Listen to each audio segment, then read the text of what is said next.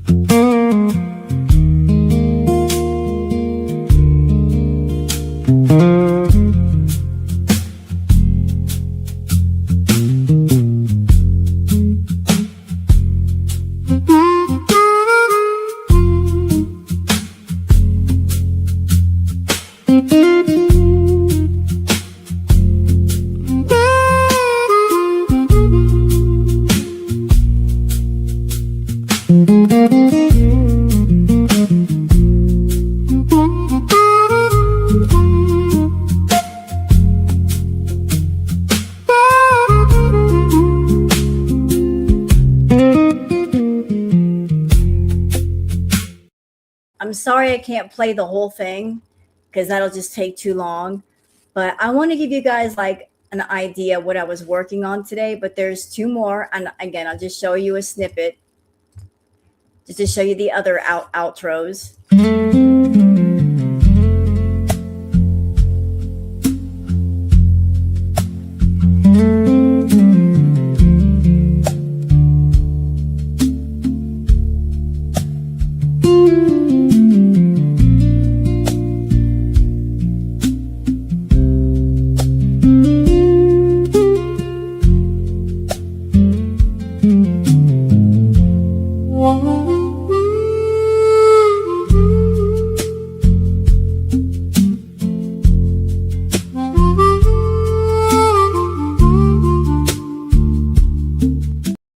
So that was the second one, and here's the last one.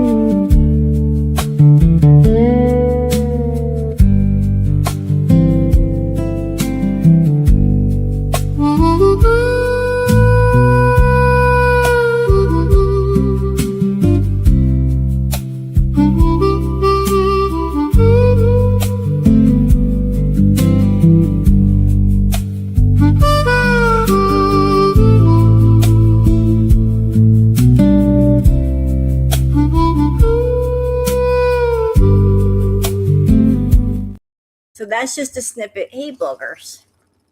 Oh, where you going, kid? Stay up here. So that's what I was working on today.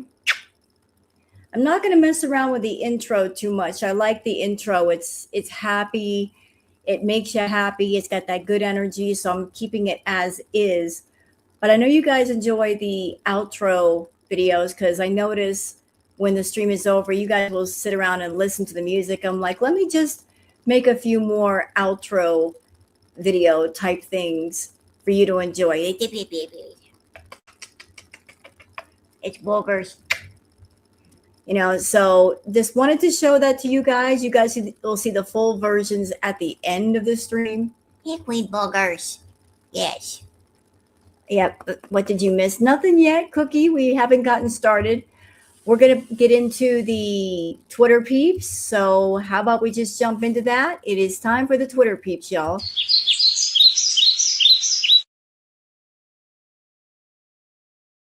All right, time for the Twitter peeps, and Queen Booger will be presiding. And she's going to sit on my lap. Good girl. Oh, hold on. Cancel that. I got to get back to where I need to be first. Perfect. All right. Just want to make sure I'm on the right page before I switch over. Okay. So for those of you that are on Twitter and you want to join me there, my handle is right there, Wild Girl Sarah. And for those of you not interested in Twitter, that's why I do the peeps. That way you guys can keep up with all the girl world gossip and news without having to go there. I'll bring it to you. So, oh boy. Tired AF says, this is great. She always gets loose lipped. Ron says, buying loose green products now versus the single green sticks. This isn't going to go well. Says, quote, it's my culture and my medicine. Well, you know what? Hello, Powerpuff. There are people that do take the green for medicinal purposes. Those are people that have terminal illnesses, that have honest pain going on, and the green products help to manage the pain, make it more doable. Foodie, the amount that you smoke, the amount that you consume, there's no reason for you to take that much. And I did see that you were consuming hash now, which is more concentrated. Sounds like your tolerance is going up, way up.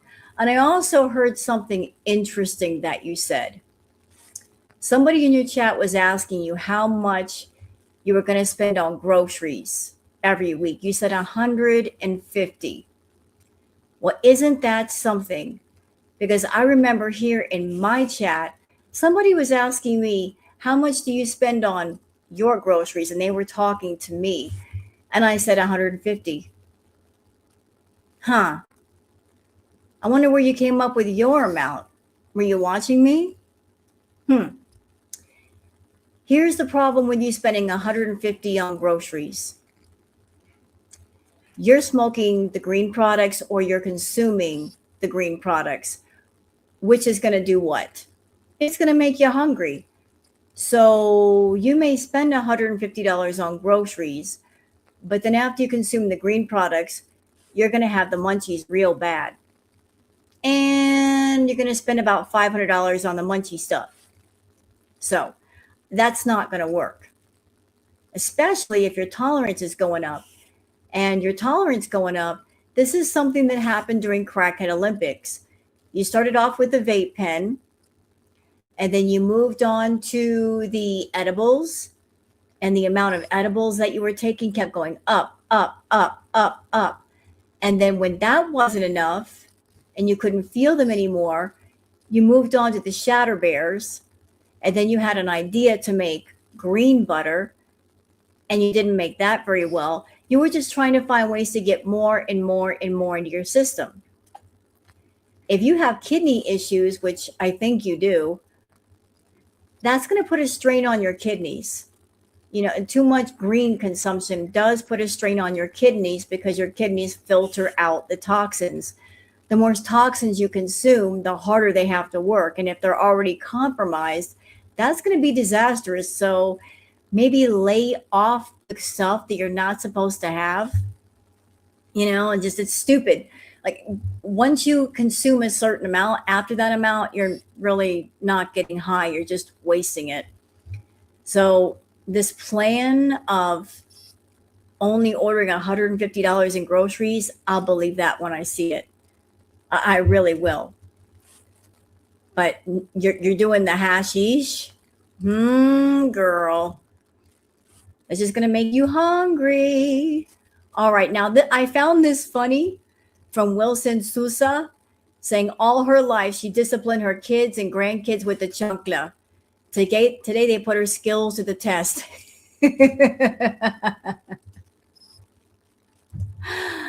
I didn't have a grandma with the chancla.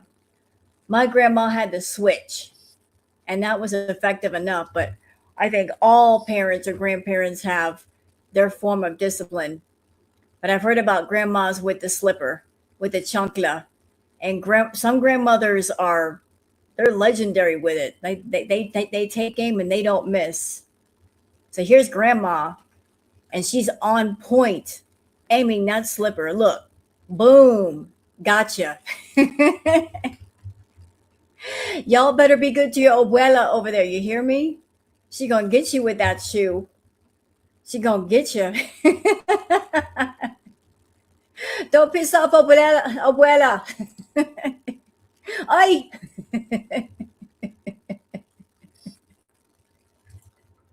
Move out of the way when she got that shoe in her hand. Yeah. Trash and Champagne says if all her dreams came true.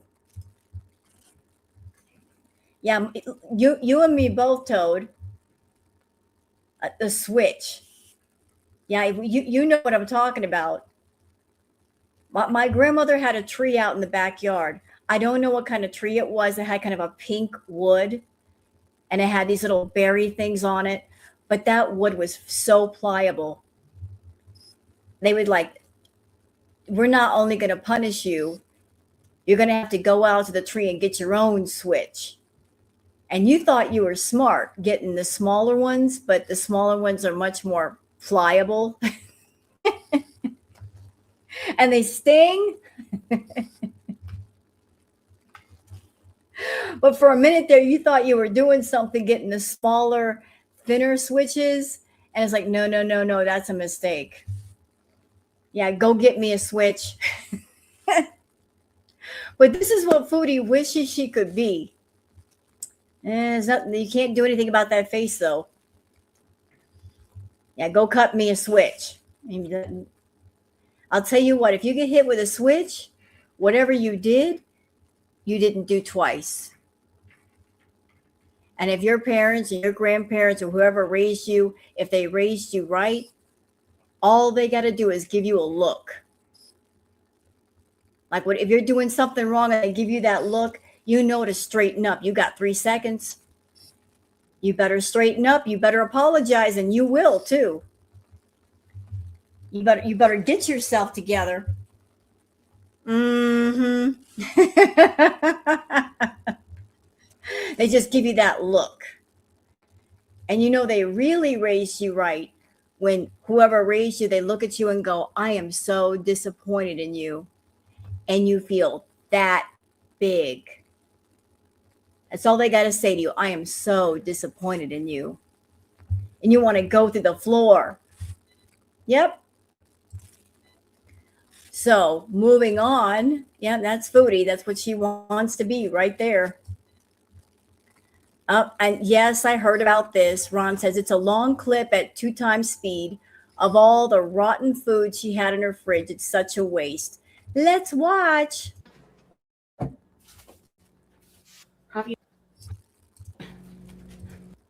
So all of this stuff is rotten. She got these chicken sausage things. I guess she's going to throw those away. Any science experiments? Oh, yeah. Chicken? Whole chicken. Oh my God, look at it. That thing is putrid. I don't even have to open the lid. That's been sitting there for a while, bro. Look at it. Look. That don't even look right. That's not just like a week old. That's got to be at least a month. Don't even open the lid. I can tell that thing stinks. That'll make you throw up. But you can just tell, I can just tell by looking through the lid, it ain't right. And if you open the lid, you will regret it. It looks nasty. I don't know. the fridge, John John. Half-eaten onion. Throwing away that Why? produce. These cheese. Ew. I mean, how long do these last? I've had them April 26th. Ew. Like all the food she's throwing away. I think the garlic is still good. Yeah. No, put tomato in. I put tomato in the fridge because I like it cold. Is onion good? Okay, these herbs. I've seen better days. Who wants liquid herbs? Throwing away herbs, produce, chicken.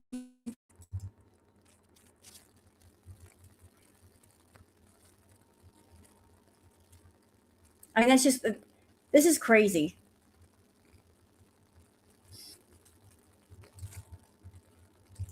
Liquid herbs. Oh, it's frostbitten. What is this for? Cheese? Ew. I think this is for cheese, right? This area? Like it's all flat? I don't know what it's for. Okay, these are good. So we're gonna put.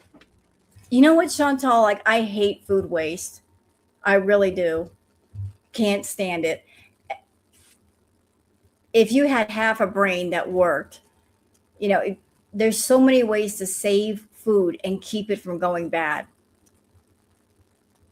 Like if something is about to go bad or it's on the verge of going bad, you can take odds and ends, cut them up, and make them into a stew or a soup, and then freeze the stew or the soup, and you can have an extra few meals out of that.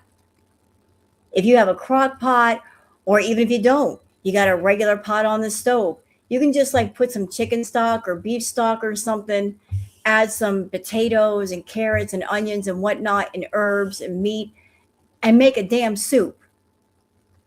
I hate when people waste food. You can freeze things, you can make them into meals. Just the freezer is your best friend. If you're somebody and you're like, I want to conserve food, I want to make it stretch, I want to make it last, put it in the damn freezer. Then it won't go bad. You know, just make some soup, make some stews. You know, you can order those things on Amazon, like the microwave safe, freezer safe bowls, and with those serving tray things, like for prepping meals. You can get a whole bunch of those for cheap. Make a bunch of meals, prepare them, freeze them in the freezer, and then stick them in the microwave. You know what? You're right, Stinker Bella. She's wasteful because she's never had to work hard for her money, right?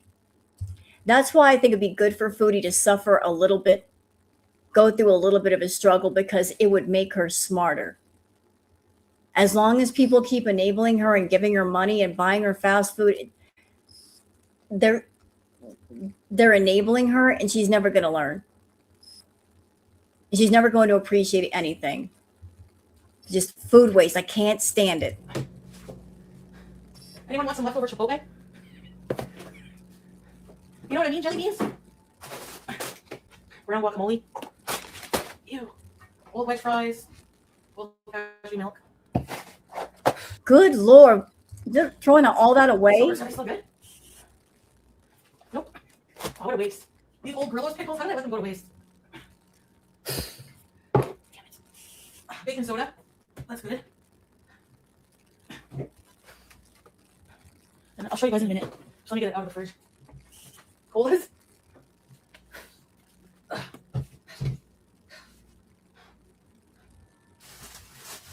these still good? We'll check it out. Peppers. Hope they're good. Old milk. Sounds chunky. And you know what, Foodie? I'm just going to say it. If you've got enough money that you can buy groceries and throw half of them away, you've got enough money to buy proper cat food for your cat. Dry food and wet.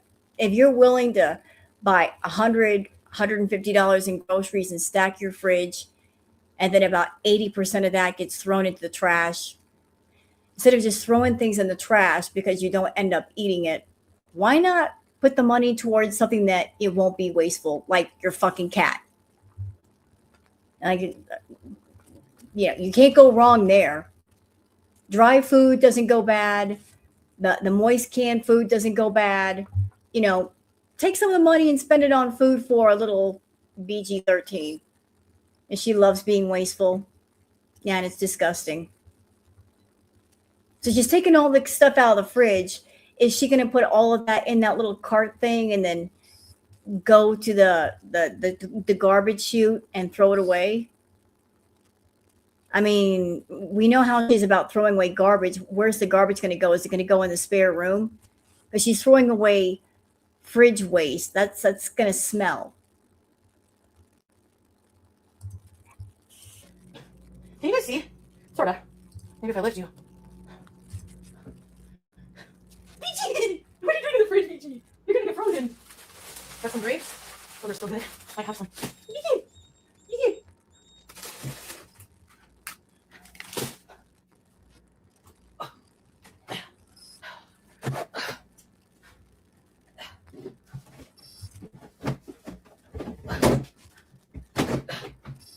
What is she doing?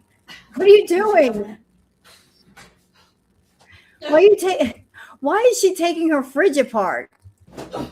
Oh, it's a workout. This is so good. Oh, this is yogurt, Greek. Stand up. What are you doing? Why are you sitting down and doing that? The shelf is way above your head. Onions good. Sweet potatoes, I think are good. We'll examine them. Oh. Garlic. The onions and garlic you're not supposed to keep in the fridge, but should I keep them in a bowl? I don't want to do that right now. I'm too friggin' see all these carrots here. I know. See, like all of there is so much stuff that she's throwing away. That I call me crazy. I'm one of those people that if I had to do like a fridge clean out, I would be looking at things carefully and going, is this really going bad? What else can I do with this? I mean, is it bad, like you cannot save it? Or is it on the verge of going bad? Can I make a soup or a stew with this? She's not even considering, can I still save this? Can I still eat this somehow? Is it okay? She's just like, oh, I don't want it. Bye. Later. Old potatoes. Ew. All right. These sausages are okay. KFC. We're gonna examine it in more detail, but just give me. Okay, I have some coconut water. Oh, that's apples. Napa cabbage. Oh, the bastorma. March. Ew. We got some mushrooms, lemons, sausage. Ew, mushy celery. Gross. Alright, that's the fridge now. So now we gotta go through all this stuff. You see it? Now, it just has Greek yogurt, some olives, lots of olives, insulin. What? I got a sleep here. Onion skins. That's about it. And I took that middle piece out so I could put a jug of water. Maybe lemon water. Fuck. Wow. You know you're out of shape when. Okay. Sorry, baby. Olives last a long time. Excuse me. So that was Foodie's food waste.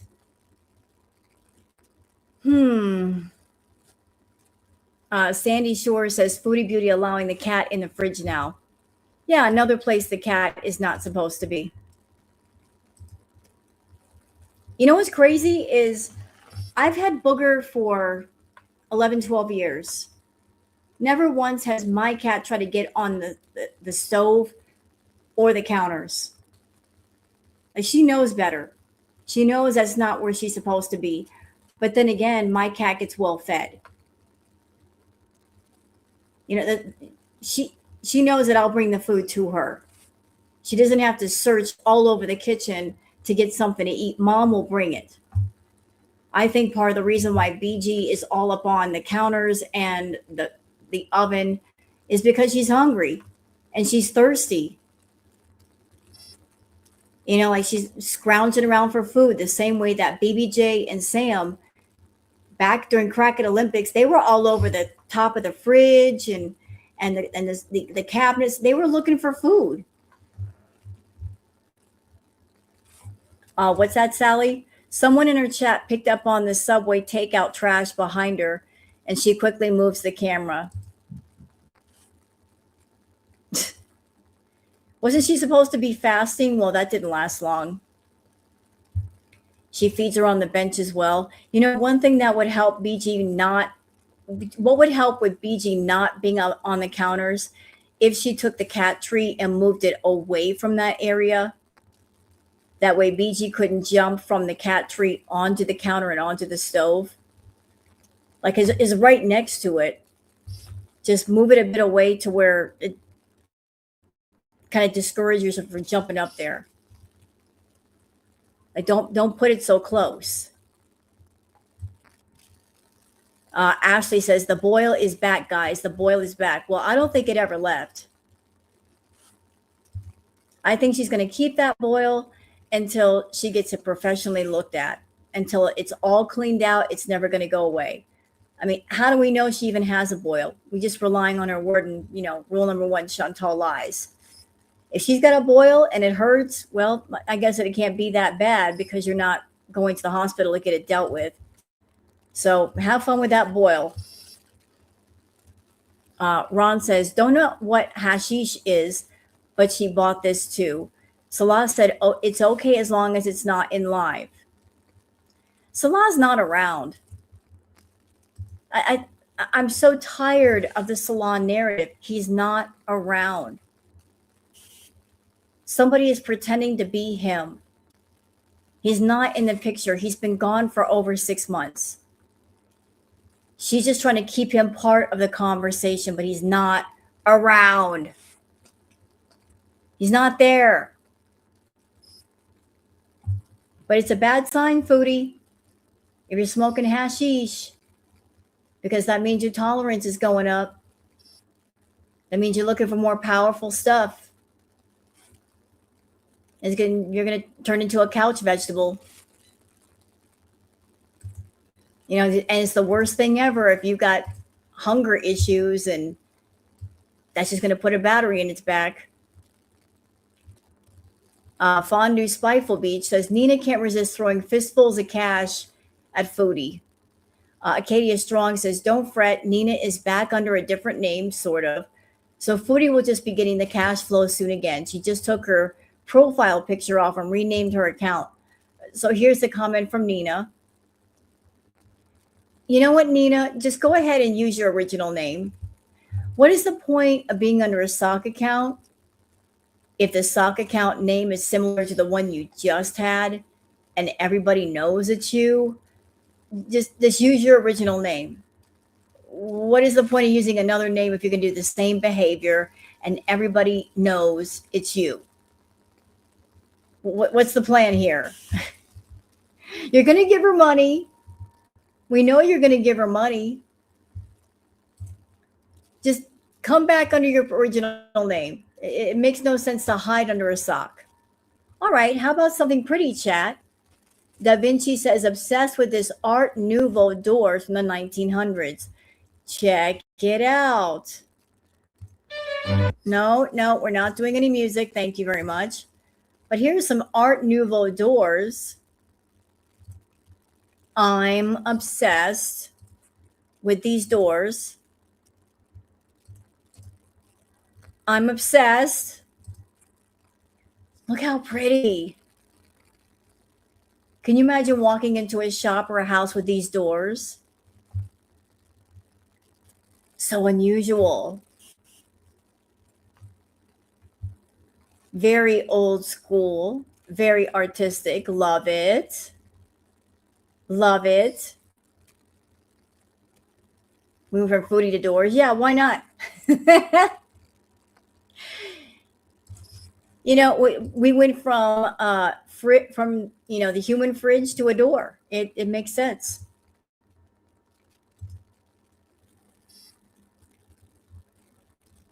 So I just want to show you guys that. All right, now this is interesting, and I've heard this from a few places. People keep talking about this, and this has to do with Natter. He said he's on a lease there until July the 1st, then we'll be moving out. So either she's moved out temporarily, talking about Dee Dee, and is renting to him, or he's full of crap and they are there together. Not sure what happened with his court case. Yeah, I've heard the whispers and the rumors that he's only there until the end of this month, and then July, the first is when he's got to go. I don't know where he's going after that, but I have heard that in a few places. Now, this is cute from the past. Look at the belly rubs. Look at the belly rubs. Kitty's getting belly rubs. Great big old belly. I'm sure that feels good if the kitten's got all kinds of food inside the belly and they're feeling kind of full. They get belly massages. The kitten's like, that feels good. I ate a bunch of fish. I'm swollen. Somebody massage my belly. Yes, someone petting a cat. Because it's adorable. The cat is like enjoying their belly rubs.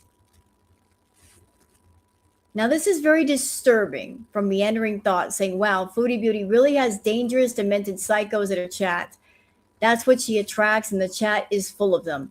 Like Squeaky From using the name of the Manson family member who tried to assassinate U.S. President Gerald Ford. Debbie's World says WTF. So here's a comment that Nina made. Nina says, when someone cuts me off while driving, I fantasize about unaliving them.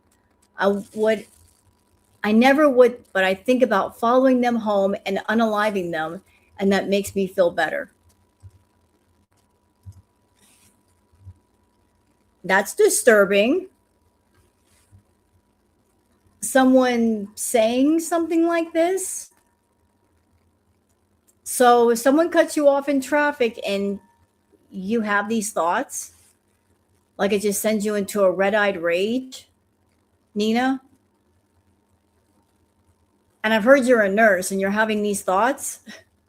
I don't know if you're a nurse. I don't even know if who you are, who you say you are, but that's disturbing. That's really disturbing. And that's kind of scary. Wee woo, wee woo. All right. Girl in the Kitchen says, Foodie Beauty, per your advice 2 years ago, isn't it time for you to get off the internet because it's embarrassing? This is an older clip from Foodie when she was still in Kuwait. Let's watch. Reviews talking about me, and the disgusting pig, Hanzira, sorry, he's male, Haiwan, puts my pictures in his thumbnail. Disgusting. I reported him. And without talking about me, they get what? Collectively 150 views. Why don't you just give up and get off the internet? You're also a disease. If I were you, I'd be embarrassed. And if I ever get that many views, yeah, I'm gone. Bye. Well, you're on Kick, Foodie. And despite the fact that you've got a YouTube channel with over 100,000 subscribers, and yes, I know, most of those accounts are dead accounts. They're not active. They're inactive. Still, with a channel that size, and you average about 200 or less than 200 people per night out of 100,000 people from YouTube, you went all the way down to 200. So isn't it time for you to quit?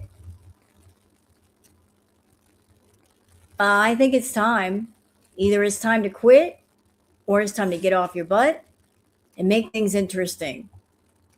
If you got maybe 200 people watching you, and let's figure in that number, y'all. 200 people watching Foodie. Not all of them are beezers. Some people do like to hate watch Chantal. And then, of course, there are people that are live streaming Chantal, recording Chantal, perhaps reactors or channels. So that's a portion of her views also. So that's not 100% her beezers. You know, so like maybe it's time to go, Foodie. I mean, maybe it's time to take the signal and get off the internet and go do something. Ron says, Chantal, why did you say BG put her foot in the oatmeal? Is she licking the foot? She probably is licking it because she burned it. Look, I wasn't there. I'm not in the room to take a look at the cat to see what happened. I don't know if the oatmeal was cold, hot, warm. Was it dry? Was it wet? If there was an injury. But I know that Chantal's not being careful. That she's letting BG get up on the counter. And I think part of the problem with that is that Foodie is not putting the food on the floor for BG. Like she's feeding her on the counter. So BG is associating the counters with that's where I eat and that's where I get my water. So naturally, she's going to get up there to get food and water. The counters are her feeding area. If you want to stop her from getting up on the counters, give her a different feeding area where she can get her food. Don't let her associate the counters and the stove with that's where I get food and that's when I get water. Or maybe she's just looking for your attention. You know, a bad idea. Like I said, I've had the queen for 12 years. Never once has she gotten up on the stove or the counters because she knows better. Fat Cow suggested to put clean, cool pans over the burners. Right. Or get like covers or something for the burners to where like just do something. There's all kinds of ways to fix that problem. And they're not that big of a deal. Jen says, I actually went back and compared him with Dee Dee's. Go figure. So, yeah, that's Dee Dee's place. Here's the picture that I posted down here. And this is Dee Dee's apartment. It's the same place. He's with Dee Dee. That's where he was filming.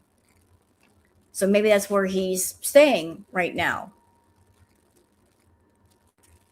Busted. All right. There was a petition on Foodie. There's grandma with a chancla. I don't know if I should show this clip. It might upset you guys. This is where BG was stepping on the stove. I think we should skip it. I don't want to make anybody upset in here.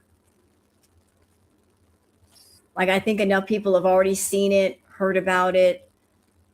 When BG was walking across the oven, Dee Dee moved out, and he's staying there until July 1st. I have a question about that, Michigan. How is that possible? I mean, if Dee Dee was the one and that is her place, how is he able to stay there if she was the tenant and he was not? That's just weird.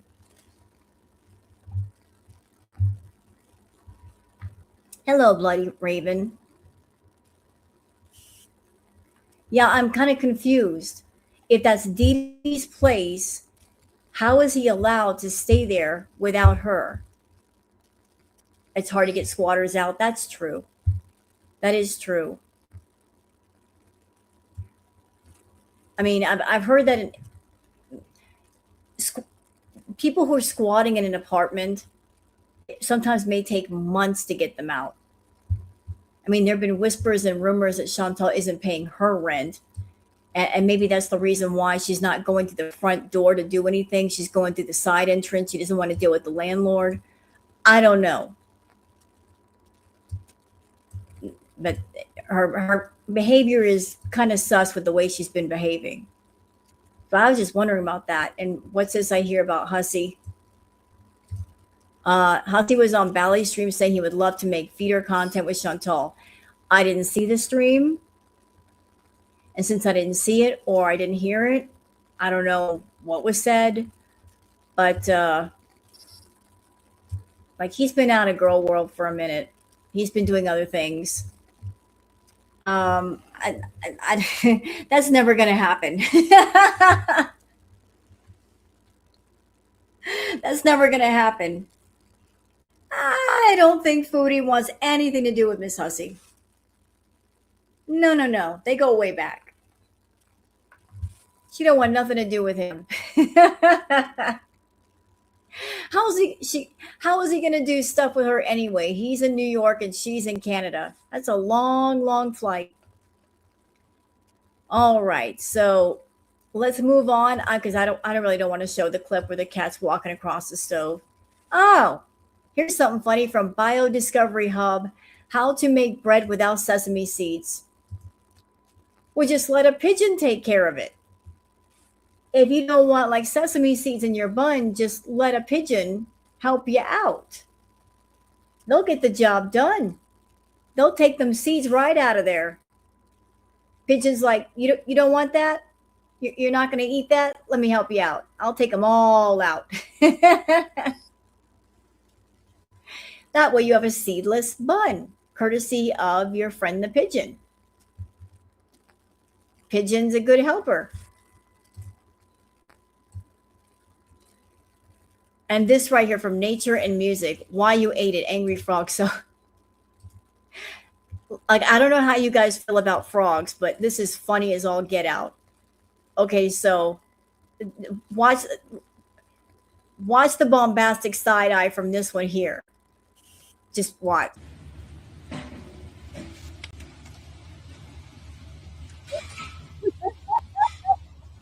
Like the audacity of you, bro.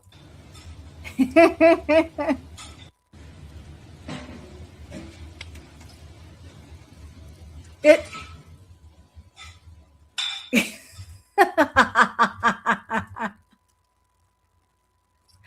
that one frog even leaned his head in like, did you just do that? Did that just happen? I just thought it was funny because even frog can give the side eye. Ray's Dactyline says, why does she use her hand to scrub her dishes? Where's the sponge? Yeah, where is her sponge? Why is she washing with her dirty hand? That's not going to get it clean, ma'am. This is interesting from Tap Von B. Girl world in a nutshell, only an essential back and forth with another consciousness that we can become intelligible to ourselves. Buffalo, Amber, Rosie in a nutshell. If you only focus on yourself, then you cannot know love. Main character syndrome. So this is a TikTok from Philosophy. Dang it, I can't read his name. Let's go back. I'm trying to blow it up so I can see his name and give him credit. Philosophy Minis. So like this is kind of educational. Let's listen.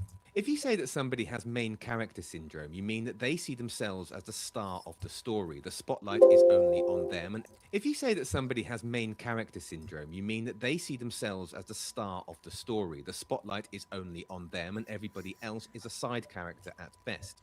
In some respects, main character syndrome can be a good thing. It's about self-care, about self-love, and about manifesting. It's about embracing authenticity and expressing yourself. But in an essay for Eon, Anna Gottlieb argues that main character syndrome is both morally and psychologically damaging to everyone. Gottlieb argues that the philosophical problem with main character syndrome is that it wrongly imagines humans as isolated islands. But the self is relational because we only know who we are, what we think, and what we stand for when we interact with other people. We need to hear other people's stories as well as tell our own if we are to grow. It's only in the existential back and forth with another consciousness that we can become intelligible to ourselves. But the other problem is a moral one, because if we devote the spotlight only to ourselves, then we miss the suffering of other people. Main character syndrome privileges one voice and marginalizes the rest. And it licenses subtle forms of manipulation where we treat other people present as expendable scenery for the larger plot of us. Both connection and love require us to attend to the inner life. Wait a minute. I like what he just said there. Go back, sir. This part. I like what he just said right there. There's subtle forms of manipulation where we treat other people present as expendable scenery. That part. I really, really like that. When you have main character syndrome, you're treating other people as expendable scenery. Well said. And in Chantal's world, everybody is expendable. Everybody is disposable. You're just a prop. You're just a tool to be used for content, to make money off of, to be entertaining for me since I don't want to be entertaining. But everything is expendable in her world. You're just the backdrop to my foreground. For the larger plot of us. Both connection and love require us to attend to the inner life of another human being. And if you only focus on yourself, then you cannot know love. Yes, life is a story, but if you only focus on your own, you will find it to be a small one. The richest plots are not just one, they are many. Love that. I could listen to him all day. He was making way too much sense. Oh, I just thought you should see that. Oh, no. Punch cat, breakfast in bed. Bed and breakfast. Oh, no. You little booger. Look at this little booger. Falling asleep in the food bowl. You little rascal. Your greed sickens me.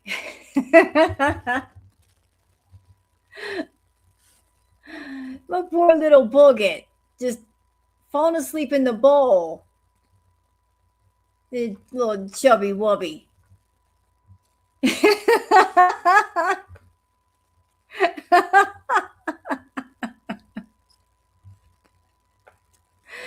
I mean, I'm not mad at it. I'm just like,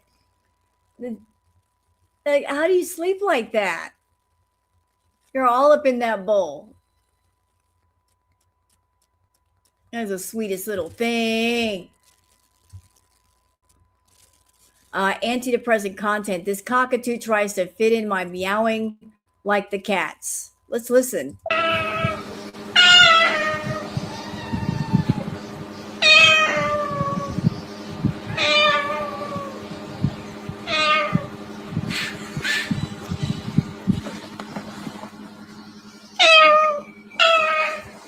You know the cats are confused.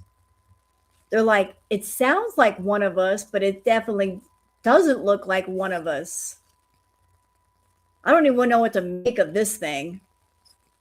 It's weird and it's walking funny towards us and it's got these feathers and it's meowing. It's meowing, but it's not meowing, and it even hisses at you. You could tell this bird was raised with cats.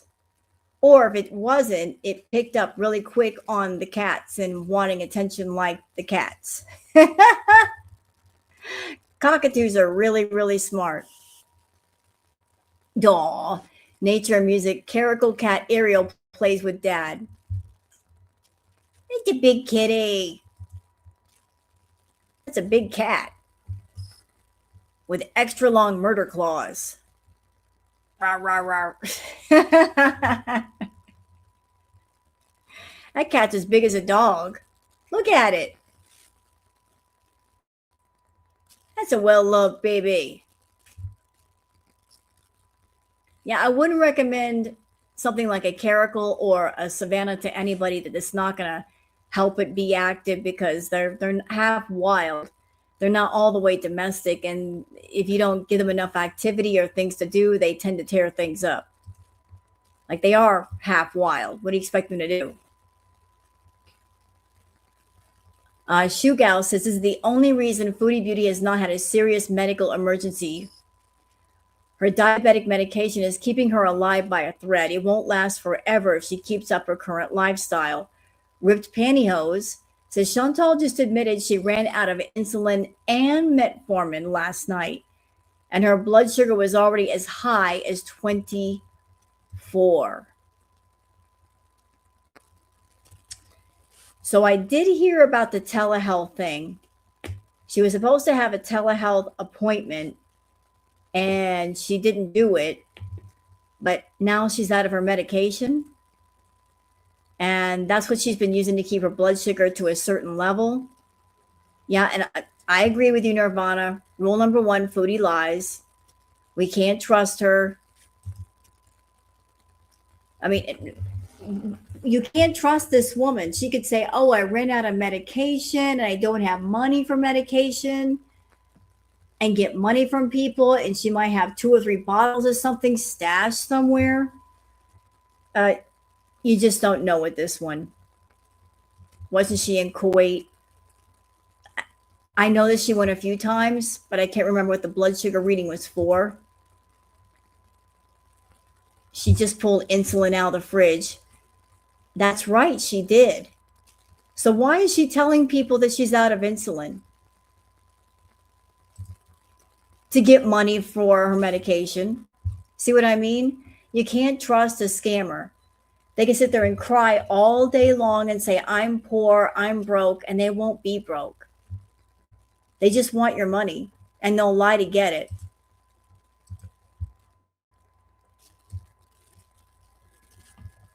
Enigma 2025 says that means she's over medicating herself because she's eating food she shouldn't be. If she ran out of her meds too early, they may not fill it until the due date, which means a trip to the ER. Well, I remember back in the day, Chantal was using the ER as a means to fix her B moments. She would have B moments, go straight to the ER. They would take her stats and go, holy shit, and give her the fluids and all of that to get her blood sugar back down. And then she would go right out and have another B moment. Like she was misusing the medical system and misusing her meds. And she's still doing it. She got around $100 in her chat today. Well, you know what? I said what I said. The people that are in her chat, that's where they care about her.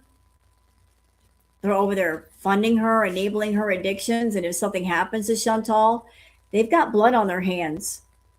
They know she's a full-blown addict, and they're supplying the source of her addiction. So if she ends up in the hospital or in a casket, they are directly linked to that. I mean, she's the addict and she's got to fix it herself, but they really shouldn't be contributing. Not really. They need to stop. Aw, Nature and Music says Bearded Dragon is obsessed with this one sock. So animals sometimes they pick a toy or pick something and they love on it. So this bearded dragon is in love with a sock.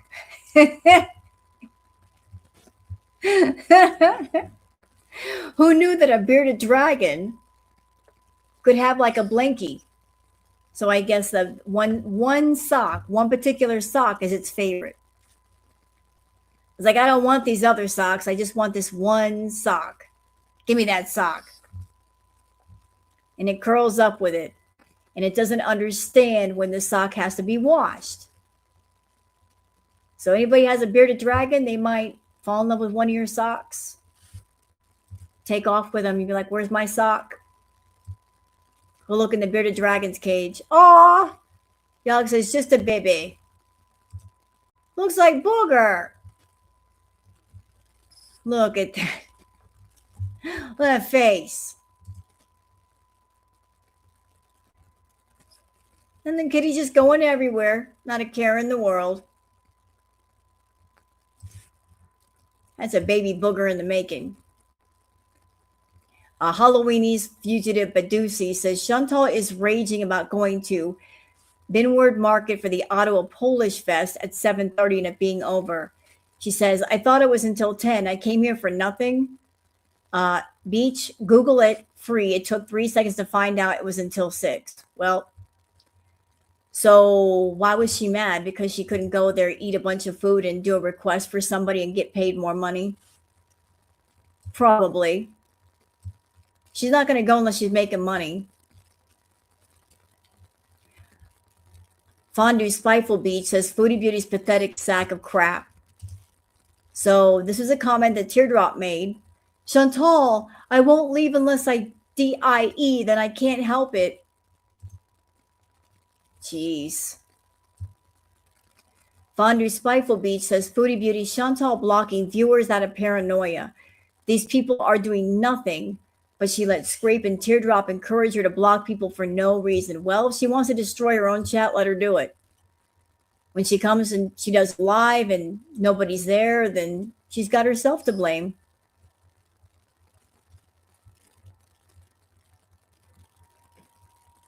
All right. So, did I include this part yesterday? I don't know if I did. MJK23 says, Foodie Beauty, what kidney meds do you think they can put you on to save your kidneys? It doesn't work like that. You're damaging your kidneys by the way you eat and not doing anything to control your diabetes. Nothing can save the function once you use it. Let's watch.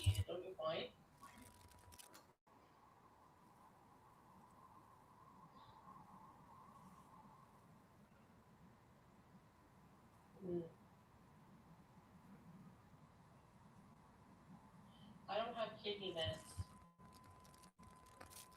They didn't put me on. I don't need to be on kidney meds yet. You don't need to be on kidney meds yet? Well, if your kidneys go kaput, there's nothing that pills can do. So that's Chantal's problem. She thinks she can do severe damage to her body, and some kind of magic food or magic pill is going to save her. When her kidneys are gone, if she's lucky, she might get on dialysis. Or if they're too far gone, there's really nothing the doctors can do.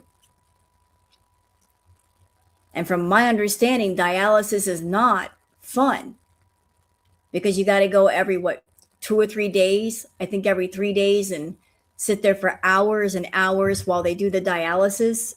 And you got to do that for the rest of your life. So have fun with that, Foodie.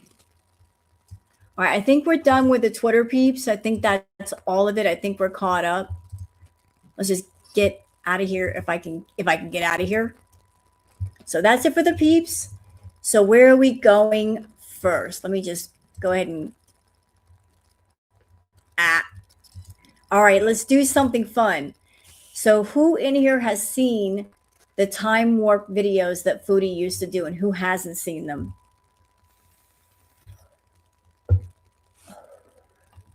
Like I said, this was the last time that I've seen Foodie put thought into her content.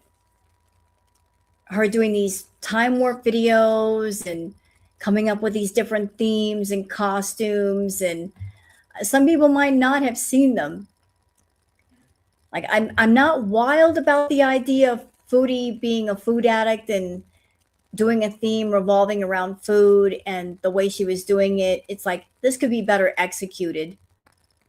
I mean, you're doing a time warp, it doesn't mean you can be gluttonous. But it's something to see for those who haven't seen them. So for those who haven't seen them, this is courtesy of the channel Pepperoni Peeps. So let's go back in time with Chantal. All right, so this time warp, it's eating like the 1950s. That was the theme, eating like the 1950s. Okay, I had to cut off that for a minute. Welcome back to another video, guys. Do you like my boho mirrors? I hope you do. They're decorations. My walls aren't so bare, except like half the house is still bare. So today I have something special for you guys. I've been slaving away in the kitchen like a 1950s housewife, and we're gonna go back in time to the 50s and eat like they did in the 1950s. I wasn't around in the 50s. Maybe some of you were, and maybe some of you can comment and let us know how it really was. All right, guys, so I'm gonna do my best to do it justice. I baked a cake from the box. Betty Crocker, though, who I think was a 1950s housewife, if I'm not mistaken. Okay, my kitchen is a friggin' mess. Okay, stop right here. This is not how they ate in the 1950s. They didn't load up their plates like that. That's a lot of... They did not put a ton of dressing on their salad. That is not a 1950s meal. What is this nonsense? This is absolute nonsense. Boo! Boo. You know what? It could have been better. What she could have done, instead of doing this 1950s themed video with like her regular backdrop, what she could have done was done a green screen and found something from like the 1950s, like a 1950s kitchen, and put it behind her and that would have added more to the ambiance. And also, what she could have done is find some, like some china or some plateware from the 1950s, give it more of an authentic antique feel. That would have helped, to add to the ambiance of it all. Like, there's so many things she could have done with this already, but that's a lot. Ma'am, that's 2 pieces of meatloaf on that plate. They did not eat like that. Ma'am, that huge pile of potatoes. Ma'am. No. If you try to eat like this back in the 1950s, your mother would have hit you with a wooden spoon. She was scolding you. So, fail, typical 50s housewife test right there. All right, so let's see what we have here. Just by Googling, like researching, or would you like a little salad with your salad dressing? Anybody got a life preserver? Because that salad is drowning. We need to save it. Cue up the Titanic theme. I don't see much greenery in there. I see a lot of salad dressing. You could drown in that. Where's the salad? I barely see the tomatoes. Whatever, what a kind of a typical meal was. I've seen some videos where, they have like a little salad, probably not drenched in creamy cucumber dressing, but no. And I'm sure the portions were a lot smaller for the women. I'm sure this is like a husband size. Yeah, so already you're failing. So you started out the video portraying yourself as a 1950s housewife, even though you don't have like the apron on, looking like you've been cleaning all day. So you're portraying yourself as a 1950s housewife, and you just said that's a man's portion. So why not do a lady-sized portion? And by the way, Foodie, where's the color on the plate? Everything looks beige except for the green peas. We need some color on the plate. Color. So, but I wear the pants in this family, bitch. No. Oh, all right. Sorry. I'm trying to act proper. No. So this is 2 slices of meatloaf, peas, which I don't even like, and some fluffy mashed potatoes with rich brown gravy, slice of confetti cake for dessert with French vanilla icing, and a glass of milk, because they always seem to drink milk. They think that very big on getting your calcium so you can grow up strong and join the army. Let's try the peas with the potatoes.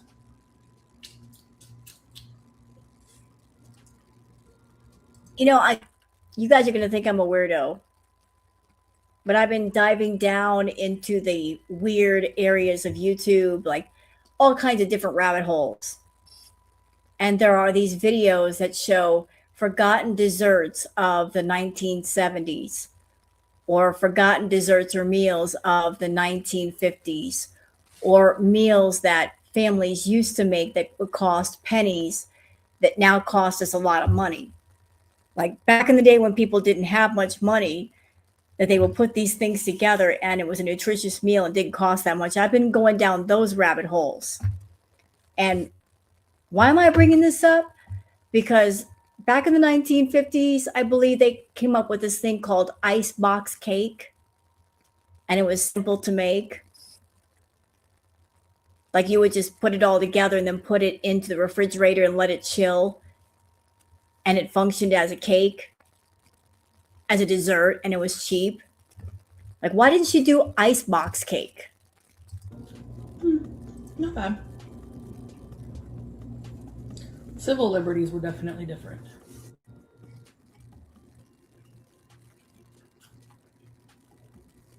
So there are some, there is some progression, but there's also,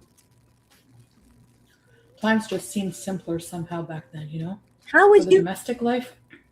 Oh my God, what are you talking about? You weren't even born in 1950. You didn't live during that era.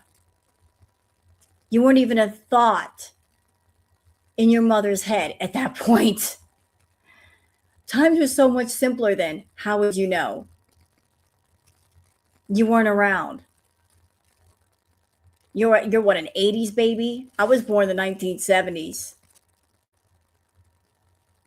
So I'm closer to the 50s than you are. Times were so much simpler then. How would you know? You never lived back then. But everyone seemed to just be playing a role, you know? And I think that's why times have changed, because it you know, the housewife, we learned more about her as the years went on, and she started to rebel, and she wasn't so happy with her life.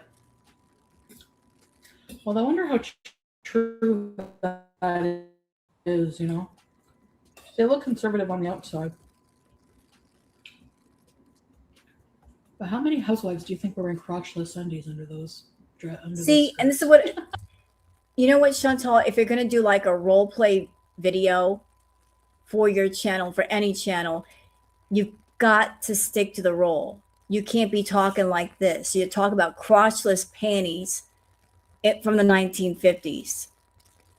You know, I've gone into other areas of YouTube of people who do like ASMR role play, and they fully commit to it.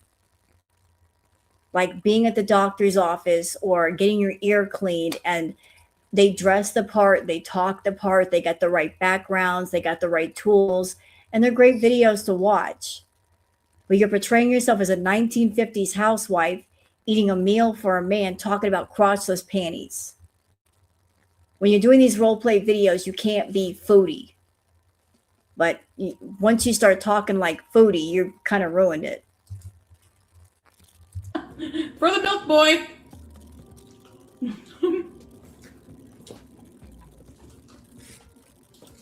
That would totally be me. Oh, it's lunch hour. Look at the milkman. If this were the 50s, I'd be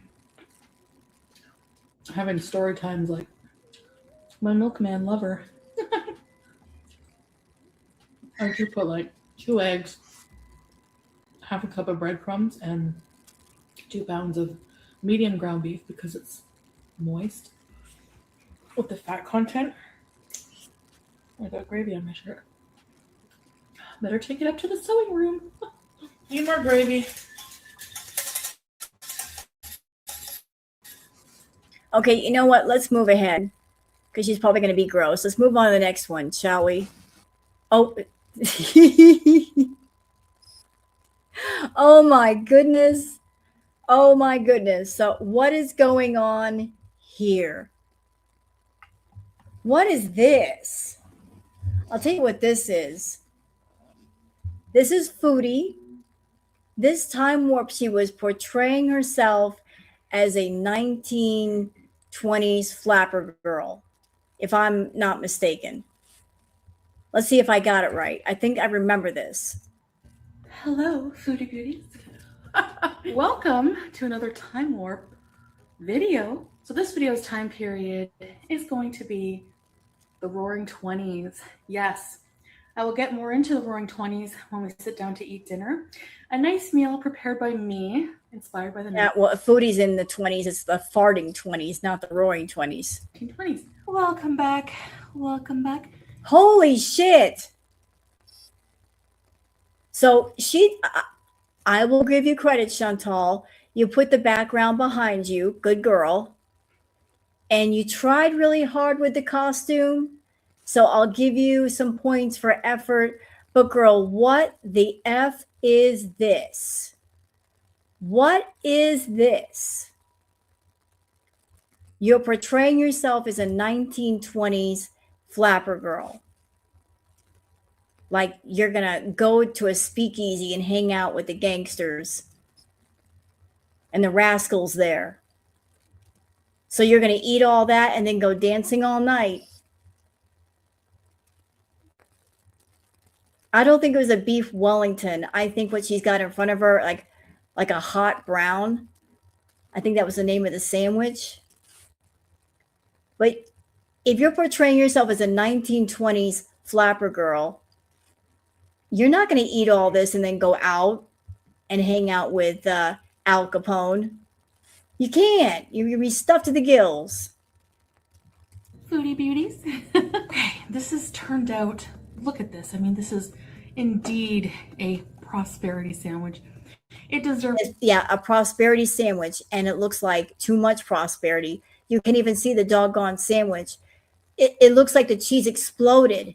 Its name. It's rich looking, it's decadent looking, and I'm sure it's going to taste like that. Now, this flopper has a lot of dancing to do tonight. I got to do Charleston all over the dance hall. So, and then I'm going to go down to the speakeasy and have a few drinks. So, and then we're going to have a long night of partying. So we need our nutrition, our prosperity sandwich. And doesn't this look like its name, like it deserves its name? It looks rich, it looks decadent, and I'm sure it's going to taste like that. This is one heck of a decadent sandwich. Very rich, that sauce. Wait till you see what I made for dessert. That looks like a stomach ache waiting to happen. My tummy is bubbling just looking at that.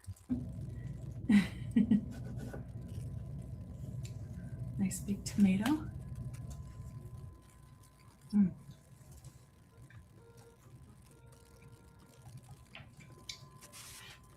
Too much.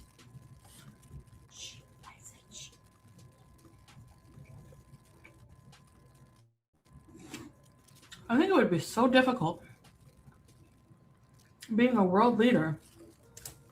Like, look, I'm not bagging on Foodie trying to be creative here. Like I said, I give her points for creativity, for trying, because she used to try.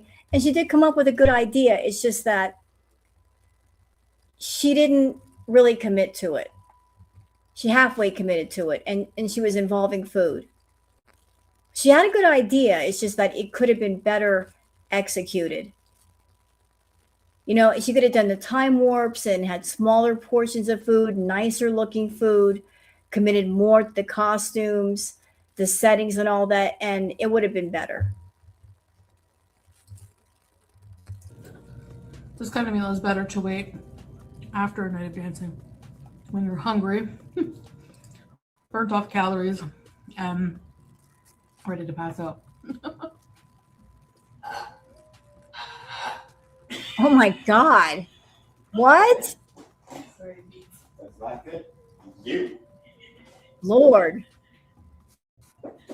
goddamn pig. Oh, It's the and we're not done. We're not done. She had those two great big sandwiches. We're not done. We got dessert too. So you got those two belly buster sandwiches, and then you got this gut buster dessert. You know her insides are saying, we hate you. 1920s, okay? Women are allowed to burp. I want to start eating it. Oh, shoot. Okay, well, there you go. Ah. So it looks like this. There's layers. So what it is, it's pretty easy, but it's just chocolate wafers. You know those crispy chocolate wafers, kind of like Oreo. It looks almost like an Oreo cake. And then you have whipped cream. Now I don't have a mixer. So we had to whip this by hand. We had to put it in the freezer a few times because it has to be cold to whip cream. Like that's an icebox cake. Remember me talking about an icebox cake? That's basically an icebox cake where you take wafers and you layer them with cream and all of that, and you kind of arrange it like a cake. Then you put the whole thing into the fridge. Like the cream and stuff you put on top softens the wafers, and it becomes very cake-like. That's an icebox cake. Sugar mixed with the cream and a bit of vanilla, and you just stack it with whipped cream in between, and then you cover it in cream, and these are chocolate shavings, and you just stick it in the fridge overnight, and you have yourself this icebox cake. So let's try this. Want to try a bite, Pete? No thanks. Yeah, no thanks. For real. Beauty white. It looks messy, but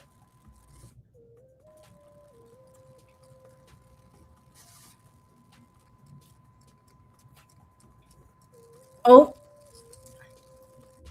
like I don't think she liked it because if she had put it in her mouth and she would have loved it, she wouldn't be making that face. hallelujah, hallelujah. Fingers here all full of. And this is the back to the 80s mukbang.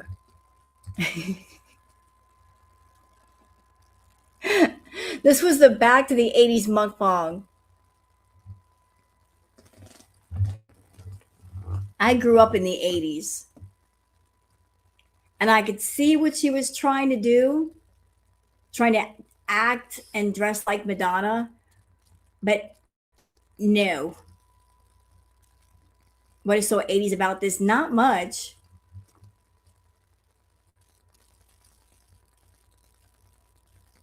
I mean, I associate the 80s with bright, colorful makeup and maybe some color streaks in your hair and the big earrings and neon everything all over the place. That was the 80s to me.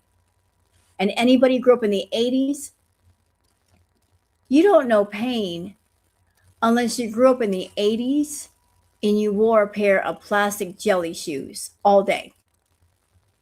They made your feet sweat and your feet slid all over the place inside them damn jelly shoes. They were the most uncomfortable some bitches.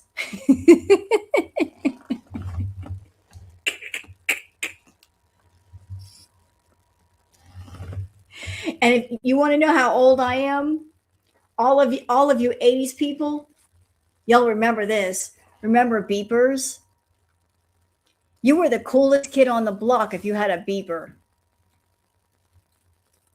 And people that were typing out words using numbers on the beeper. Like everybody had a beeper. Pagers.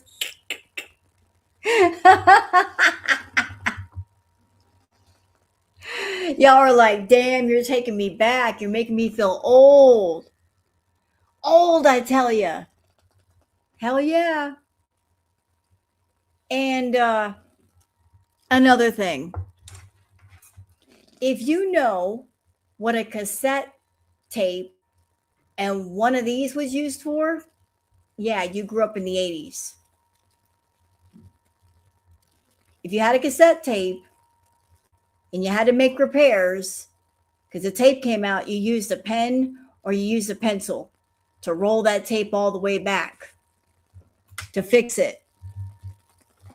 And absolutely, if you had a boombox, because everybody had a boombox, you got blank cassette tapes and you recorded shit straight off the radio, made your own mixes and stuff like that. Y'all know what you did. Hey, man, we made our own mixtapes before they were actually a thing. You know, Walkmans. We had the best childhood. Yes, we did. We played in the dirt. We played in the rain. We drank out of the water hose and didn't die. Our parents sent us outside all day and said, stay outside until you see the street lights come on. When you see them street lights come on, it's time to come in. Until then, I don't want to see your ass in the house. You just go outside and play. Get out of here. Beat it. And we did.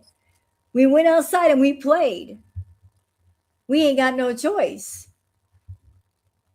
We did our thing. We played in the mud. The hot metal slides, yes. You. Gonna get my lace fingers here all full of Cool Ranch dust. By the way, I have so much Aquanet in my hair that I didn't want to stand too close to the oven when these were cooking because, man, like, there's enough Aquanet in my hair to cause an explosion bigger than a math lab.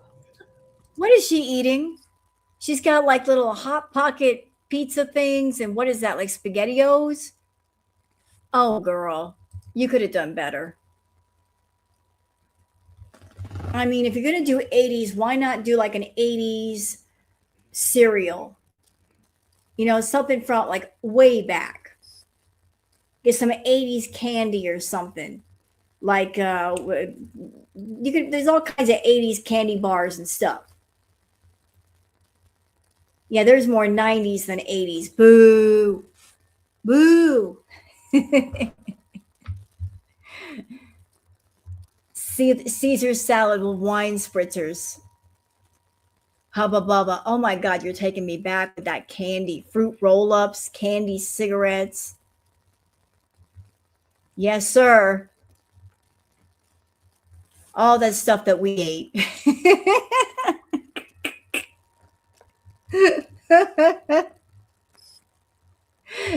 Damn, y'all making me feel old. The 80s. You know what? Where else she screwed up?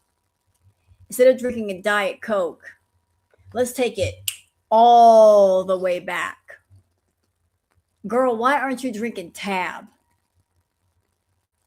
Hello? Drinking some Tab soda.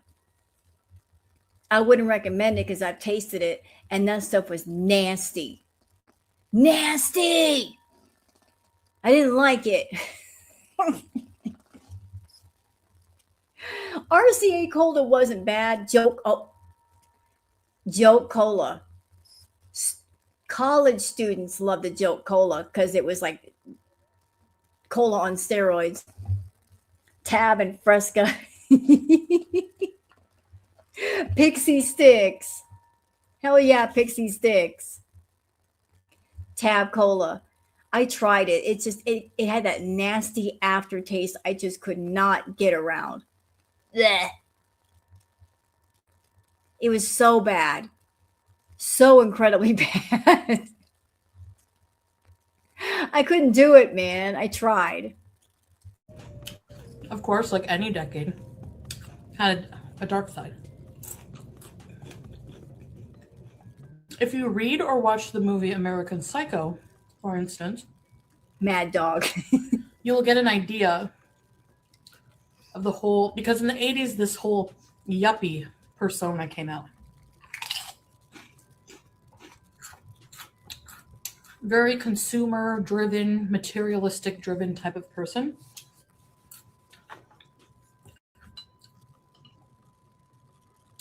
Or the kind of guy in John Hughes movies that Molly Ringwald would be attracted to. The whole I just noticed a detail. Is she really doing this mukbang of sorts with a wooden spoon? She's not eating with a regular spoon. She's eating with a wooden spoon. Like a serving spoon. Ma'am, that's not 80s. And this ain't a Wendy's. You shouldn't be using a wooden spoon. Why are you eating? Why are you eating with a serving spoon? What is this? Yeah, wooden spoons versus they were for spanking. Neither is American Psycho. Isn't that a 50s thing? The wooden spoon, using it like a regular spoon, that's not a 50s, 60s, 70s, 80s, 90s, 2000s thing. That's just weird. That is not something you used to eat out of a bowl. Wall Street materialistic kind of guy who's has a very shallow existence. On the outward appearance, you're so put together. Everything is materialistic and perfect, and on the inside, you're empty. But the thing I remember most is stealing. My mom had like a CD cabinet in the wall unit. And I used to comb through them, listen to them. And I took her Madonna Immaculate Collection, and took it to my room. Foodie, you're like an 80s, 90s baby. I'm not exactly sure when you were born, but I was born in the 70s. And all the 70 babies Then y'all remember those big ass cabinets. They were huge and they had an 8-track player, they had a record player, and they had a radio. They all three. And cabinets like huge. They were heavy. And you open up the lid, there was the 8-track player on one side, there was the record player, and then there was the radio.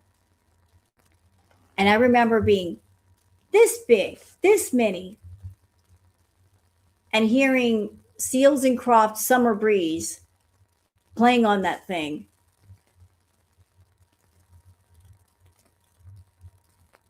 And Diamond Girl. I always remember those songs coming off that thing. How far we've come, huh?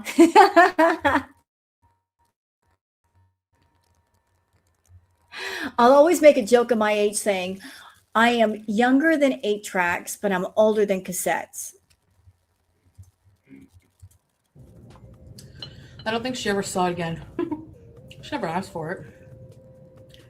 I used to lock myself in my room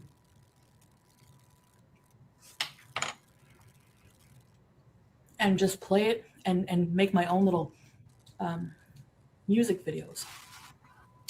Because you can't think of the 80s without thinking of Madonna. I mean, she had her whole own 80s style going on. Someone said it would be fun to do a video from the future. Yes, I know. Like, hold on. Shut up, Foodie. Shut up. Yes, I know, love. And you're right. You're absolutely right. She's using the wooden spoon for one of her feedies. A male feedie sent it to her. Correct. Chantal acquired a feedie that had a certain quirk. He did not like the sound of a metal spoon or fork hitting the plate.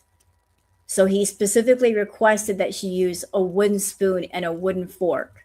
So Foodie had a wooden spoon and a wooden fork that she could use for that person because it just bothered them, the sound of metal against china. So like when I saw that wooden spoon, I'm like, yeah, I'm thinking of that person too.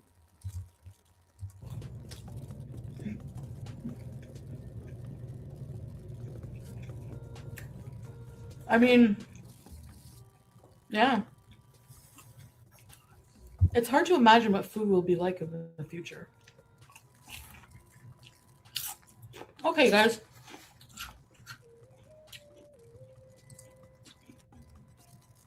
This was so much fun. Hey, guys. Hey, how are you? How are you? Welcome to your first class experience. Oh my God. Can anybody guess which time warp she's doing now?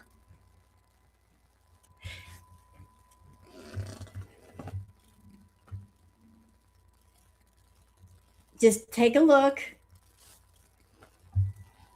Shh. Yeah, it's a Titanic one.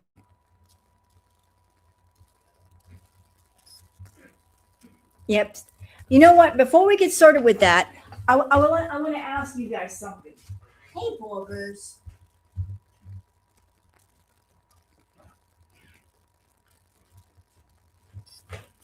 So I just have to ask the chat. So couch or rose thorn? Couch or rose thorn? Anybody that watches Bingo and Goose Chuck, couch or rose thorn?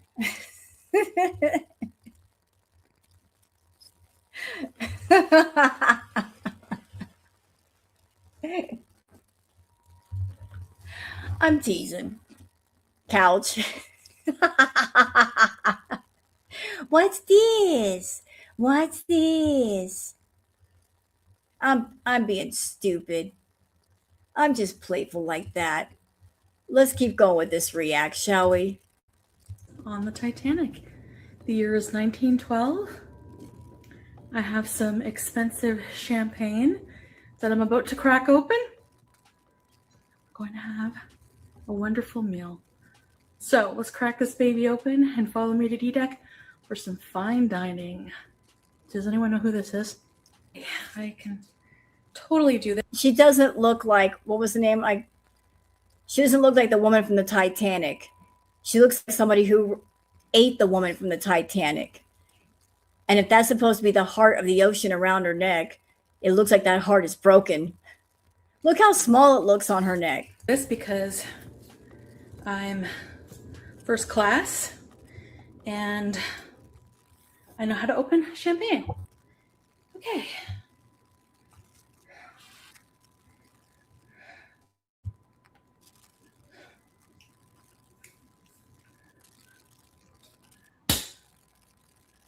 I did it, as you've seen me make.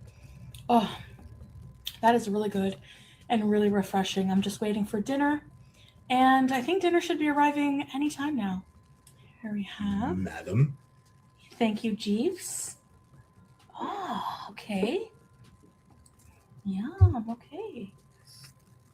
Oh, wow. Look at that. Thank you, Jeeves. If they really served that on the Titanic, the waiter be getting fired. And why are you drinking champagne out of like a margarita glass, bitch? Thank you. Wow. Okay. This looks magnificent, doesn't it? This alcoholic beverage, though. Now, this is my costume. I ordered this heart of the ocean thinking it would be bigger. It actually is really small. But anyways, that or my husband. Maybe it's just your tits are too big. Get out of here. Go to your quarters, servant. So if you were lucky enough to be in first class, you had, of course, on the Titanic, the creme de la creme of fine dining. You still ate well in second and third, like I said, but it was more basic. The first class was so luxurious. You had cigar rooms. You had different restaurants. And you know what? If she was going to do the Titanic, and the Titanic dining was supposed to be very high class, right? Like for the elite. She could have done so much more. She could have had caviar. She could have had lobster or steak or something that looks luxurious and high priced. Not this crap. This looks like it came from a buffet. Yeah, I'll give her 1 point for the backdrop. Backdrop wasn't bad. Yeah, there are menus from the Titanic. And I can't remember where I saw it, but there was a gentleman that wanted to recreate the dinner from the Titanic. So he hired a bunch of chefs who then researched the meals that were served on the Titanic, and they had like a multi-course dinner, including dessert, but the dinners were absolutely recreated. And people dressed up and all that, but this looks like buffet crap. Max Taste History. I don't know who did it, but it was well done, and it took a lot of work putting everything together. There were like several chefs working like nonstop on different decks, and dining would take hours sometimes, and there was like 11 courses in first class. Even the champagne I bought, I was gonna get like a bottle of like Spumante Bambino, but I was like, I'm gonna splurge. It was like $50 for that little bottle of champagne, and it actually is like so good. It was a real treat. I feel like I'm in first class. All I need is a lover from... Well, it doesn't take much to impress you. Someone could take out a TV dinner, heat it up, put it on a plate, tell you it's high class, and how would you know? Seriously, how would you know? You don't do high class. They can say, yeah, this food costs $400 when it only costs $4, and how would you know? For third class. Yeah, I mean, I'm not a history buff. I wanted to focus more on the food and just kind of recreate what they ate for a mukbang. Missy. Oh, waiter! I'm finished my meal and I would like my dessert. Ma'am, if you know anything about the Titanic and what it means to be high class, I seriously doubt the elite would be in the dining room clapping their hands and saying, "Oh, waiter." I'm sure they didn't do that. I'm absolutely certain that never happened. Please. So let's move on to dessert. Ooh, those Oh my God. And this was supposed to be high class dessert. This is supposed to be like high class dessert.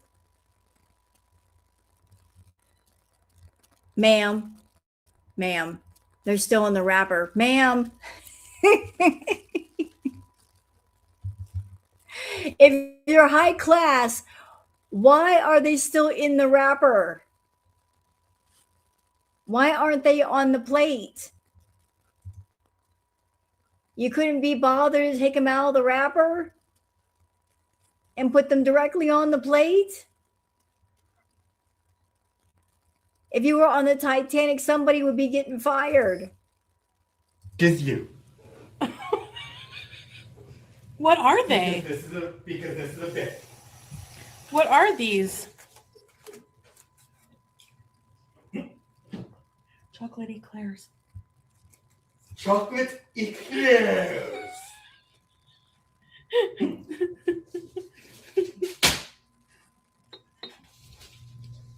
The waiter was dropping his Kit Kats on the ground.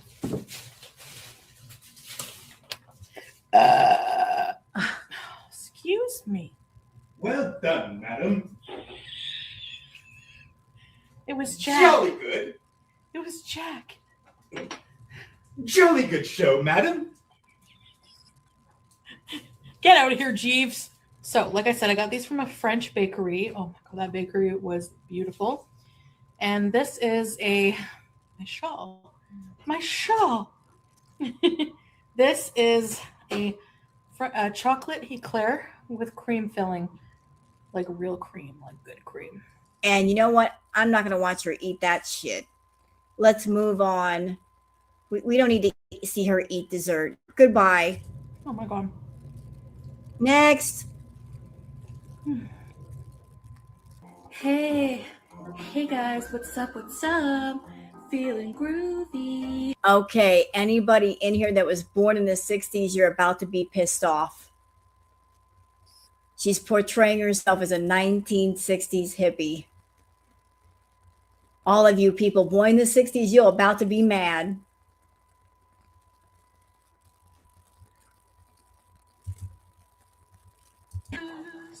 Feeling groovy. Or is this the 70s? The 60s or 70s?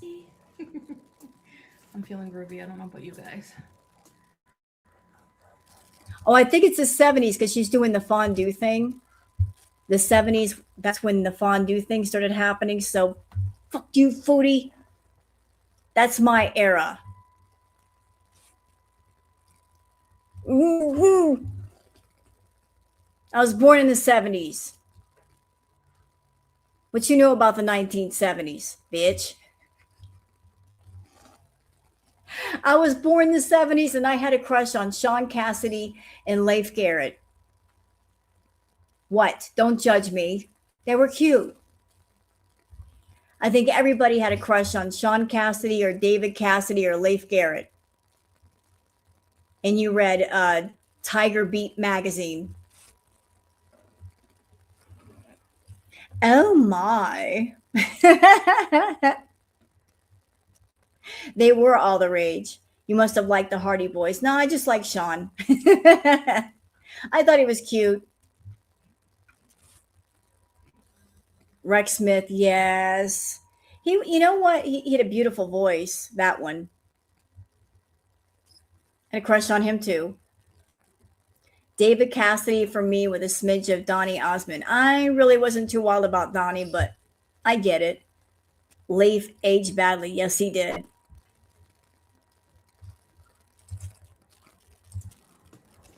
calming down.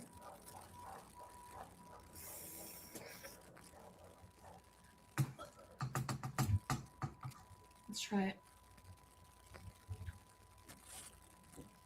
Get right out. Get right out. Shh, I say shh and get right out. Oh my god, that flavor. I love these videos because I get to try things that, dude, seriously. All right, you want your fondue for Foodie Beauties? Too bad. First things first, I want to try is I know in the kitchen like a 1950s.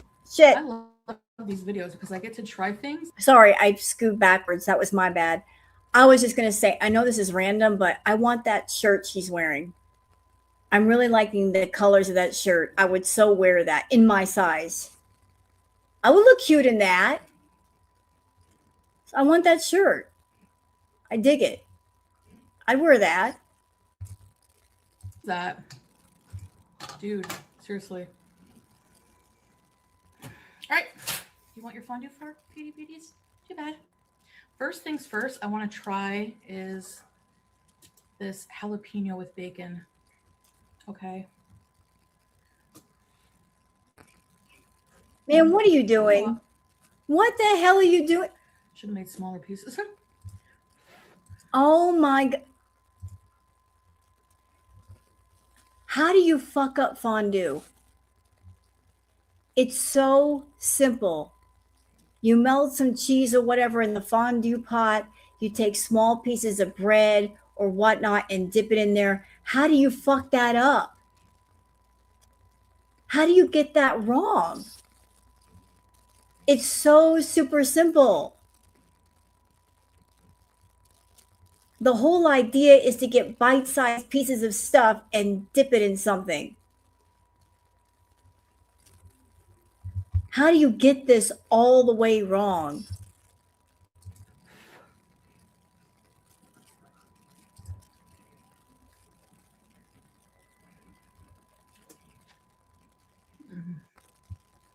You guys like crispy bacon or fatty bacon? I like crispy bacon. The Manson family murders happened. Wipe your chin. Thank you. I'm just gonna like dip my bacon, dude. I'm breaking the friggin' fondue rules. Foodie over there looking like a getting no love child. And since you guys are behind the screen, I can double dip all I want. People were buying like acid for $1. Now that might have been CIA agents selling it because there was the whole MK Ultra operation going on, like the covert CIA operation where they were giving people You know, correct me if I'm wrong. Like I'm from the 70s.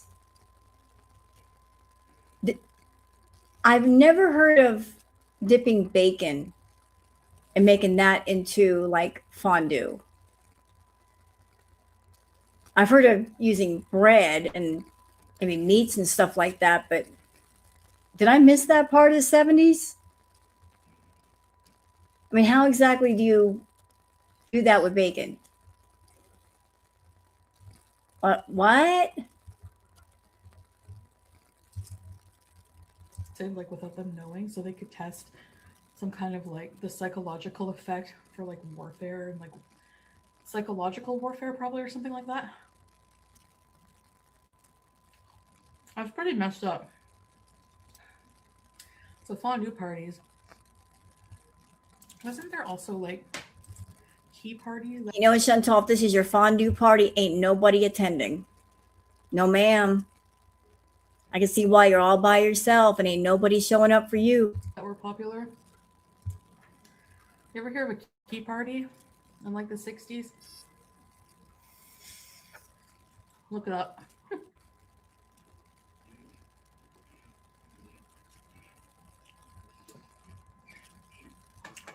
Oh.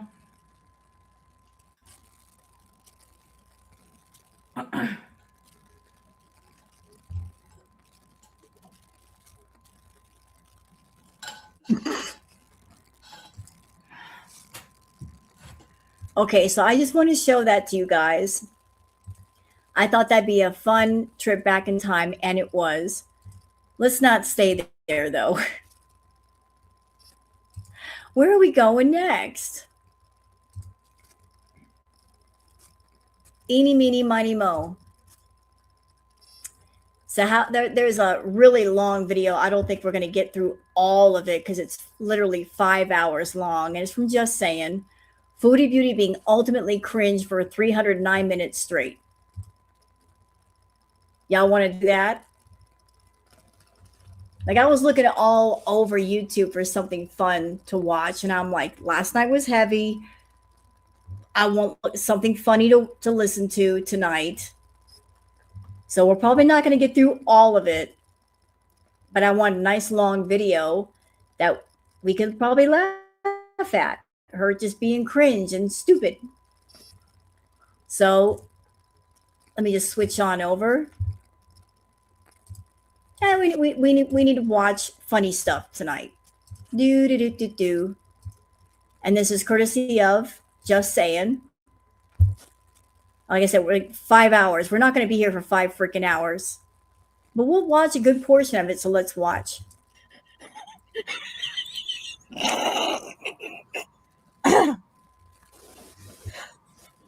No, let me do it again. Let's listen to it. Let's listen to it. You want to listen to it?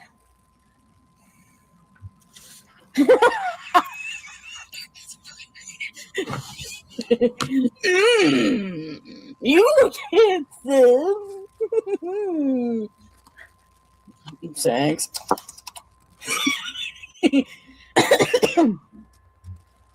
I love what you're cooking. I love it too.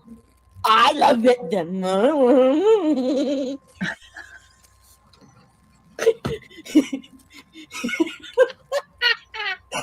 Oh, okay, I'm cracking up. Let me get out of here.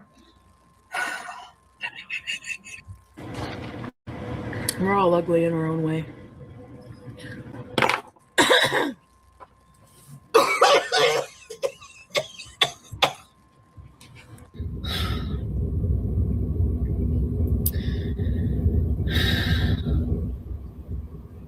And you know what? That's what's missing from her content these days. There's 2 things missing that don't exist now.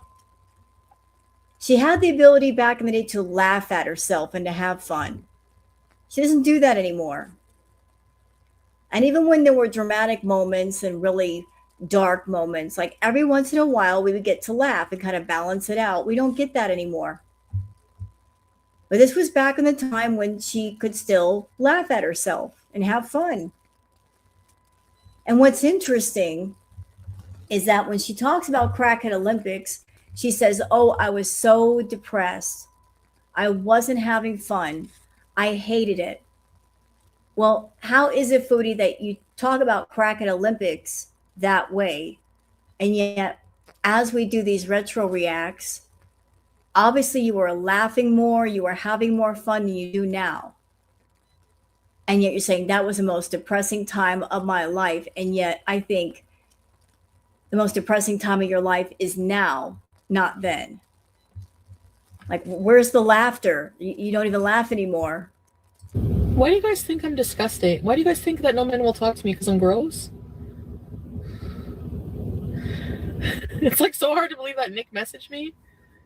Listen, I'm not like this really around guys when I date them. You think I'm really like this? You think I'd go there? Well, okay, yes. Like after I get to know you, then the gross comes out. But at first, no. Duh, trick you. It's like a Wow. Damn, I didn't expect that to come out. Let's hear that again. I love what you're cooking. I love it too. I love it the most.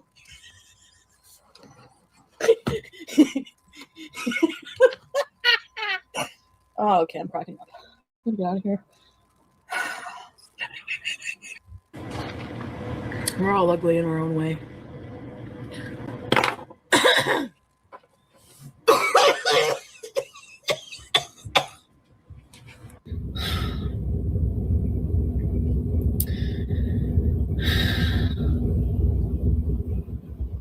Why do you guys think I'm disgusting? Why do you guys think that no man will talk to me because I'm gross? It's like so hard to believe that Nick messaged me. Listen, I'm not like this really around guys when I date them. You think I'm really like this?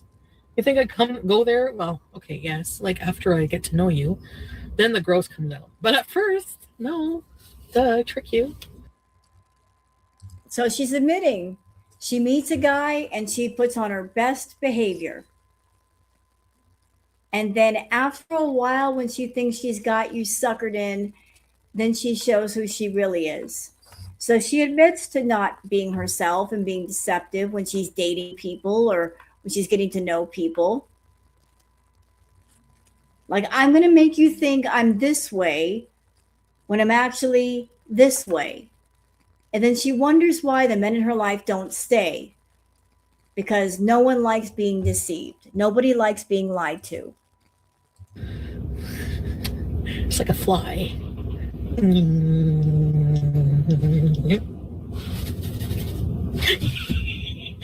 you like my fly impression? Do I do it good?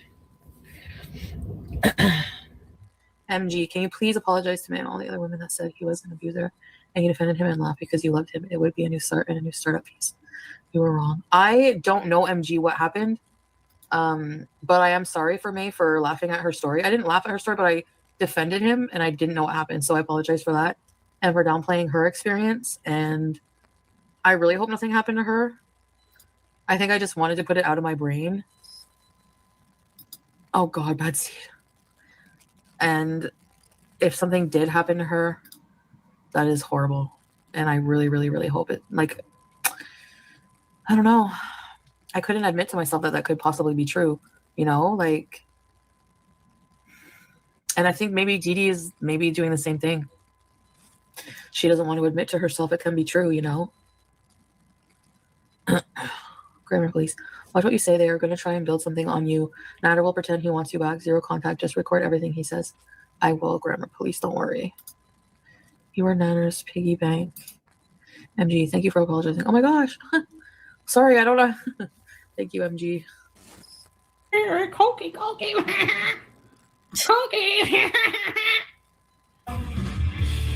I don't want to come back down from this cloud.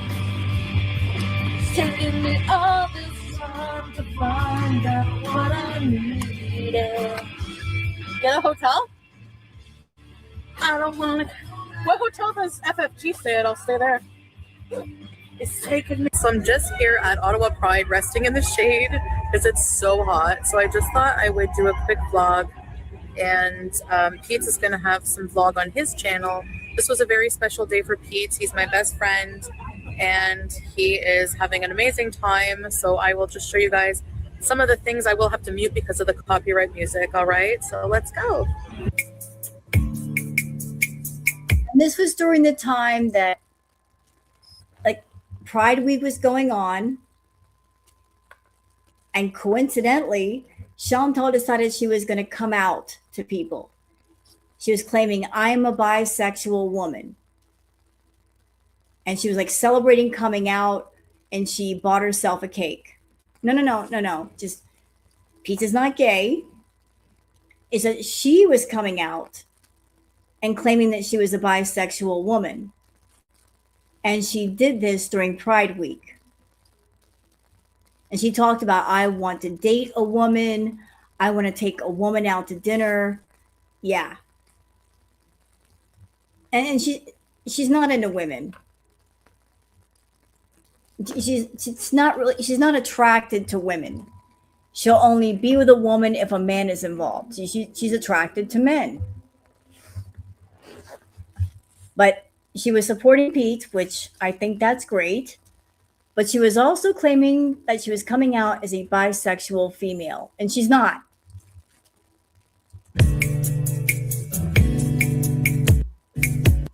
That always stuck with me. Always like insisting, like everyone hates you to Nader. And I was always like, what does he mean by that? Why does everyone hate Nader? Now I know why. I mean, obviously there's likable things about him, but he's got a really, really, really, really fucking bad temper. Like a toxic temper. His dick is beautiful. He does have a nice wiener. I am sexually attracted to him, obviously, like the most of anybody right now. I find him so sexually attractive. I don't know, I can't help it, but Actually, you know what? And this is no shade on the bisexual women, because I'm bisexual, a true bisexual. She's a different kind of bisexual. You buy her something, she gets sexual. So she is bisexual, just not in the normal sense. She's in a different way. You buy her something sexual, buy her something, she gets sexual. You know, the feeders buy her food, she gets sexual. That's how she works. You buy her food, you buy her a beaver tail, she gets sexual. Yeah. that's about as far as it goes. If even my haters are like, dude, I like get messages from literal haters like, dude, I'm a hater, but I'm swallowing my pride to fucking tell you to leave matter. if people who hate me are wishing that I would get the fuck away from somebody, this is a really bad sign.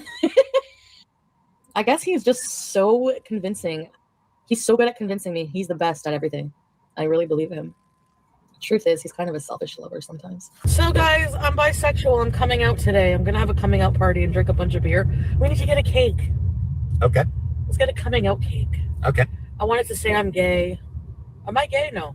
I'm part gay. You know what, Foodie, as far as you coming out, why don't you go back in? I'm a bisexual female. You can go back in. We don't want you. Just, you're coming out. You can just go back through that door and shut it. Thank you.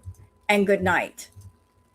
We appreciate the offer. We reject the offer. Denied. So I can say I'm gay on the cake? I'm part gay. What? I like that. Part gay. I like that. So I'm sure there's bisexuals in the chat. Does part gay, does that amuse you? People who are bisexual, are you amused at the idea of being part gay? I'm soft glam bush today. Soft glam bush arc. Hey, I feel fucking happy. I think I figured out why I've been so bitchy. Maybe. I just feel like something's been nagging at me, and Exactly, Echo, yeah. I've been asking women out all day. I want to take a woman out on a friggin' romantic dinner. I want to serenade a woman. I want to take a beautiful woman out for a nice dinner. I think I would be a friggin' Mac Daddy. Don't you think so? Probably. I think I would be a Mac Daddy. It's not that I want to be a lesbian. I want to take a woman out. You know? I want to treat a woman right. I am LGBT. No, you're not. Because I'm bi. There's no possible way, bitch, that you can be bi when you hate women. How can you be a bisexual female or even a gay female and hate women? You hate other women. You look at them as competition. You're so insecure within yourself that any woman that walks by you, she doesn't even have to say anything and you hate her. Just because. You cannot be a lover of women if you are a hater of women. And you're doing this during Pride Week. Shame on you. Shame on you. Just trying to capitalize on Pride Week. No, ma'am. No. And right now, my bi side is more gay. I want to take a woman out for dinner. I would love to do that. You can't do that with men. The men have to, impress the woman. I don't want to impress the man anyway. I want to take a nice, beautiful woman out. Wine and dine. Have anything you want on the menu, baby. And then Worker. it's more fun to seduce a woman than a man. It's too easy with a man. It's too fucking easy. I am LGBT because I'm bi. No, you're not. You don't have to agree with homophobia, but Booger. Get out of there. still be respectful of people, and you know.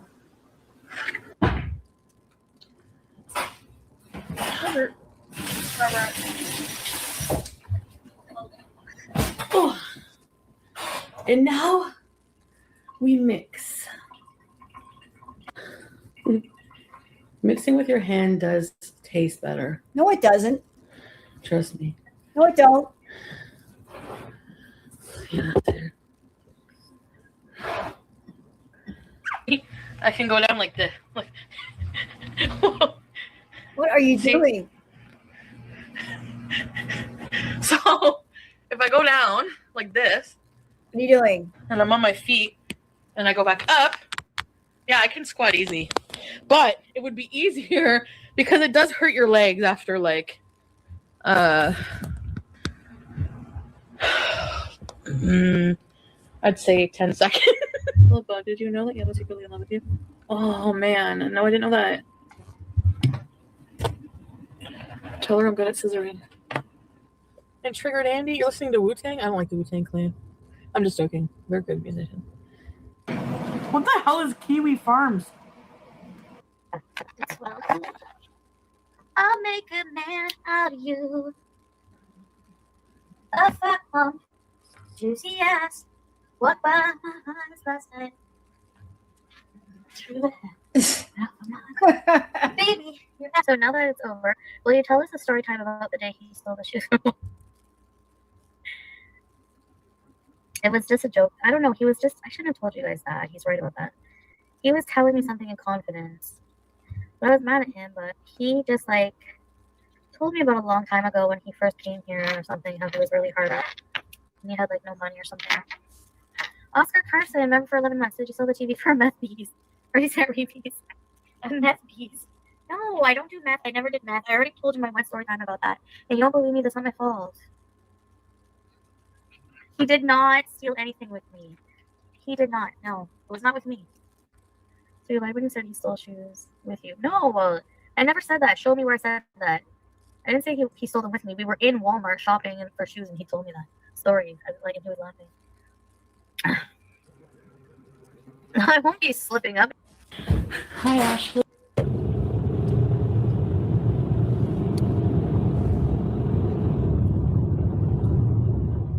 So yeah, so I know a lot of people, they'll just say this, and then I pretty much don't want to talk about or think about Natter, Dee, Lasheen, any of that fucking shit the rest of my life.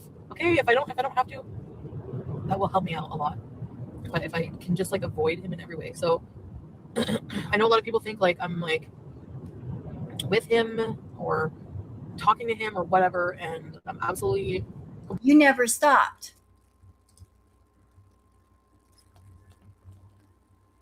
You never stopped talking to that man.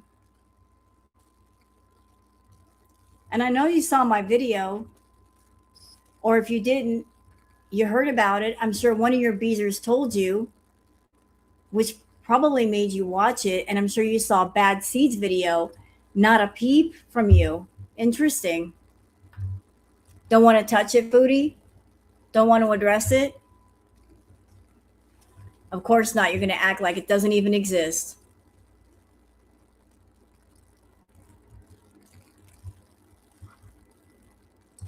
You know the both of you got caught, right? Completely just done. He's living with Dee or whatever. I don't know what he's doing. Staying, whatever. I don't know. He's, as far as I know, in Lachine. With her, I have no idea. So that's all I know. I like, your guess is as good as mine, honestly, where he is at this point. Oh, wait a minute. What? She quoted something I said. What did she say? Well, I was watching today, Zen, and I think somebody in the chat was asking her, how much are you going to spend a week on groceries? And she said 150. And somebody in here previously had asked me, like, what do you spend on groceries a week or every 2 weeks? And I said 150 because I'm a single female I don't need much in food. And she quoted the exact same amount. Huh, how about that? Yeah, was it you, Starshine? You were asking, how much do you spend a week or 2 weeks in groceries? And I said, I was trying to figure it up. I would say about 150 will do me like every 2 weeks. And I buy what I need. I don't buy like a bunch of extras. But I know she saw my video. She watches everything about her. And she's acting like, oh, nobody saw that. See, here's the thing, Chantal. I knew that you and Natter would fuck up at some point. I knew that the only reason why he was live streaming was for you. Because you want to see him. Even when you can't physically be there, you want to see him. And there weren't that many people in chat, and that's what you were going for. You wanted everybody to keep their attention on Salah. And that way you could watch him and nobody would be focusing on him. I knew the two of you idiots would make a mistake. And then when that whole thing happened in your chat with the keyboard and the $500 to $700, I'm like, this is a screw up right here. This is unusual. Salah coming in and asking money for a keyboard. This sounds like the mistake to me. And then he did the grocery haul.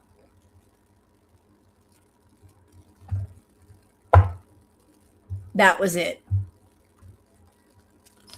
Not a word from you. Not one. See, Foodie, you can't get too arrogant. You get arrogant, you get sloppy. You get sloppy, you get caught. She was singing the song, Why You Always Lying. Yep, and I was singing that. She watches me. She does. She watches everybody, though. Booger, what are you doing in my hand? Come here. Rah, rah, rah. You're being a booger. Rah, rah. What are you doing? You're just being a booger.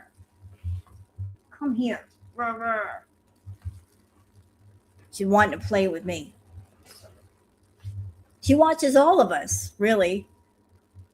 And if she's not watching, somebody around her is watching, like, say, Sheila, and reporting back to Chantal. So I know she's watching, and it's interesting, her reaction. She's not coming forward and saying, they're lying. I didn't do that. Why? Know why? Because you know she did. She knows she did it. When she gets quiet, she knows she got caught. Yeah, it's not in my trunk. Can't believe people said that. I'm just like really emotionally drained and excuse me. I just don't want to like think about or talk about them both ever. What? Like, I'm sick of it. So Go on. yeah. These sunglasses. You want to try them on and see what they think? Let me know. He thinks they're too big for his face, but I think they look not bad. Like they're a little big, but they don't look too bad. Big glasses doesn't suit me. Yeah. I don't want to see him. Fried hot dog. This is what, like, literally, this is what beezing is. Whenever you think beezing, act like a complete fucking asshole. But it's fun. No? Anybody? You know what? I don't know. I just like drinking sauces. What? I've always been a condiments eater. Oh my God. Literally drinking sauces. Never change, Foodie. Ma'am. Why do you have dressing over here? Are you drinking that too? That's it. I was waiting for my entire life Booger, get out of there. for a one-liner to put on my tombstone to define me. I don't think it's going to get any better than this. We got to use it. Condiments eater. Chantal pickle swirl. The man I want to marry is going to lick my back fat. It what? You're like, oh, I love it. Ew. I like this roll. I like this roll. I like your fupa. I like your double chin. So the man of her dreams should be blind, dead, and can't smell. Precisely. I should get that sex doll. What do you think?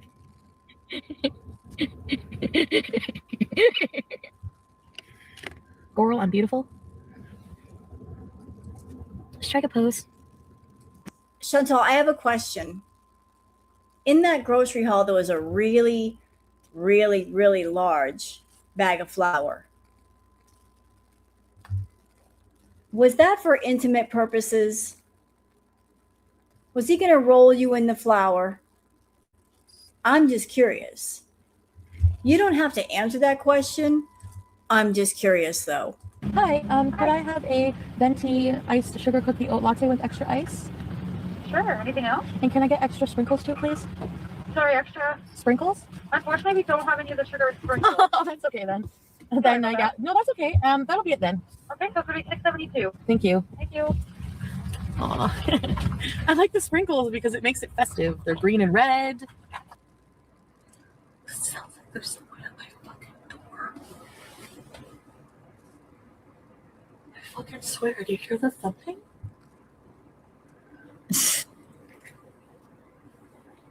You don't hear the thumping? She is so high.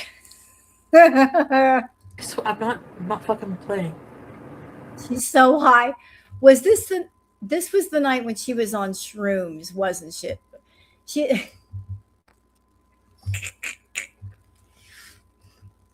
I think this was the night that she was on shrooms.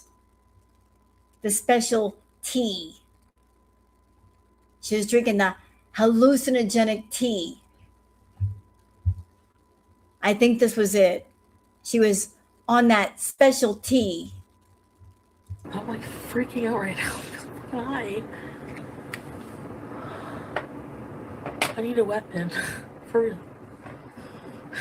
Yep. You bitch. Hey! Come out now.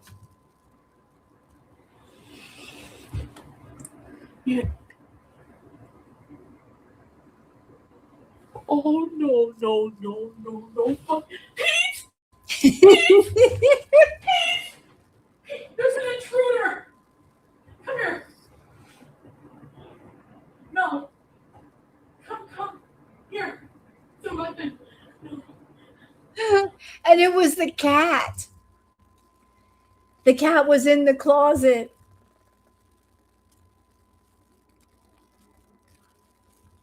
She was freaking out, and it was the cat. Hey, Inferno. You know what, though, Inferno? Back in the day, she used to mix up her chemicals. You know what I'm saying? She might have been taking a few things and candy flipping at the same time. And also, let's think about this. Let's just say that Chantal was doing Lucy in the Sky with Diamonds or the special mushrooms. That plus Foodie's fucked up brain, those two together, you put hallucinogenics on a fucked up brain, anything could happen. Anything. Like, you could freak yourself out. I'm not hallucinating. No. I think it was just me. I fucking swear it was him. He's been harassing me all night. I said, alright, if there's some, I was really walking, so I said, alright, if there's anyone here, come out now. No, I'm not. So I ran out and said, you're the intruder! Almost certain. Can you check my patio for fucking monsters? Please. Yeah, no. Sam, go downstairs and sleep. You've caused enough trouble tonight. Okay, Go, open the you door. know what? Somebody's going to the corner right now. Roasted. Listen. Corner. For that comment, go to the corner. Go. You had to know by making that comment you were going straight to the fucking corner. That is a corner comment. Immediately. Time out. Time out. Time out. Don't argue. Just go. You chose to make the comment, so you got to sit in the chair. You're in the chair for 5 minutes. Oh, I want to be sure. Please. Wow, what a shock. Nobody ever here. Don't let him out. Don't let him out. All right. No, Sam. Okay, lock it, please. Oh my god. No, they're gonna think I'm crazy. But I'm not. No. Did you see what happened? Take your $2 and shove it up your ass. You're gonna need it. This may end up in court. End up in court for what? Sweet Jane, are you fucking retarded? Oh, sorry, I said retarded. Oh, no, let's say retarded. Oh, sorry. Shit, sorry. Oh, sorry, that's a slur. You can't even say anything anymore without people being fucking offended. Honestly, the R word, honestly, that pisses me off. I'm going to be honest. Because honestly, I obviously don't have anything. It's so stupid. I obviously don't have anything against people with disabilities. It's so stupid. Retarded is also figurative. It means you're fucking stupid. It has nothing to do with people with disabilities. Actually, people with disabilities are not insulted by the word retard. Okay? Retard Okay, Blue, you don't have to encourage broasted.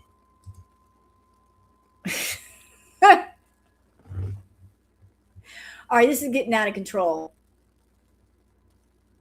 What is the obsession with bakery products in here right now? Why y'all bringing this up? Do I need to think about this shit before bed? Do I really?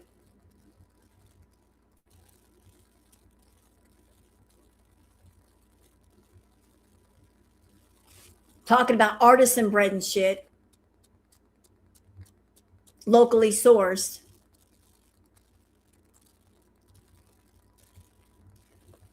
Y'all ain't right in the head. That corner's going to get real crowded real quick. Don't even associate with people with disabilities. People with disabilities don't even fucking go there. I used to think that, like, deep down, obviously, Thank you. but I'm just playing for you. Joyce, I don't know if you noticed, but your face checked out. no. So kind of go fucking. I actually do know somebody who gets offended by that word, like, who has disabilities. So Actually, You know what? For the people that are making all these fucking comments in chat, I got something for you.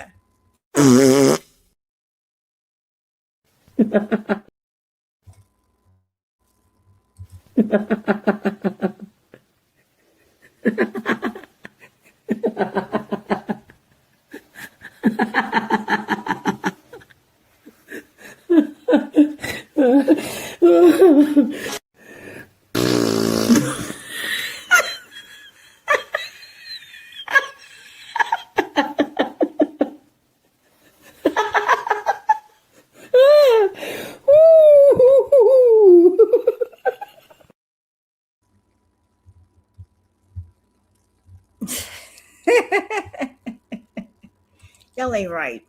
actually fucking feel sorry for you. You look like 10 miles of rough road. So for whomever I offended by using that word and just being so like arrogant about it, I apologize because yeah, I personally will be treating it like a slur. I've decided that. I'm not just gonna like be like, oh, I'm just gonna like have that belief when it suits me, you know? Like I have to like make a stance on like things, you know? So it's like Eat my crack. Filet mignon. Is that classy for you? I'm not the first train wreck and I won't be the last, but I'm the best. I'm a psychotic slob, so imagine me and you. I think about you day and night. It's only right. Am I the only one with a brain? Like, honestly, if you don't like something, like change.org. How about you put that energy into changing something worthwhile? Oh, boo-hoo, you don't like somebody on the internet because you don't like what they have to say. Tough shit. Blue, I understand if you just came in and you saw Brosta's comment and you're like, well, I can add to this comedy. I want to join into this conversation.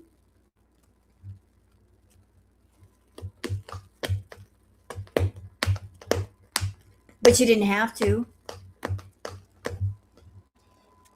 I'm just saying you didn't have to, but you did, and the damage is done. So there.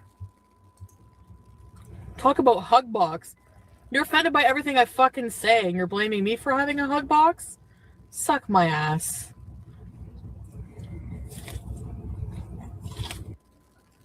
What the fuck? I'm not a Nazi. I'm not a Nazi. I love everybody equally. Except Nazis. I hate Nazis. And bigots. And racists.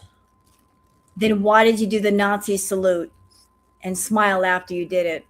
But that's different, being racist and telling a racist joke, right? Or a joke that could be seen as racist. Now, some people are going to disagree with that. But when it comes to comedy, you can't cry. Like, everything goes with comedy because you can't, just because it hurts your feelings, but you can laugh at something else that might hurt someone else's feelings. I actually realized I would not eat for free at the Heart Attack Grill. I'm a little sad by that. Actually, you would. If Chantal went to the Heart Attack Grill in Las Vegas, she would eat for free. Anybody over 350 pounds gets to eat for free. All you got to do is just stand on the scale, be over 350 pounds, and you eat for free. And she would love it there. They got full fat shakes there. They've got like triple, quadruple burgers. She would really love it there. Yeah. Yeah, I checked into it. You got to be at least 350 pounds. So she got that covered. She's well over 5 right now. But you have to stand on the scale. They got to check your weight if they're going to give you free food. Because every time I go, like, it's cool to eat for free. It's bittersweet because you want to eat for free. You're sad about that, but you're happy you've lost weight. You know what I mean? Do not go to Heart Attack Grill. I probably won't. Like, Vegas is not up on my priority list. I really want to visit like other places that are like more culturally interesting instead of like white trash. I'm just joking, guys. No, Vegas looks interesting. It brings up the Mad Buffalo. I told you. Excuse me. Sorry about that, guys. I have a cheese board for Halloween. I'm going to do another cheese board. Excuse me. It sounds like Trump. I'm going to do a cheese board, but I need a different wig. Is there any cults I can talk about this year that aren't offensive? Some dieting advice? Don't diet. Nobody called me Sharmuta. Oh, really? They're closing? That's unusual. They were really popular. Did they say why they were closing? Hold on. I'm interested. Heart Attack Grill closing? A lot of people went there. They loved the food. Oh, really?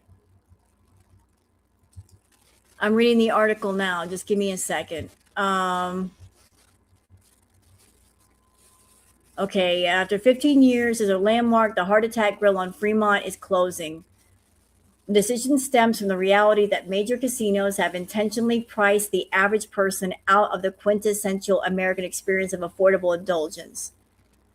The soul of Las Vegas has been replaced by corporate greed. Blah, blah, blah.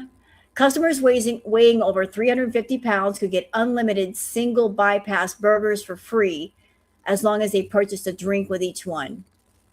Blah, blah, blah. Let's see. Yeah, they are closing. So you're right. They are closing. They ruined Vegas. You know what's wrong with Vegas? Like, people just don't have the money to go to Vegas anymore. Like, everything's expensive. People got to worry about their rent. They got to worry about their groceries, not about going to casinos. And you know what? This is just random shit. Sorry. But I was also reading that a lot of people that were offering Airbnbs the Airbnb industry is now like dropping like crazy. Airbnbs used to be really popular, but Airbnbs are more expensive than regular hotel rooms. People are tired of renting an Airbnb and plus the $200 to $300 cleaning fee and all that, and they have you clean the place before you leave. People are like, why am I going to rent an Airbnb when I can go to a hotel room and it's cheaper and I don't have all these rules to follow? I always smell the crotch on my pants because that's how you know if they're used. Unless it's only been like, if I wear them once, it's usually not too bad. If I wear them more than once with no underwear and I pee myself a little bit when I cough, then I know.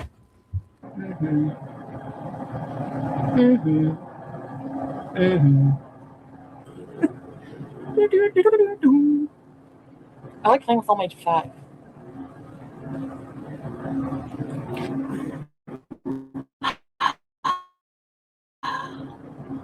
Sorry, guys. I have to keep it like this. I look like the Queen of Hearts.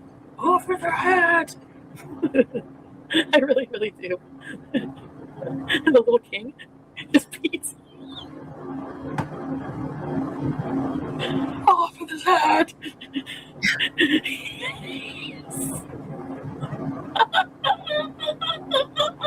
You're welcome. Somebody please, if anybody wants to make my fucking life, can somebody like Photoshop or do a picture of the Queen of Hearts with my face and the little king with Pete's face? I'm just kidding. Kevin and Chantal sitting in a tree. And putting on lipstick isn't going to fucking help you. You still look dumb. Lipstick doesn't fix dumb. I don't get what you mean. I look pretty normal compared to some people on the internet. Name one. I'm trying to think how I could prove that it wasn't for cocaine. But see, there's always going to be something. There's just no point. Because I've gonorrhea and I did coke or whatever. Like, excuse me. If someone comes to mess with us here, we have our safe word. You know what, Chantal? I know that you watch my live streams.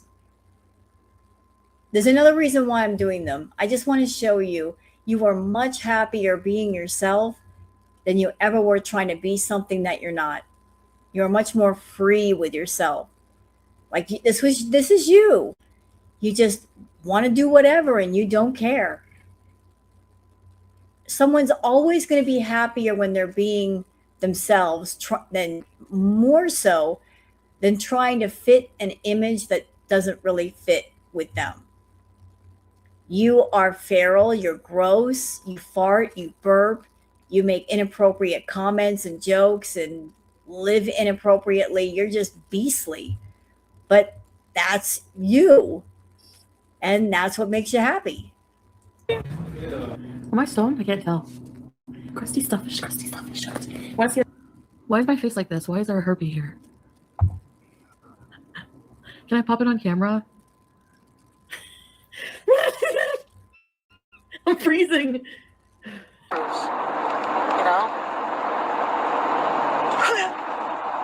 Usually if I stay... We're not getting any Starbucks. We're not bougie anymore. That's right. The fupa is super duper fupa. Oh my God. And that was Gunther back in the baby stages. So Gunther is like way down here. Gunther was still in the creation stages. It wasn't fully formed yet. It was so small. Yes. It was just starting to grow. It was baby Gunther. Gunther was just starting to be born at this point. Gunther was like, I'm here, but I'm not here.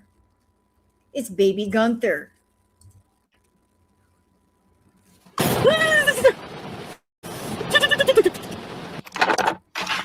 Yeah, I showed off my clean house.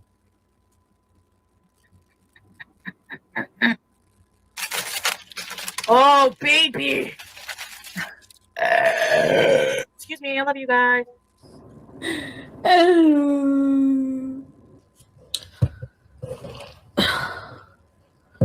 We're not your therapist. If I ever go to prison, I'm not going to shower to keep them away from me. On my hamburger ride. I don't think I took too much though, which is good. Grandma, don't haunt me, please. Payday is always cheat day. What does tweaking mean? Ah, I can handle it. I'm a big girl. A lot of you like when I act but insane better. So I got like 4 packs of these from Amazon. If you're somebody who has a deep ass and you have chunk like pieces of toilet paper stuck, the best thing to do is to use these. These make you feel fresh, like you just showered. All right, let's get 2. Let's get 2. Oh, and I bought this. For those of you who say we don't wash our hands around here, we do. It's not after I pee. I'm just kidding. Ew. I have an itchy butt. Hold on. Oh, Because they're the YouTube underground.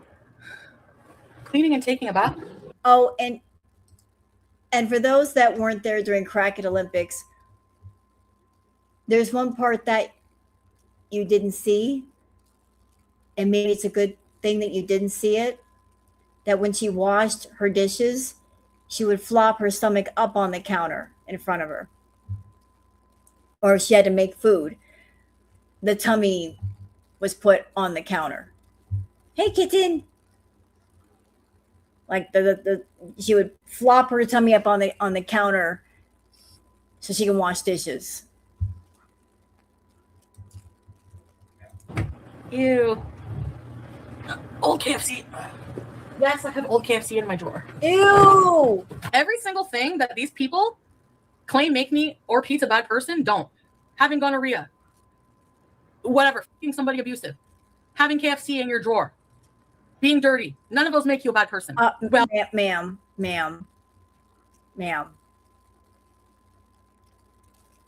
Rotting chicken in a drawer in your bedroom. Nasty. How long? You know what? I don't even want to know how long it sat there. The fact that you put it there and forgot about it is amazing. I mean, how could you not know it was there with the smell? I'll suck it up, Buttercup, because I would. You know, I'm better than you because I can handle a lot more. I clean all my dishes. I wipe my ass myself. Well, good for you. Everyone put a fucking round of applause in the chat right now for these people. Let's go. I need my puffer before I have a heart attack. Let's give everyone the clap. Everyone clap. You're all getting the clap. You get the clap, you get the clap, and you get the clap. She's big mad. Well, I wonder why. Genius. Yabbit and Sam are the Trailer Park Scissor Sisters. Oh my god, that's the name. I love it. Yes. Evu. So, what do I put? Do I put the barbecue sauce on before or after? Oh my god. Well, if you think it's disgusting, at least you don't have to eat here, right? So, good for you. I don't think my animals are disgusting, so having them on the counter, I don't think they're disgusting. I'm probably more disgusting than my animals. So, who am I to judge? Thank you, Melvin, for the super sticker. I appreciate it. Thank you so much. You are appreciated. Oh, thank you. I have KFC in my drawer. Do you think I care about my cats on the counter? Really? Come on now. Where's my sprinkles? They didn't put sprinkles on it! I'm immature. Ooh, oh, my feelings are hurt, Dee Dee. Fuck off. Why am I so drawn to Natter? You see, when I was born, I was dropped on my head. I think I'm losing my mind. I feel like a tea kettle right now. Ooh, he makes me mad. All him and his little friggin' his little harem of desperate Debbies. I'm changing your fucking members' names to Desperate Debbies instead of Friends with Benefits, which, by the way, was my idea. Everything was my idea. Everything. This looks like Jenkum. What? Having money doesn't make you happy. My fat ass is gonna eat what I want tonight. Oh no, Elle. Go clutch your pearls. You know what, Nirvana? He did keep her. He did keep her. He got her money when she was in Canada. I'm sure she was sending him money when she was in the Middle East. And now that she's back, he's probably getting money and groceries. We saw the grocery haul. So in his own way, he did keep her. He never let her go. He's still getting stuff from Chantal. He's got the benefit of Chantal without actually living with her. He gets all the benefit and none of the crazy.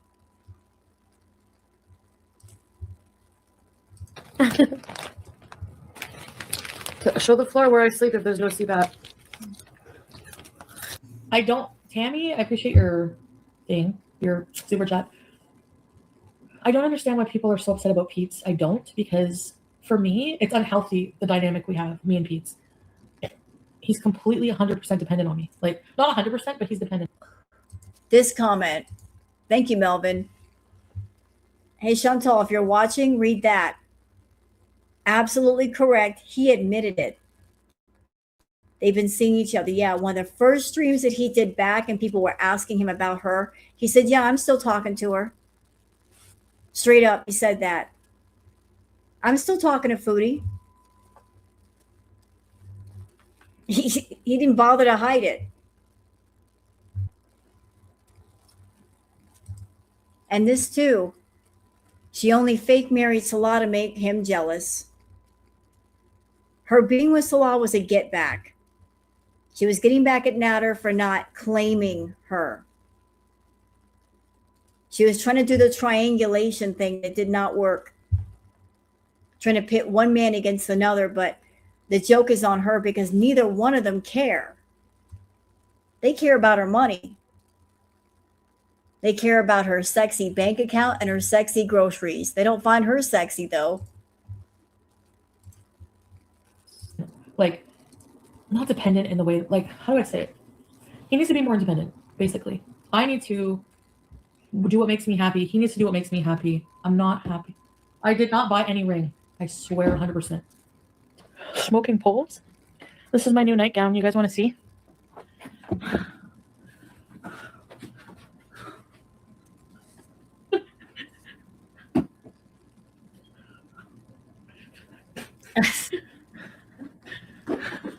Oh, that was my exercise for the day. What am I doing today? You think I'm going to live to be 100? No. She's beauty. She is grace. She has pumpkin shit on her face.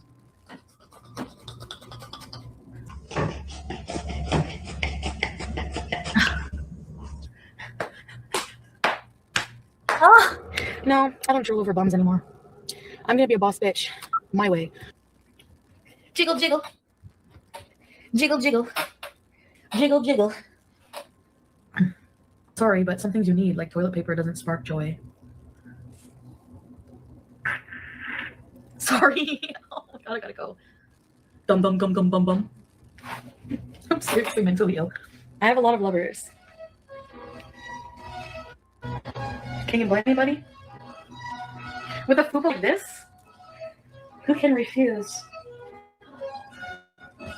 Does your fupa hang low? Does it wobble to and fro?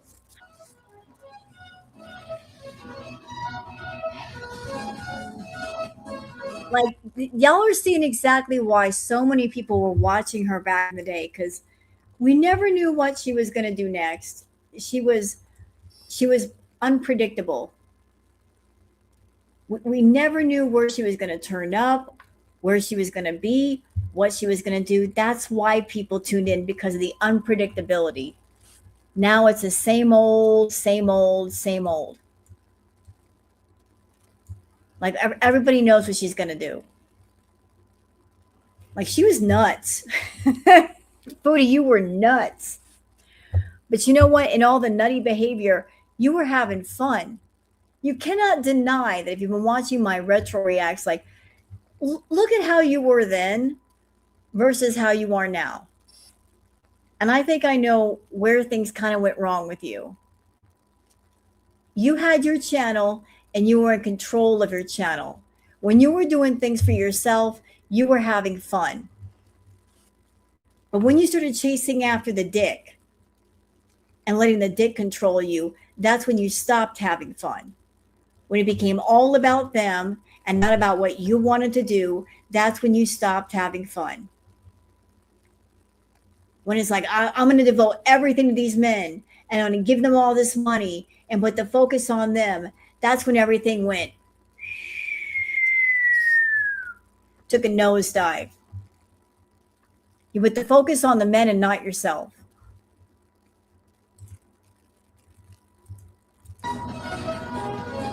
I'm sweating as shit. Never ever have I ever felt so low. When you're gonna take me out of this black hole? Yes, I lied about car sex. We did something somewhere else. I'm not gonna say what, and I'm not gonna talk about it, but it's private. Soft white underbelly fupa. Soft white under fupa. Soft white under fupa. What's the guy's name?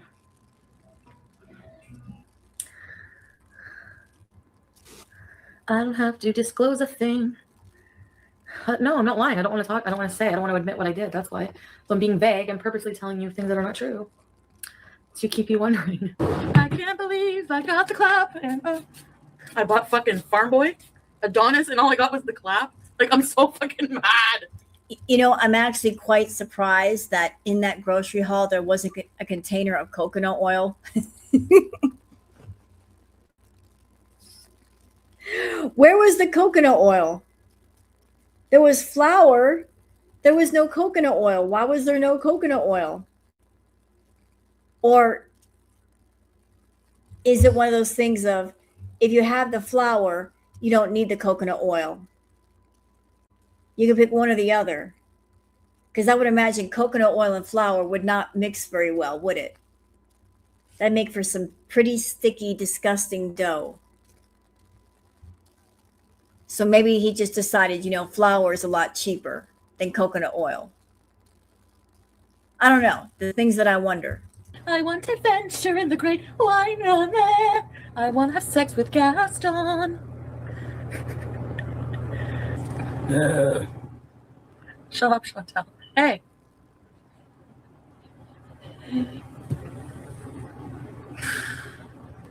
I look like a giant toddler. Mammy. Rhino poo. Ooh, sexy. Puts mine to shame. And you, can I have one of your fries? Thanks. Overload? Yeah, I'm gonna put my clothes in the dryer. I think. Maybe I'll wake up once I do a shower. But I have nothing clean to put on right now, so I don't want to shower and then just wet me in my towel, I guess. I don't know, Hedgehog, what I'm doing tonight. Am I truly in love with this guy? Well, no comment. I think you guys, shower bees instead. And plus, I don't know, sleeping with somebody's nice. Sleeping with cats, it's a pain in the ass. I'm just joking.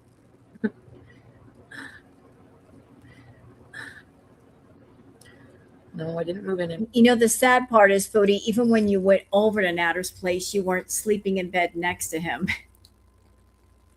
You were sleeping on a dirty mattress beside the bed. You never slept in bed with Natter.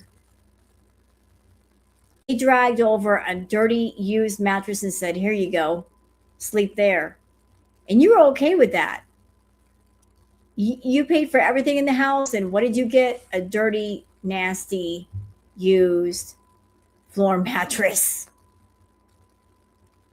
That's what you got. Anywhere. Oh, I'm so tired. I'm so sorry to be so boring, guys. My Christmas plans? Well, I'm supposed to go to families. Same as every year.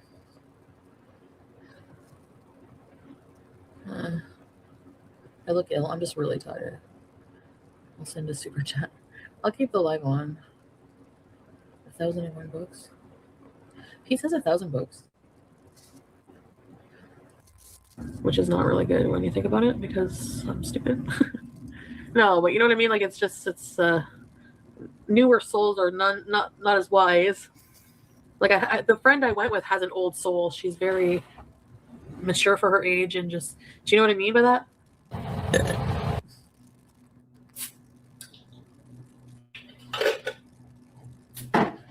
I would like to know Where my filters make me look skinny. They I don't don't. think so. They don't. When I turn to the side, it's all revealed. I have a punchable face when I do that, eh? Do sleep streams on Twitch? Because honestly, I get lonely at night. So if you guys want to sleep with me at night, I could do Twitch sleep streams. Suck it in, suck it out. Look at this. Yikes! I need a shapewear. You know? Suck it in, suck it in. Lord, have mercy. And that was during her skinny days. And she gained at least 200 pounds since then. Holy moly, macaroni and cheese, Batman. Dang. You're looking kind of swollen there, Foodie. He's like, I like fat girls. I'm like, well, you're in luck then.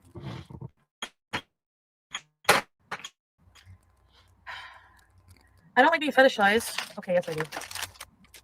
I don't like being fetishized. Yes I do. I look like Dopey. Do you think I should try to do Tinder vlog like Saji does? That's what I wanted to start in the past, remember? Whoa, if I got present, check. And look at my butt in these. Can I twerk for real? Because maybe we're going to go dancing. I can't twerk. Damn it. I just started this storyline. And you're already tired of it?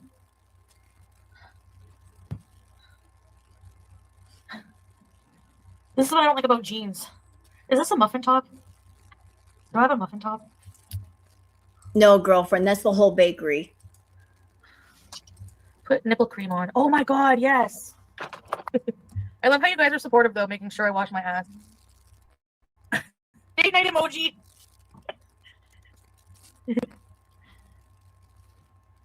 Kiss it. I'm gonna go see FFG. I don't know about this purse. Does this look good? Hi, my name is Chantel. I'm here to see you. You know, I'm sure people look at me and go, oh yeah, she farts. I mean, I look like a farter. I need to make a t-shirt that says something about farts. I love farts. I don't know. I just love farts. They make me laugh. I want to go watch fart videos. I want to be buried. I want to be comfortable. I want a comfortable coffin. I'm a special person. Confirmed. Foodie has a fart fetish. She said, I want to go watch fart videos. Fart fetish. You got a fart fetish. I cannot brush my teeth and I don't have bad breath. I'm part God. I'm just kidding. Okay. I did not sell my TV because I'm poor. I sold my TV because somebody who needed a TV. And I never told them about the other times. Her? I'm so cringy and lonely. I'd do anything for you. Anyways, you can wear a crop top if you're a fatty. Be inspired. Yes, God bless the feeder. Oh, listen. Oh, God, we already saw this, and I don't want to see it again. Thank you. Goodbye. Mary Brown's chicken, Subway, eat fresh. No, I haven't met him yet. No, we've never met. He can make fun of me. But oh, God, the boss necklace. Not Foodie wearing the boss necklace. It looks like a dog collar on her. It does.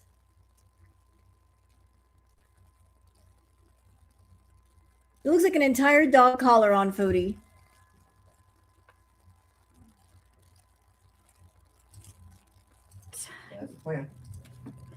delusion bees. Just be happy for me. I don't know. I think he's gonna update his status. Yeah, he's claiming me. Hush, little baby, don't say a word. This thing is gonna creep the fuck out of me. Do you want to keep it in your room?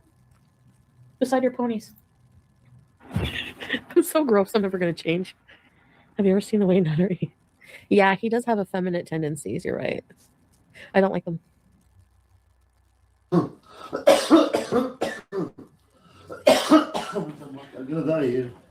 Look up sex poles. Yeah, I want a pole to go on the ceiling or something that I can hang on to, so I can hang on and go. Wee! Yep. See, told you. I told you she wanted a stripper pole in her room.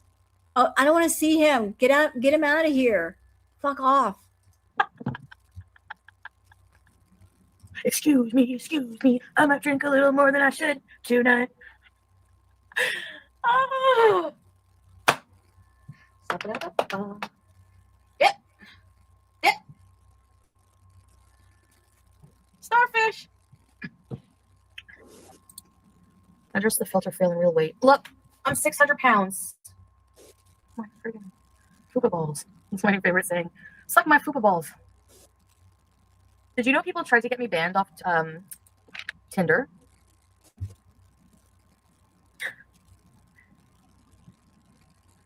So I made a fake account. Oh no, they let me in my back. Yeah, I had to make an account with a different name. I think that's why I'm still with Natter, because I hate like sweeteners. How do you get banned off Tinder? I know it's like a hookup dating site of sorts. How in the world do you get yourself banned off Tinder? What did she do? How in the world do you get banned off of Tinder? Is it because you're catfishing? You using fake pictures? I have never heard of that you can get banned off Tinder.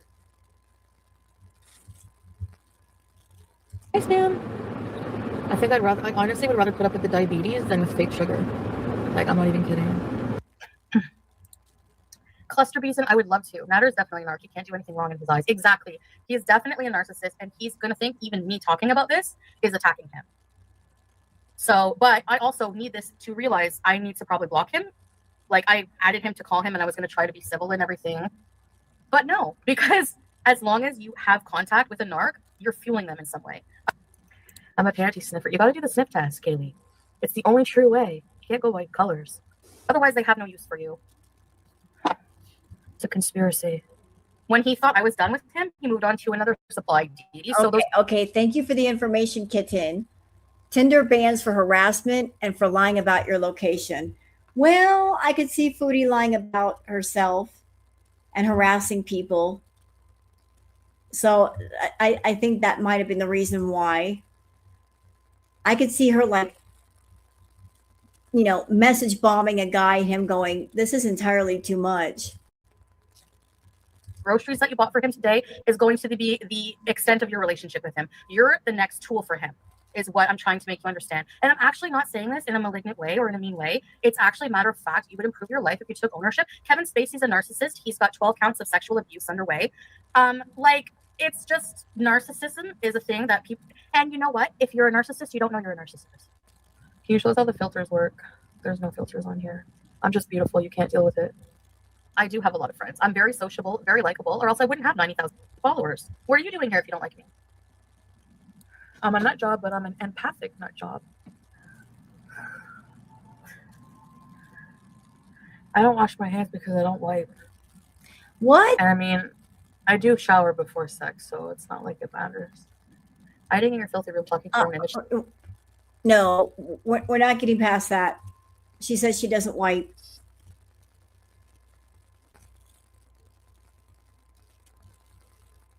And y'all are going to hate the hell out of me for saying this, but considering what y'all said earlier with the dough situation, some of you deserve this. So I'm going to say it. When Chantal did a room reveal once after her room got cleaned, she had a half-used douche in her bathroom, and she said she was saving the other half for later. You're fucking welcome. Now you'll think twice about coming in here and talking about dough and shit, won't you? Don't fuck with me. I'll gross you right the fuck out. You don't know me like that. Coming in here and giving me nightmares. I'll give you nightmares right the fuck back. This is my job, Discord and calm. Otherwise, I'd be in another filthy fucking office full of dust and fake plants talking to a fucking somebody I don't give a shit about. Instead, I'm in my room that I love, my filth or not, talking to you lovely people. So, to each their own. To each their own. And I'm getting paid to do this. If you're going to say I don't care about people, how the fuck are you going to prove that? Where's your proof that I don't care about people? Again, giving them money and fucking everything else, putting my life on the line for people? Respect is earned, not given. You can't strangle me. You can't strangle me. Here I go. Here I go. Again, girls, what's my weakness? Quesadillas. You thought I was going to say men, but I didn't. All right. I got this.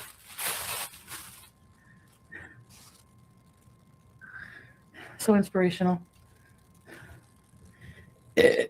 I really don't know why I got that. I don't remember who told me to get a dry brush, but I think I'm going to start dry brushing my body for my adrenal glands. Ow, fuck. How do you dry brush yourself? Like this? Right. What the hell is this supposed to do? I might, if I brush my liver area, maybe. Wait, there we go.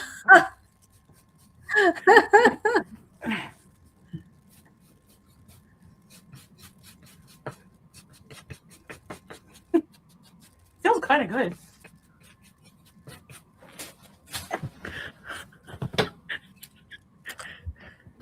It feels nice. There's just nothing I can do. I admitted to doing it once, and not crack, but I never did crack. But you know what I mean. All right, don't call me a crack queen. Just because someone is hyper doesn't mean they're on something. They're always gonna think I'm on PCP and crack. I mean, it's just how it is. Seneca. I mean, at this point, we love a hyper Chantal. Am I hyper today? What do you think? I didn't see her response, Liliana. I haven't had time to look. I was out enjoying my life and really just oblivious to what this Lady Brooke thinks about me. What did she say? Like, what is her problem? Do I care? Do I need to know? Who are you? And why do I care about your opinion? Don't look at my messy house, okay? Oh. Sam? Wait, Sam! I'm not turning around yet. I gotta cover my poopa. Oh, it's too tight. Look how tight it is. Is it tight?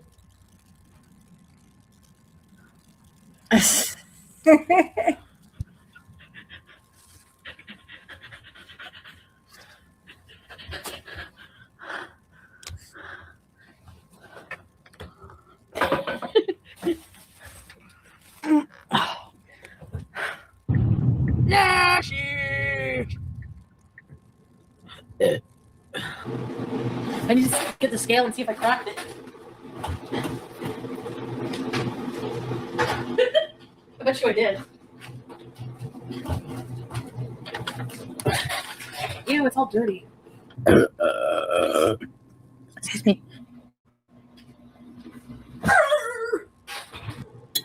Saren Dionarine. Yeah, looks aren't important. How's the taxes going? Better shape up, meow, meow, meow. Cause I need a man, meow, meow, meow. I know I'm annoying. Like, think of any friend you've ever had that's gone through a breakup. Excuse me. I'm sorry. Just imagine having to deal with this every day for 10 to 12 hours a day, nonstop. Just imagine being a reactor all day from morning until late at night. That's what it was like for a reactor to Foodie during Crackhead Olympics. It was funny, Sally. It was. And you know what? Chantal was having fun. I mean, she tells her Beezers, oh, it was so miserable. I was so unhappy. And yet she's laughing more here than what she does now. Doesn't she laugh a lot more then? I mean, yeah, she's gross. She was really gross. But she was having fun being gross. Yeah, me too. Pre-roll. Just she needs to just be her damn self.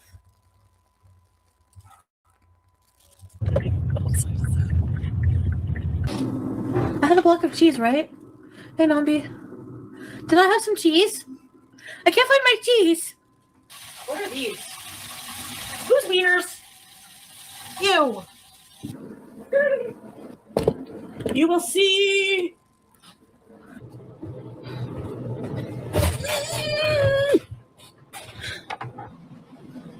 I didn't break a scale on purpose. Oops. I tripped and fell into it. Hi, damn it, Amber. I love you too. I love the money. I love money, but I love you guys more. For real, I do. You're not just money to me. They're going. Thank you for your money. It will help. I might go to jail. Just kidding. You will have to get a sidecar with counterweights. Can I go on a motorcycle right now? Oh shit. I'm supposed to get an apartment in Montreal on Monday. Saying kidding after a sentence doesn't erase it. No, but it sets the intention. Sure, what's how to use it? She's so proud being stanky. No, this is to prevent the stank. I'm not stanky for this reason. What? Excuse me. Hello, nurse.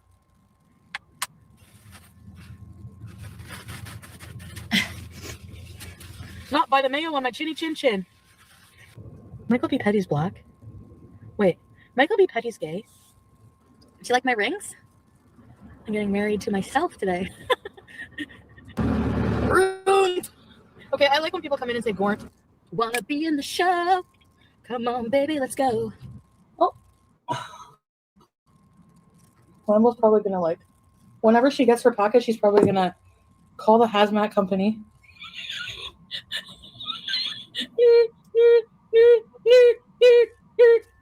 In the trash. Kill it with fire. My friend, like somebody sent me a, like, I was, well, okay, I was happened to read it, okay? I'm just gonna admit it. I was on the farms, I read it. But I don't go on there all the time. But are you supposed to stack these rings? Or wear them on each finger? Like stack it like that? Oh, marriage. Ooh, ooh, ooh, ooh. I'm woke. What are those earrings? What are those?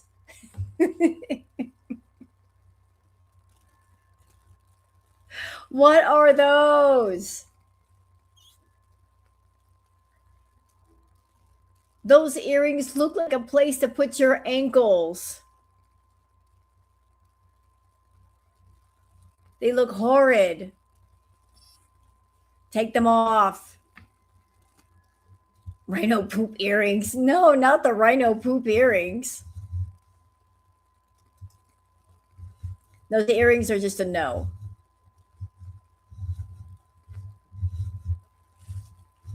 You know, one big round thing in the middle with two smaller round things on each side. No, no, no.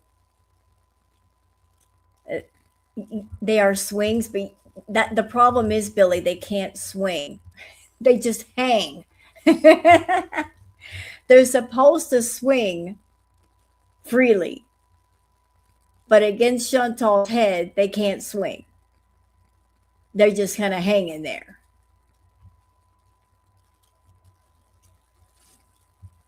They look like napkin holders. I need Vagisil powder.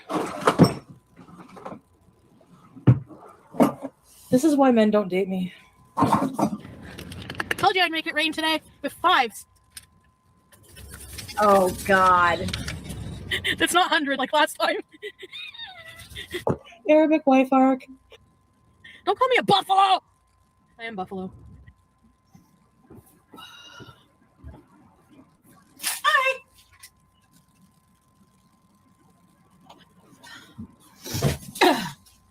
Shots fired. Pew pew. I'll try not to swear too much. My favorite insults are asshole, moron, and piece of shit. Do you have weed to smoke? Yeah, I do. I have my vape too. I have a lot of weed and vape. I don't know. I want to make my butter. I feel like a fucking drug addict. I want food. I actually don't want food. I want edibles and a cigarette and a Coke with ice. And a big fat wiener. Oh, I hate my life right now. Weirdo.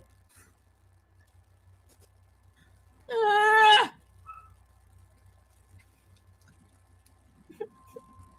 feel fucked up. Jiggle for you?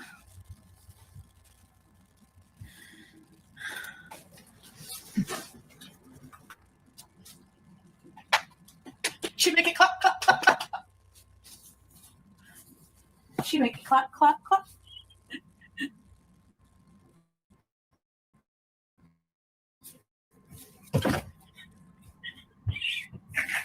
I think we should just get married. Nah. I love this for you. What the fuck is What that? a joke. What's a joke? They're fat shaming me. No one wants to go through life with me. That's not true. I'm a big hatch. I'm starting to look more and more like an egg. I love this for you. Excuse me. What part of the world am I going to have to travel to get laid anyways? I need to eat. I'm lightheaded. You know, he used to call me a bald buffalo and he used to bite my head roll. You ever have like weird affection things with people? Yeah, because I would laugh at it. I'd go, look. And then I'd go, kiss it. And then he would like nibble it. And then that just like became the thing. Like, why am I being pot shamed all of a sudden? Why am I out of breath from taking a massive... I would like to ask the chat a question. You know, or we're watching Foodie and all of her insanity. So I have a question, chat. Like, Sunburst Tarot did like a live Foodie Beauty reading. And if you'd like, we can take a look at it. Or we can stay right here.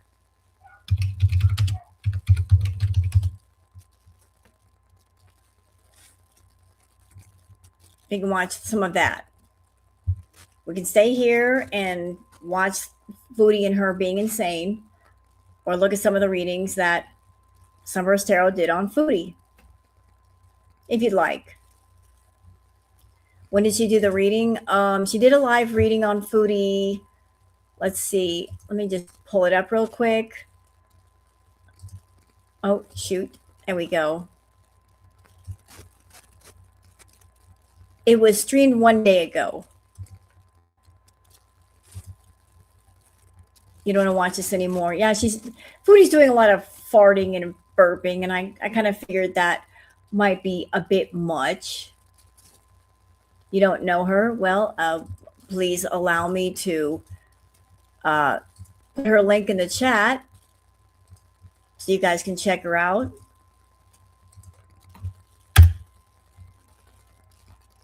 There you go. That's her page. So would you like to check that out?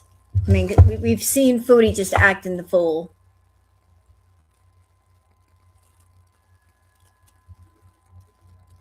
Would you like to check it out? I mean, we don't have to stay on all of this. You guys get an idea what Foodie was like back in Kraken Olympics. All right, well, we'll do the switch over. Let me just pull the live up real quick. Let me get past the intro real quick. Okay. Right. All right. We're starting about 10 minutes in because there's like an intro and stuff. But, yeah, let's switch on over. I want to keep things interesting. All right. This is Sunburst Tarot. And this is a live chat. This is not a video, just so you know.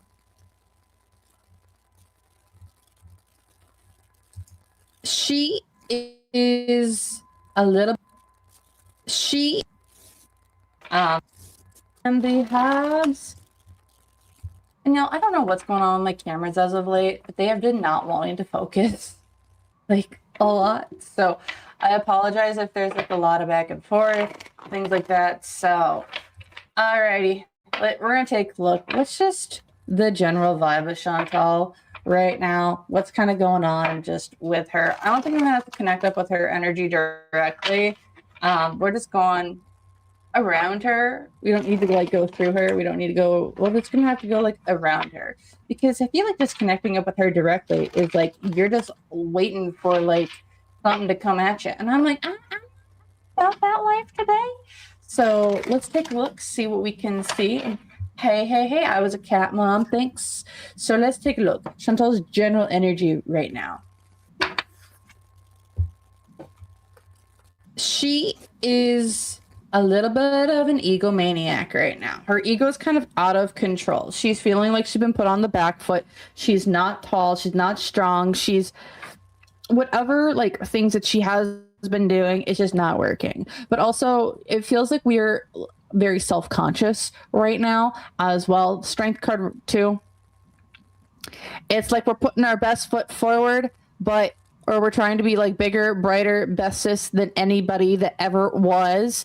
And it just feels like it's all built on false flags, false winds. Whatever wind was in her sails, it's been taken right out. Why is this? Because of there are reactions to your actions. There is, just as someone swings the sword, someone can bring the shield up. It's about karmic balance. It's about balancing the scales. It's about you do one thing over here, so something else happens over here, right? It's time for balancing of the scales. It's time for justice for actions of which happened. Because from material influences, the Seven of Pentacles, opportunities, places, things that she has been kind of like working on. She's been trying to follow the yellow brick road, and that yellow brick road has turned into red dust. Oh. And now she's kind of just like, where do I go? By the way, y'all, I was in the chat and I'm a mod for Sunburst. Sheila came in during the tarot reading and was trying to talk her trash, and I just like, boop. But Sheila made a point to go over there and act all the way the fool, and I wasn't putting up with that mess. It's like, bitch, get on out of here. All around. Seven of Pentacles reverse, material influences, whatever things that she was doing to make money, whatever roads, paths she was going down to do so, just isn't happening. It's like those are kind of just like gone. Bye-bye. Because the seeds that she has planted are not coming up in the way that they need to. Because her hopes here, I'm going to be able to talk my way through it. I'm going to be business savvy, be very strategic with how I'm running my business, making money. I'm going to cut through this. That's her hope. I'm going to be able to talk my way through this and get myself to a place where I am fiscally responsible, financially responsible. My words become my actions become my deeds become me. I'd like to say something. See, Chantal and the lifestyle that she leads, she's had a lifestyle over the past decade where she's made a lot of money, and she's made it easily. Like a lot of money coming at her, and she didn't really have to work hard to get it. Like money is just like, come. It comes to her. And because it comes to her so easily and so frequently that she doesn't really try to make sure that it's there. She always counts on it being there. So like she'll spend a lot of money, but she'll spend a lot of money, and the thought is, well, I don't have to worry about saving anything or putting anything back because I know more is coming. She's always counting on it being there. You know, like when you're in an industry or you're in a business where you're just like, for the last 10 years, the money has always been profitable. You just don't count on the money ever going down or the money not being there. You don't prepare for that. You don't make a parachute in case you got to jump out of the plane.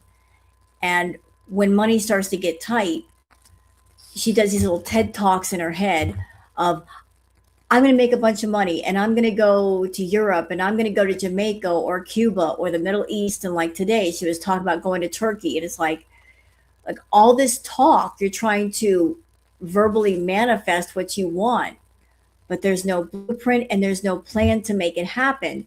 You just count on it happening, but you don't try to make it happen. You don't put any action behind your words.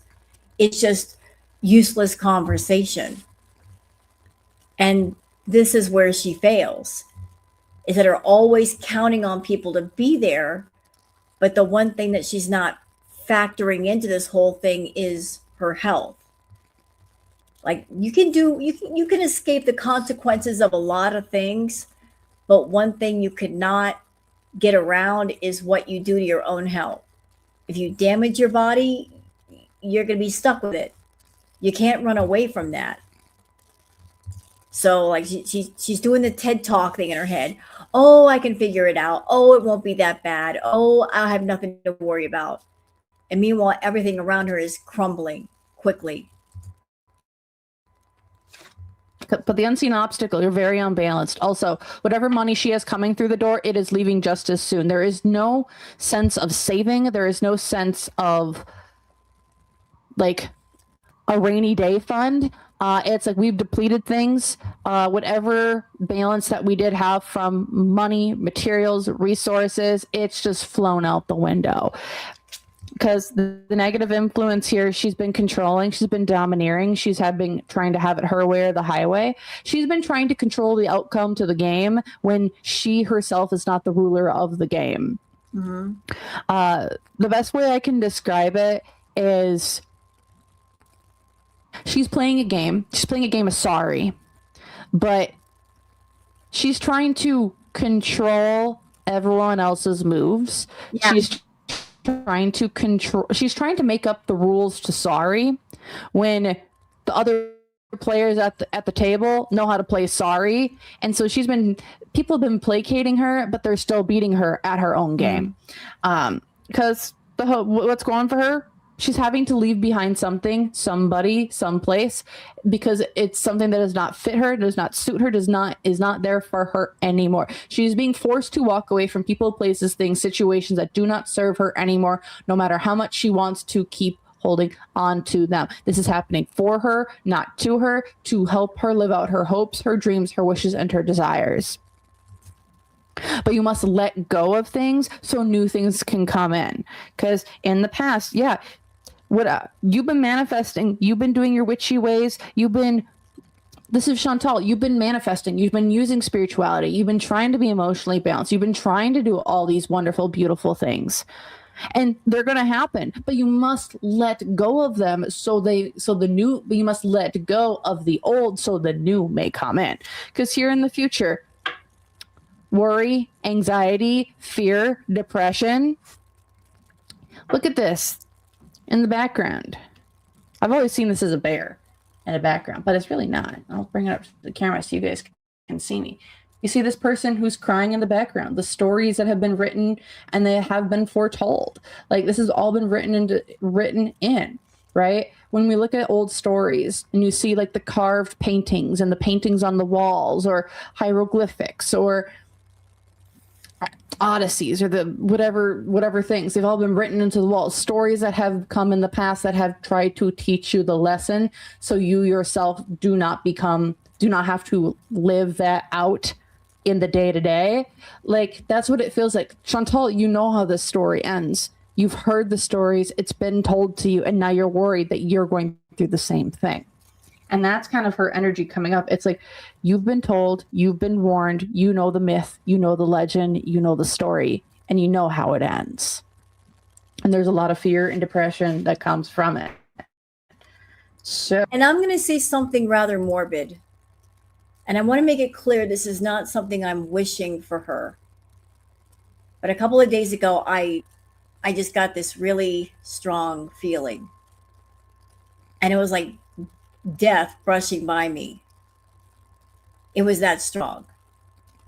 And the feeling that I got was, and again, I'm not wishing this for Foodie.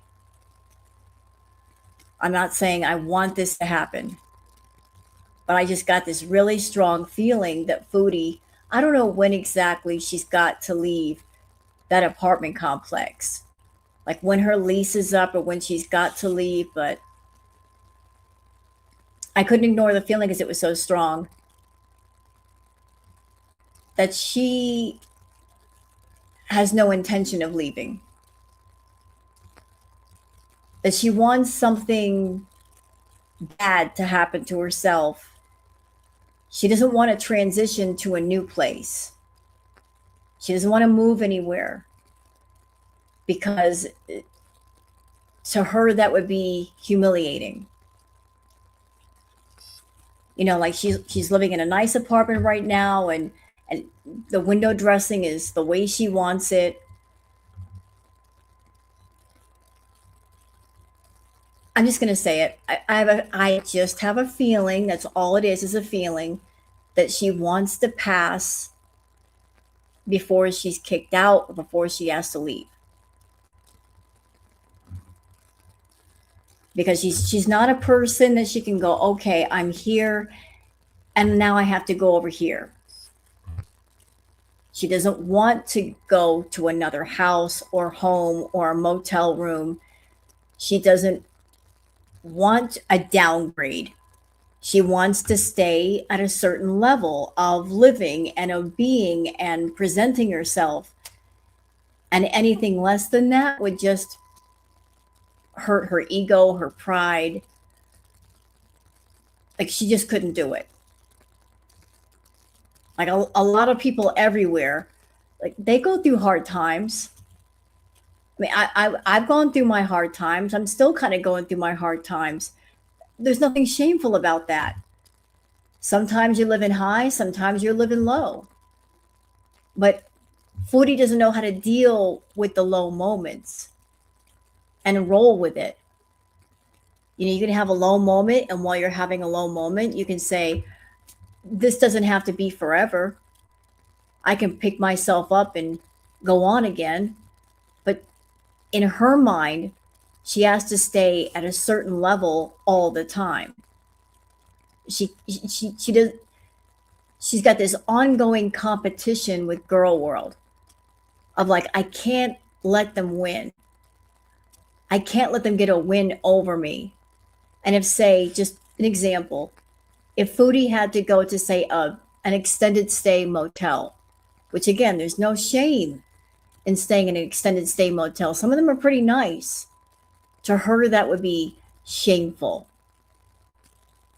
That if she went from the high-rise apartment, living close to a Walmart and a dispensary and blah, blah, blah, and she had to stay below that, that would be too much for her. Like she wouldn't do it.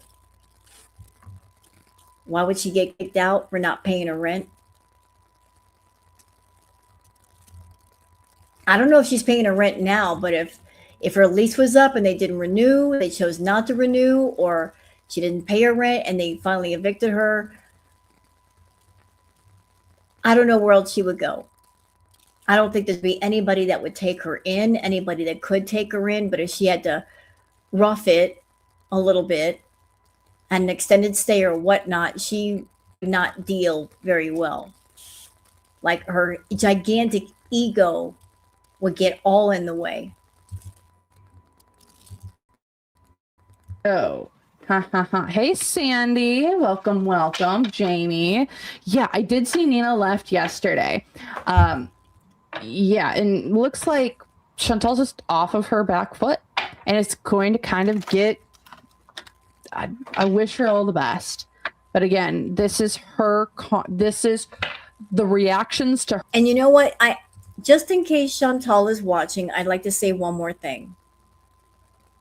So Chantal, you have a lot to say about Shani and Rev. You still haven't shut up about them. But sometimes you hate on something and you're tossing negativity at something because you fear being in that same position. Sometimes you see someone and you hate on them because deep down there's a fear that one day that might be you. You see something in that person and you say, That could be me. Like you feel that fear of like, that could be me. So maybe you're hating because you're afraid that one day it might be you. Like it could happen just that fast. Look at how fast you broke down over the thought of one person in your chat not giving you money anymore. Think about how delicate your world is. That everything in your life is an upside down pyramid with that little teeny tiny point put on somebody else's shoulder. And if they move their shoulder or they move away, your whole world comes crashing down. You're balancing your whole life on the shoulders of your feeders. And if they say, we don't want to do this anymore, or we can't afford this anymore, your whole world crumbles. All of it. You lose everything. It's a bad position to be in, very bad, when you depend on others and not yourself for survival. Her actions that she has taken for years are coming to fruition. Also, again, divine timing. Again, whatever wishes, hopes, dreams, desires she had maybe 2-3 years ago are coming to fruition now. Whether she is expecting them, whether she remembers them, they come in hot, man. Whatever manifestations she tried to manifest so hard a few years ago are coming around now. Those manifestations never stop. Maybe they change, but they always come to you in the end, right? Maybe sometimes when you least expect them. So let's just take a look. Are you guys, I want to know, why did Nina really leave? That I do kind of want to take a look into. Why did Nina really leave? So what's going on with Miss Nina? Not Miss, but what's going on with Nina? Why did Nina leave? Icarus too. Yeah, Icarus did fly too close to the sun. Well, let's just take a look. Why did Nina end up leaving? Because, as we know, Chantal said Nina had been doxxed on a public, like on a platform somewhere, and I'm like, I haven't seen that. It wasn't on the farms. It wasn't on Twitter. It wasn't in anyone's community tab. Just a picture that she posted that she had publicly for her channel. Okay, somebody was asking about the prosperity sandwich that Chantal was eating. Let me just explain that real quick. Prosperity sandwich is a traditional sandwich originating from St. Louis. Invented at the Mayfair Hotel in the 1920s, the sandwich consists of 3 slices of buttered toast, bread, topped with a slice of ham and a slice of turkey. The sandwiches are sliced in half, and each serving consists of 3 halves that are arranged on a plate. They're topped with tomato slices and a sauce consisting of butter, flour, milk, paprika, Worcestershire sauce, Swiss cheese, and Parmesan cheese. The sandwiches are browned under a broiler and served hot. If desired, add sauteed mushrooms and shallots before placing a layer of ham on the bread. Damn, that's a heavy-ass sandwich. I mean, damn. That's a sandwich that'll fill you up all day. All that. That's like 3 meals in one. Anyway, let's keep going. So I want to take a look. Why did Nina leave Chantal? Why did she leave the chat at the center of it? Because I need to move on. I want to move on. I want to heal. I want to leave. I want to move on from this time of my life. Why is this? Because I'm done with the fighting. I'm done with the petty arguing. I'm done with the squabbling. I want to heal. I want peace in my life. I want to move on and have peace. Because from material influence, the King of Pentacles. Also, there seems to be an issue with Nina, her job. I don't know if maybe like hours were getting cut at her job, or if just the income was going down due to financial constraints, but it definitely feels from a material influence. Nina doesn't have the money that she used to have. And so she's like, I can't do this anymore. I have to move on. King of Pentacles as well is like, I want to hold on to my money for a rainy day. And and that's what I said. Foodie only has like a group of feeders. around her, like the big baller feeders. And the amount of money that it takes for Foodie to be satisfied is enormous. How long can that keep going? Because whatever she wants this month, she's going to need more next month, and more the month after that, and more the month after that, and more the month after that. I mean, this is unsustainable. When a group of people are trying to satisfy a severe extreme addict and they are never satisfied. That's the thing about addiction, it's never satisfied. It's a never-ending cycle. Like this can't keep going. Even if they have the money, she doesn't have the health. The more she eats, the sicker she gets, the bigger she gets, the more she becomes closer to being bedbound. When she's bedbound, then what? Then they're going to pull their financial support and say, we're going to go and play with somebody else who has a bit more health than you. So, like, she's setting herself up for failure.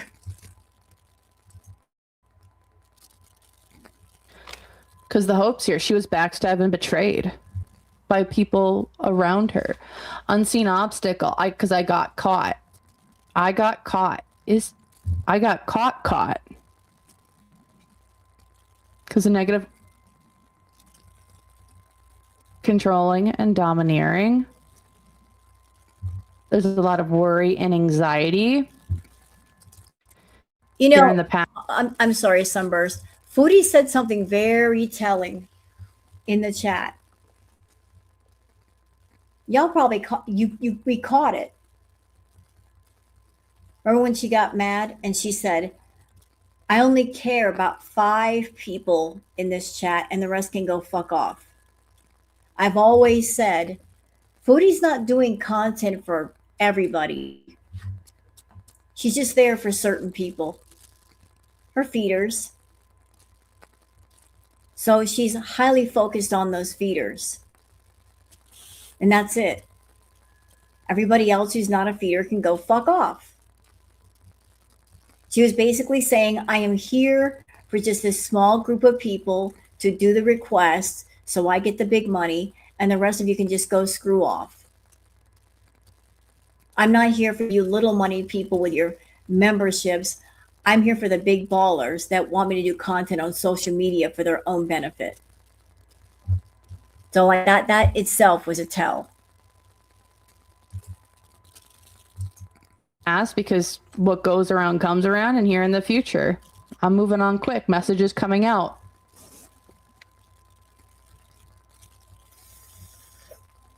I'm gonna grab some clarifiers. What in the flibbity flim flam? Why did Nina leave Chantal? It has to do with protecting myself from other people, having to protect myself from the harm and cause that things are going on. Why is this? Because Nina needs to protect herself. She wanted to protect herself spiritually, medically, physically, emotionally, spiritually. Because from a material influence. Can I say something to you, Nirvana? I understand. I really do. I hate the word bees. I hate the word beezers. I hate the fact that as a reactor to Foodie, that we went from one area way back in the day to talking about a whole bunch of other things that a lot of people don't want to hear about. We went from watching Foodie be crazy on her YouTube channel to it got dark. Her bringing the adult fetishes to social media and displaying them and monetizing them and monetizing DV and monetizing SA. But let's think for a minute about what if there was no girl world? If it was just Chantal, then there would be no balance. Would there? There'd be nobody calling her out. There'd be nobody showcasing her lies. There'd be nobody pointing out what she's doing, and she could do whatever she pleased, and nobody would catch her in her bullshit. Girl world is the balance. We're not lying on her. We just reflect herself back to her.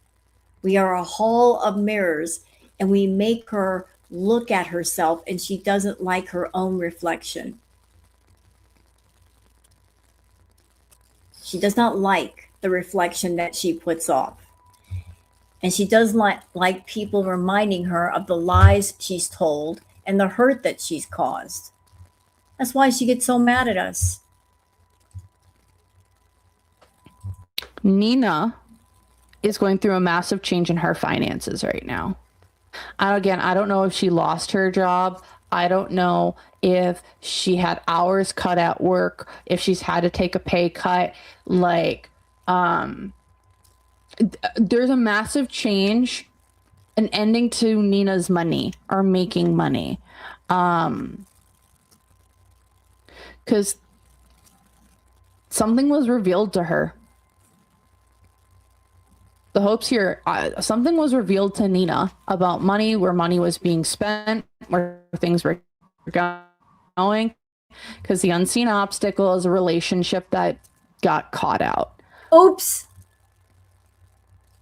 You got caught in a relationship, Chantal, that someone does not approve of, and this is the massive reason why. You can't lie your way out. Hi, Chantal. Hi, Chantal. You're welcome, bitch. Out of it, because the negative influence here is it's time to progress, move on away from this controlling aspect of life. Is what's going for this whole situation. Someone saw messages, got news from somebody close. There were messages that got Nina worried, that were maybe sent to her. Because here in the past, there were some secrets being held. Y'all, I'm going to say it. Did Nina actually... I don't think Nina approves of Mr. Green Peen from Lachine. And I think seeing where maybe money was spent, she's like, oh, hell no, I'm gone. I'm out of here. I got to go protect myself. I'm not dealing with that.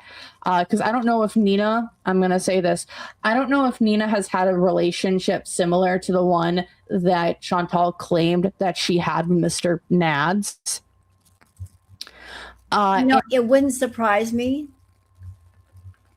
if Chantal has people around her that have been through abusive relationships, and that Chantal uses toxic means to connect with people. Like, she's a narc and she's a scammer. Someone like her will walk up to you, she'll talk to you, she'll figure you out and figure out what resources you have, what money you have, and depending on what you tell her is how high up the ladder she places you at the order of importance. But if Nina has revealed to her, yeah, I was in a bad relationship, blah, blah, blah, then Chantal's going to use that to her advantage. Oh, I was in a bad relationship too. And if you've been in a relationship like that, you feel a sort of empathy and sympathy, and you might open up your heart and your purse to someone like Chantal. So if Chantal, she's over there lying about the abuse that she's been through, straight up. We know that she is. But she likes to prey on people's feelings and empathy, and especially if they have money. So I don't know what Nina's been through. And if Nina's been through a DV relationship, I'm terribly sorry about that. That's awful. But if Chantal is telling fake ass, phony victim stories to someone like Nina as a way to milk money out of her, and then, someone like myself is showing Nina, hey, are you paying attention? This money is going to him and it pissed her off. Good. That's where your money is going, Nina. To him. And you know what? It's probably been going to him for a while. You think, Nina, that was the first time? Do you think that was the only time? I'm sure quite a bit of money you've given Chantal has gone to him. And if you're asking the question, Why would she give him money? Because he knows a whole lot of shit about her. In order to keep him quiet, she's got to give him money or he's going to talk. That's why. She doesn't want her secrets getting out. She wants his attention. She wants his love, true, but also to keep his mouth shut. Because he could easily come online, spill the beans, and make money. And Natter is a scumbag, but he's no dummy. Before he does that, and that is a last resort, he'll milk every dime, dollar, nickel, and penny out of Chantal. If he can get a few sacks of groceries and some money every month, he'll be quiet until she runs out of money. Then he'll make the big money talking all about her, but he'll get all he can first. And seeing Chantal potentially, allegedly sending money to him. Yep. She's like, I'm out of here because there were secrets that were being held from her. And here in the future, again, hopes, wishes, dreams, desires. She's out of here. Nina's out of here. And there's new messages potentially coming around, but also what goes around comes around. Whatever was being done in the dark will come to the light, because at the bottom of the deck, guys, why did she leave? This was an unhealthy attachment. I have to heal my own wounds and I got to move on because I'm burnt out. But also whatever sort of relationship her and Chantal had, it was very karmic. It was a twin flame. It was a karmic connection. It was having to heal old wounds, learn lessons, healing of old hurts. I'm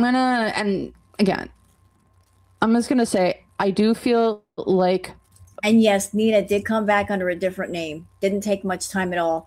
I'm sure that after that live stream where she blew up, that she was working on Nina hard. Begging her to come back, convincing her to come back. It wasn't that bad. Nina was claiming that she got doxxed. I looked all over Twitter. I looked all over YouTube. I didn't see any personal information whatsoever. No phone number, no address, nothing. Just her profile picture being put on Twitter. That was it. So unless somebody contacted Nina privately and said something that scared the shit out of her, she didn't get doxxed. So I don't know what Nina was talking about. Like, it was just a picture that she herself showed on her profile. That was all. So I got doxxed. You know what it sounds like to me? It sounds like Nina just wanted a reason to walk away. And somehow Chantal convinced her to come back. She was like looking for an excuse to walk away. Oh, I got doxxed. No, you didn't. Where did you get doxxed? Who did it? Because I looked all over. I didn't see nothing about you. Allegedly, Nina was in a similar situation to what Chantal was in with Nads, and maybe similar to what was going on with Salah. And I think Nina just wanted to help out, or she wanted to help Chantal out. She saw Chantal in herself, and now she said, you didn't even... Okay, hold on. Yes, kitten? My personal theory, my personal theory, Foodie doxed Nina to someone, and now Foodie is trying to say that someone else, the infamous them, doxed Nina. Well, it wouldn't surprise me if Chantal uses blackmail to get money out of people. That if they try to cut her off and say, I have no more money, that she threatens to expose them somehow, maybe to family or friends or somebody, to get them to keep paying. It would not surprise me in the least if that was going on. And here's where it gets interesting. Chantal tries to act like she's got all the power, when it's the people that are giving her money that have all the power. All it would take is one of them talking about her doing said content, and that would be it. Like, they have more power than they know. Like, she needs to be careful. Move on from this one. Oh, heck no, I'm not going to fund that. It was a trigger. It was things going on. And honestly, that might be the biggest reason why Chantal has kept Sala around, because maybe her biggest clients, or the character of Sala around, because her biggest clients don't approve of that relationship that she had with Nads, because maybe there was similar stuff going on with, or people are trying to move on from that sort of thing. So she has to keep Sala around because they would never approve of Nads. Mm-hmm. He's a cover. Hey, Sheila. We can take a look at that belly. Did Foodie buy the groceries for Nads with Nina's money? Sure, we can do that. That's not a problem. Yeah, this is when Sheila came in. I had just run out to get a food delivery and bring it back, and I was trying to eat. And right in the middle of doing that, that's when Sheila came in, and I came back, and I'm like, that bitch. And boop, she had to go. That's for Nelson. Oh, I was cat mom. Oh, interesting. Maybe her spouse told her. Maybe. Oh, hey, banana balls. Did you guys eat? Really? I didn't even know she was still around. I didn't know Missy Moo was still around. Huh. Yeah, justice for Goose, and I look just like I pictured, like you pictured I would. Glad I kind of kept the expectations, but yeah, but yes. So let's just take a look. Who you know what? Let's take a look at that grocery haul. What was that grocery haul that Nads had? What was that grocery haul all about? Because that's I'm kind of curious about it. Like, I don't know. Why did he show it? Why did he get it? What's going on there? It's really weird, but that's just me. So, yeah. What was going on with that grocery haul? Talk to us. Just take a look. Oh, Cinder, you got your Dr. Pepper kiddie pool that's full of ice and Dr. Pepper? Goodness gracious. You know, I got my big one. I still got my ginger ale, which I'm very happy about. Brienne, it's coming. I have a feeling it is coming for Chantal. I've been saying this I said it a few months ago, where I've always felt Chantal... If Chantal is looking for a big bang out, I just have never seen that for her. I've never seen that it's going to be a really instantaneous, she's there, she's here, and then she's passed on to the next plane. Just never seen that. I've always seen that it's going to be kind of maybe like a little bit of more of a slower thing. And I really don't want people to suffer. I don't want that, but that's kind of the energy I've always seen. But again, things can change, things can be different. But let's take a look. What's with this grocery haul that was on the on Nad's channel? If you haven't gone and watched or seen the pictures, go check out Rosethorn Reacts. She has it on her community tab, and she just did a video on it. Yep. So go check that out. So let's take a look. What's with this grocery haul that he had to live stream? Why would someone have to? Why would you live stream that? Because someone told him to. Queen of Cups reversed. Someone told him to. Someone was being bitchy. Someone was being very emotionally manipulative. A woman. Why is this? Because someone wanted to see it. The Empress upright. I wanted to control you. I wanted to see what I provided for you. I wanted to get emotional feedback for providing for you. Because from a material influence, the Seven of Pentacles, like, this is my way in. I was with this grocery haul. This is my way in. This is like how I'm going to do things. This is like my yellow brick road. I'm putting down my seeds. I'm planting the things for things to grow in the future. Because the hopes here, Knight of Wands. Someone wanted to cause some ruckus. Someone wanted to be very impulsive. Somebody wanted to kind of jump the gun and do things on their terms rather than on somebody else's terms. This is like a really passionate energy of like, I kind of hate you guts, because the unseen obstacle here is the 9 of Pentacles reversed. He was also looking for money. He's looking to make money. He's looking to bring something up, get people attracted, it feels like, to his channel, because the negative influence is that he feels he's going to have to walk away from somebody, or someone's walking away from him, or he's going to have to walk away from somebody else. So it's like, instead of me like walking away from you, like, just show me what you have. Because what was going for him, he made a shit ton of money off of this. I think he made money. He got the groceries. He was paid to show the groceries off. And then on top of it, I feel like there was a little bit more that he got out of it too. Because here in the past, yeah, I'm just repeating the same old cycles. Like, follow the patterns, y'all. Because here in the future, the 3 of Wands, I'm not going to be able to do this here in the future. It's like I'm setting up for my last big thing of success. 3 of Wands reverses is, to me, it's like I gotta think of a different plan. I have the general concept of where I'm going, but I kind of have to stop where I'm at and figure out a different process of where to go and how to get there. That's what I'm kind of getting. Like, what's with these groceries? It's like I gotta figure out something new in the future. So what else we got here?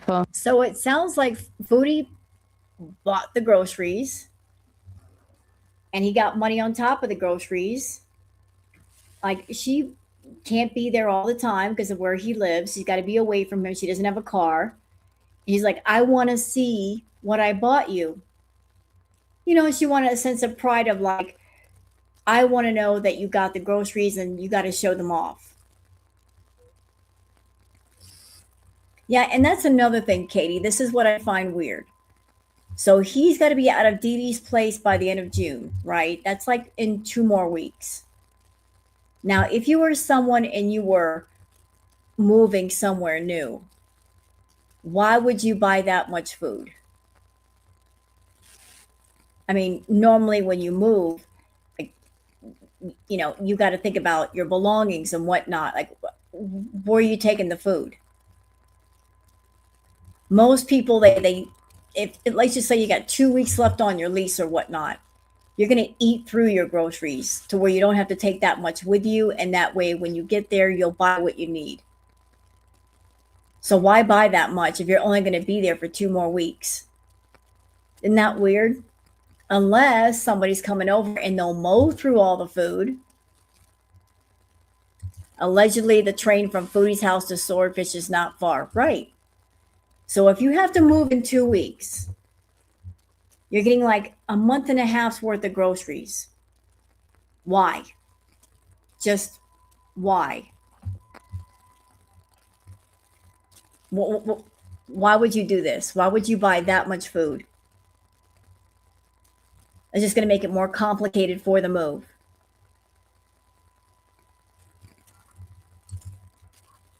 You only do that if there's more than one person in the house and you're going to mow through all the food in the next 2 weeks. Oh, Miss Chantal. What else is going on with our girl? Well, girl, she's actually a woman. What's going on? What else is going on with Chantal, this woman? Let's see what else is what else can we know? What's just going on around her? Things that she's up to. Yeah, let's just see what else we got here for Miss Foodie Beauty. So she's hurting for money. Nina leaving is a pretty big hit to her income, it does seem. But she's lost a lot of money.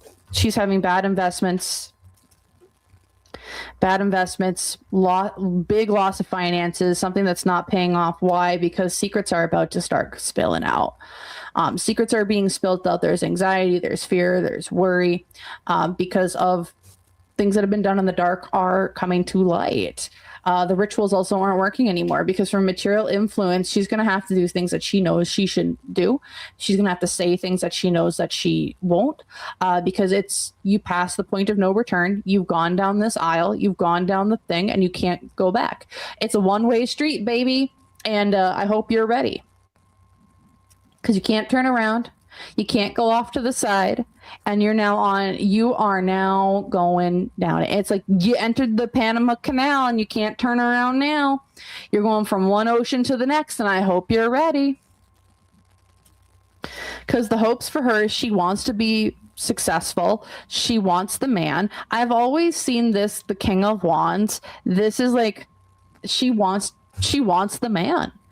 She wants her Middle Eastern man. She wants someone who's passionate and sexy and is going to love her and pin her down to the bed and have their nasty ways with her. But that's what she wants. She just wants somebody to love, care for her, and essentially make her feel wanted. Okay, to answer your question, Nirvana, do you think if they're back together, their channels will skyrocket? I think that there will be a lot of interest, but due to the fact that Natter, he's just an idiot. He was trouble for the community. He still is trouble. Issuing privacy. There was one point he issued over 140 privacy complaints against various channels, and not because he watched the content. He just did it based on thumbnails or if somebody mentioned his name or showed his face. So Foodie really can't bring him back on camera for two reasons. One, because she painted herself the victim. Two, if she shows his face on her live streams, we're not going to react to that. If we do react to it, we're going to have to do like a recap or something and blur his face out. We're going to have to take extra steps because he's been an idiot. We're not going to put our channels at risk. So will there be interest? There will be interest. I mean, Foodie's not doing anything. She's boring as fuck. It's going to be like a shock to the system. What? You know, and people are like, what's going on here? But just the way that she's behaved, the way that he has behaved, if they come on stream together, we can't react to him. We're going to do like heavy duty editing, voice, face, the whole 9 yards, just because of what he's done. We're not going to risk our channels for that idiot.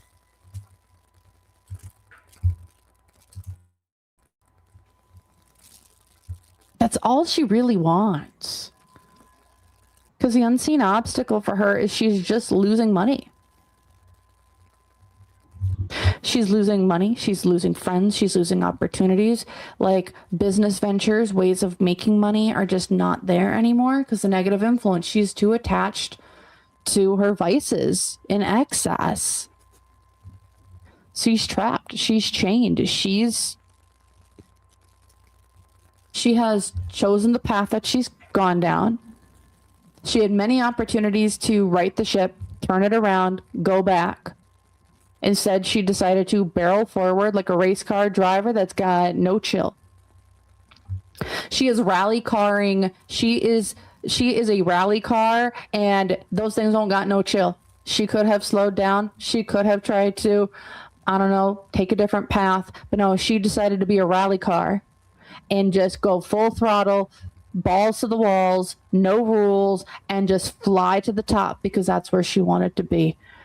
And she didn't care if it affected her health. Okay, I'm interested in something. What's this, Katie? Natter has something in probation restrictions. He can't live with Foodie. Really? I didn't know this. Is it something on Twitter you saw, or is it something that he said or she said? Did he say that? That's the first I've heard about it. I mean, I'm not saying you're lying. I'm just saying that's news to me.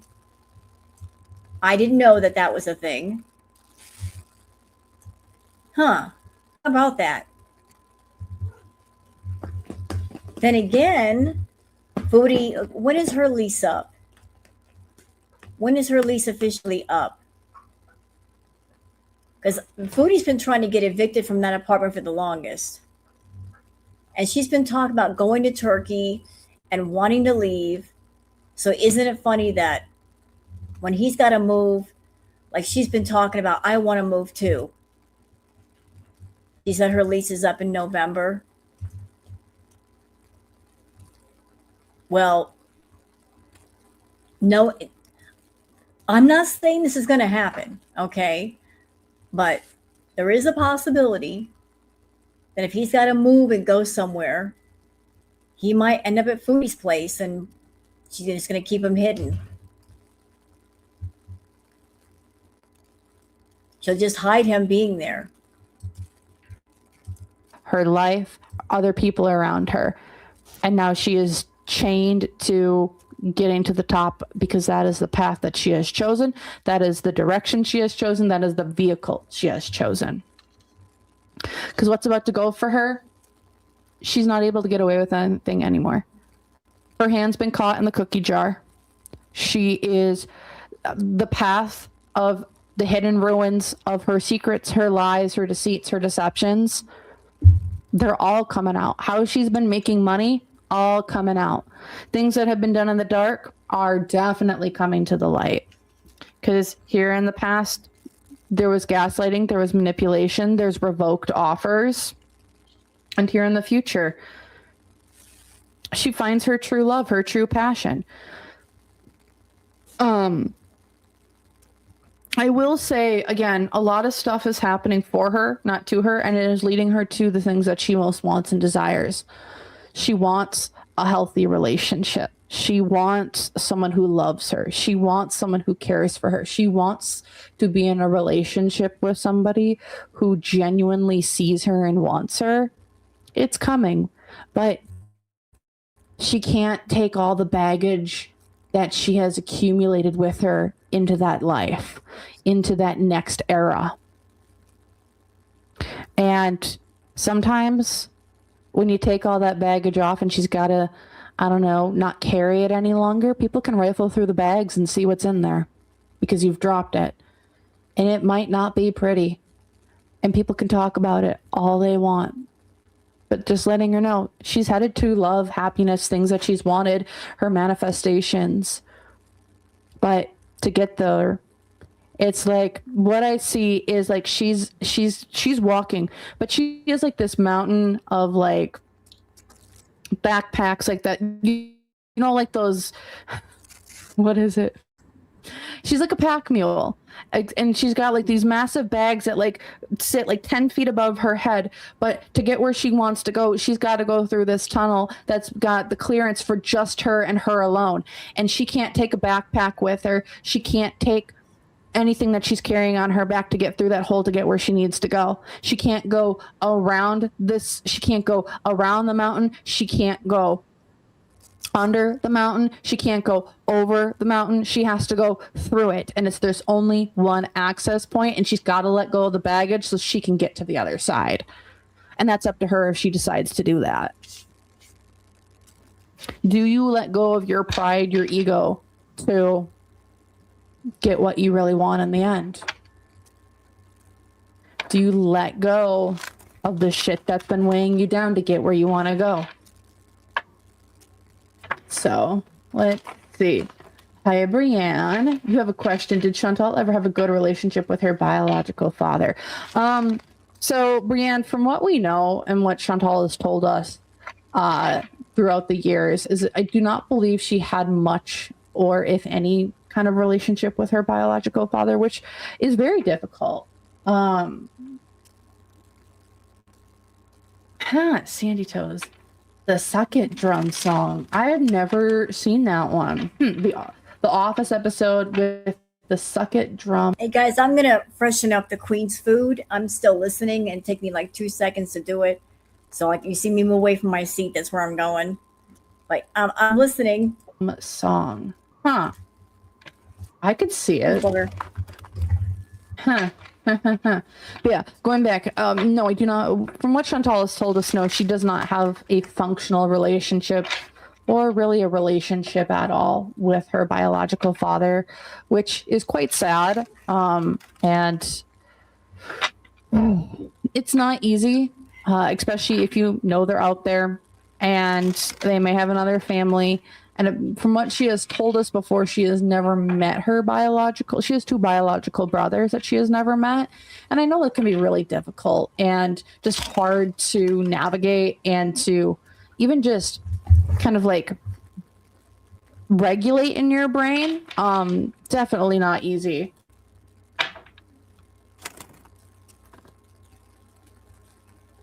Liz K, sorry. Yeah, I could see that. I mean, for sure.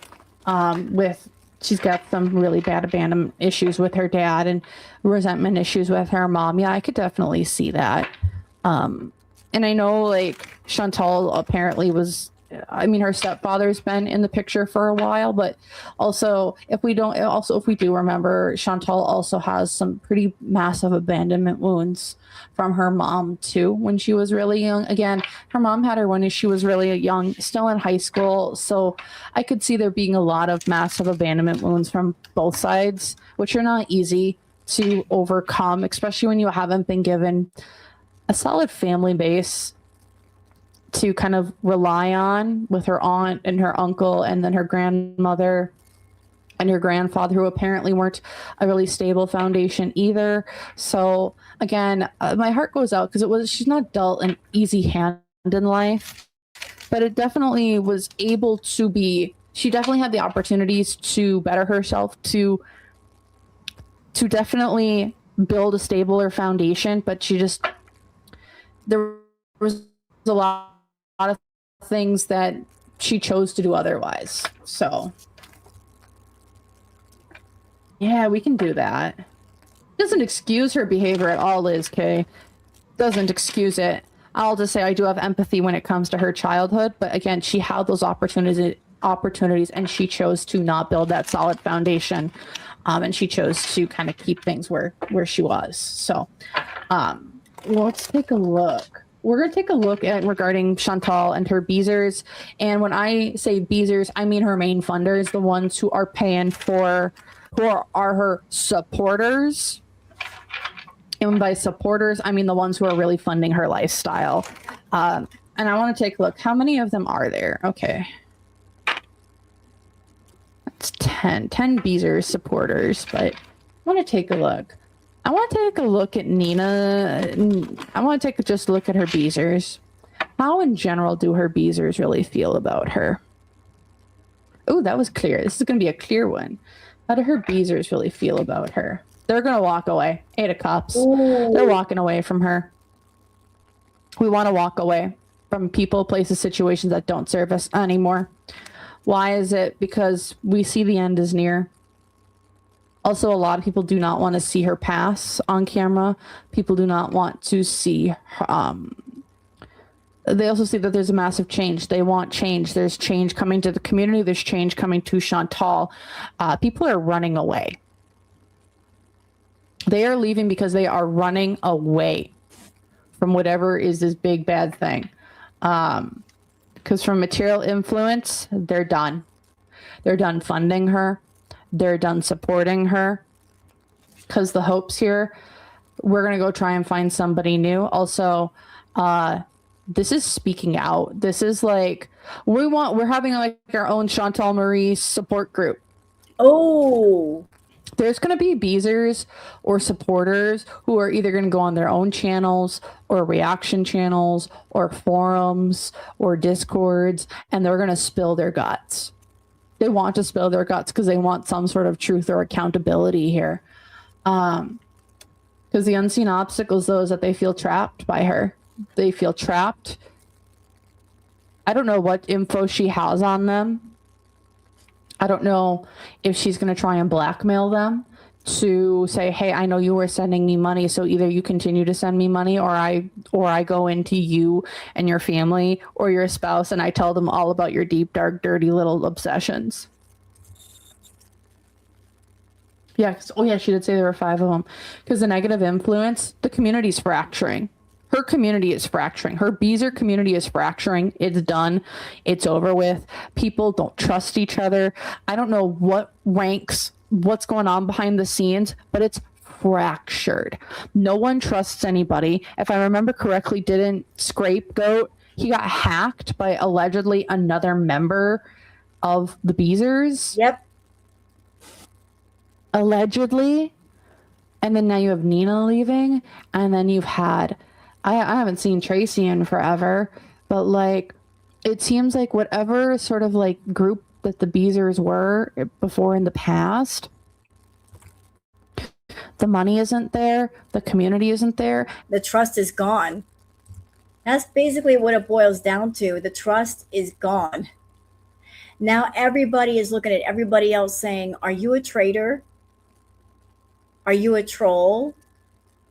Are you like a mole in our system here? Like nobody trusts anybody. The seed got planted and it's sprouting. Like, nobody knows who is on whose side. I don't know, Havasu Mom. I have heard that there is a Discord. I also have heard that Teardrop is the main mod, but we saw Neo Tarot's reading where Teardrop is essentially a snake. So who knows with that one? I'm sure there are a lot of people that are very unhappy with Chantal, but they're not going to tell her to her face. And I just get traitor, traitor, traitor, traitor, traitor. It's like the entire group was built on a falsity of lies. Because what's going for this whole situation? Chantal. But also, they're the ones that have control over her, not the other way around. Because here in the past, yeah, bad luck, bad opportunity. They're done. They don't have any more money to give. And then here in the future, we're done with you. They're going to go find somebody else. The Beezers are done. How are they feeling about her? They're done. They're walking away. You know, what I just heard in my head was, you're no fun anymore. That's how they feel about Foodie. You're no fun anymore. Like it used to be fun for them to come into her chats and give the super chats and the money, and they had fun with Foodie, but she's no fun anymore. Like she's just boring. She's got entirely too boring. And we've seen the retro reacts. We just watched it. She was more fun back in the day, and when she ate, she was happy to eat. Now when she eats, it's very unenthusiastic. You know, like, oh, I'm eating because I have to. That's the energy she's putting out.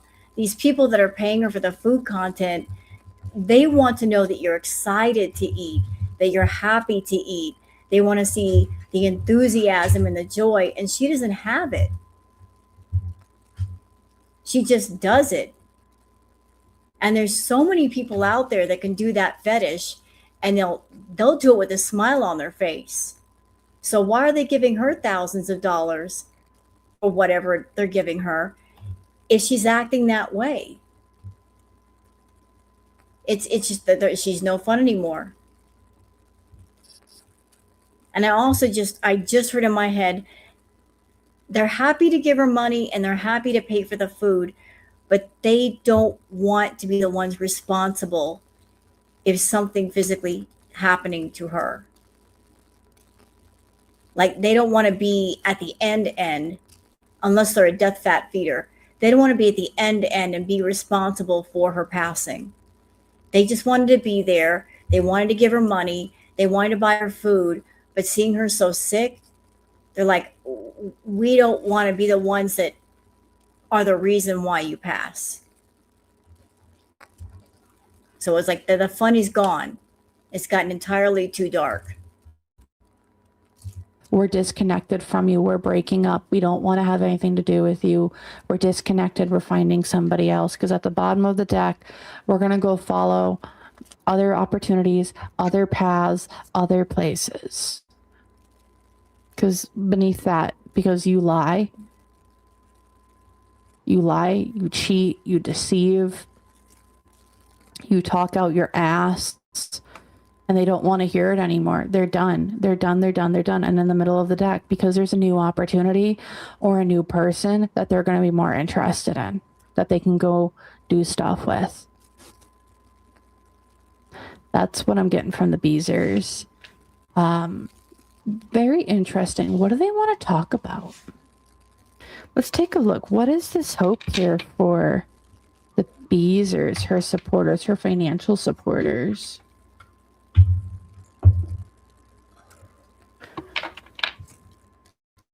And you know what? Let me go ahead and start that fire because I want it started. To any of them that might be listening, it's as simple as this: who's hungry? Who wants to eat first? Anybody that has dirt on her, tea on her, information on her, who's hungry? The person who gets to the table first gets to eat first, gets to eat the most. And then I'm sure after one person goes to the table, everybody else will follow, but who's hungry? You got dirt on Foodie, you got tea on Foodie. You want to get on a channel and reveal it? Girl World will listen and you might make some money from doing that. There's a whole lot of people that know a whole lot of things about this woman. And for the life of me, I can't understand the attitude of being scared of her. Scared of what? What are you scared of? You want to make some money? Get on YouTube and make a channel. We'll listen. I'll start that fire. I'll put the thought in the head. I'll put the seed out there. Who's hungry? Who wants to make some money? It's time for the truth to come out. Like, why be loyal to someone who's not loyal to anybody? She's not even loyal to herself. What you holding on to that loyalty for? For what? Interesting. Honestly, you know what? It's for the best, probably for Tracy. Honestly, things happen. There's weird divine timing things. Sometimes not being somewhere is going to be for the best. Well, let's take a look. And yeah, Sandy Toes, you said there were 5 of them, right? Yeah, she said 5 of them. Yeah. After this, I am going to pull a card for each Beezer. Just going to pull one card for each just to see what's the general gist of people. I don't know anyone's names, but I'll just call them person 1, 2, 3, 4, 5. But we will take a look. But I want to take a look. What are the Beezers looking to talk about, speak about, manifest? Energy, money, opportunities. Interesting. The power supply. They want to talk about the funding. I think they want to talk about how she's been getting her food, how much she's really been eating. Why is this? They also want to, man, girl, Chantal. They want to talk about this whole rigmarole down that's been going on and how evil and deceitful and how this whole thing operates. They want to talk about the power supply, the power plant, because from material influence, they want to talk about her house.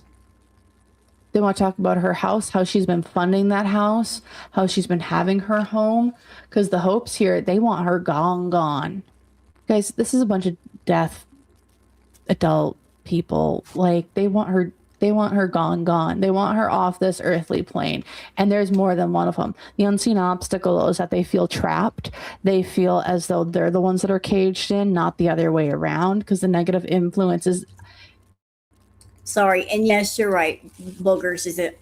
This is what Booger does when she wants me to go to bed. She's like, Mama, it's 1 a.m. It's past your bedtime. This is her way of letting me know she wants me to go to bed. But Mom's not ready to go to bed just yet. But she's trying anyway. This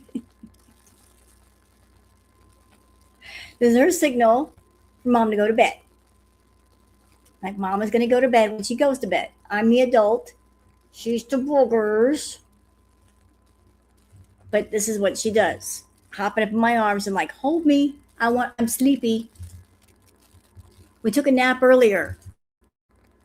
If they expose this, it gets exposed everywhere. This isn't just, oh, we're doing this with Chantal. This is an entire network of people. This is not just one when it comes to her supporters and Beezers.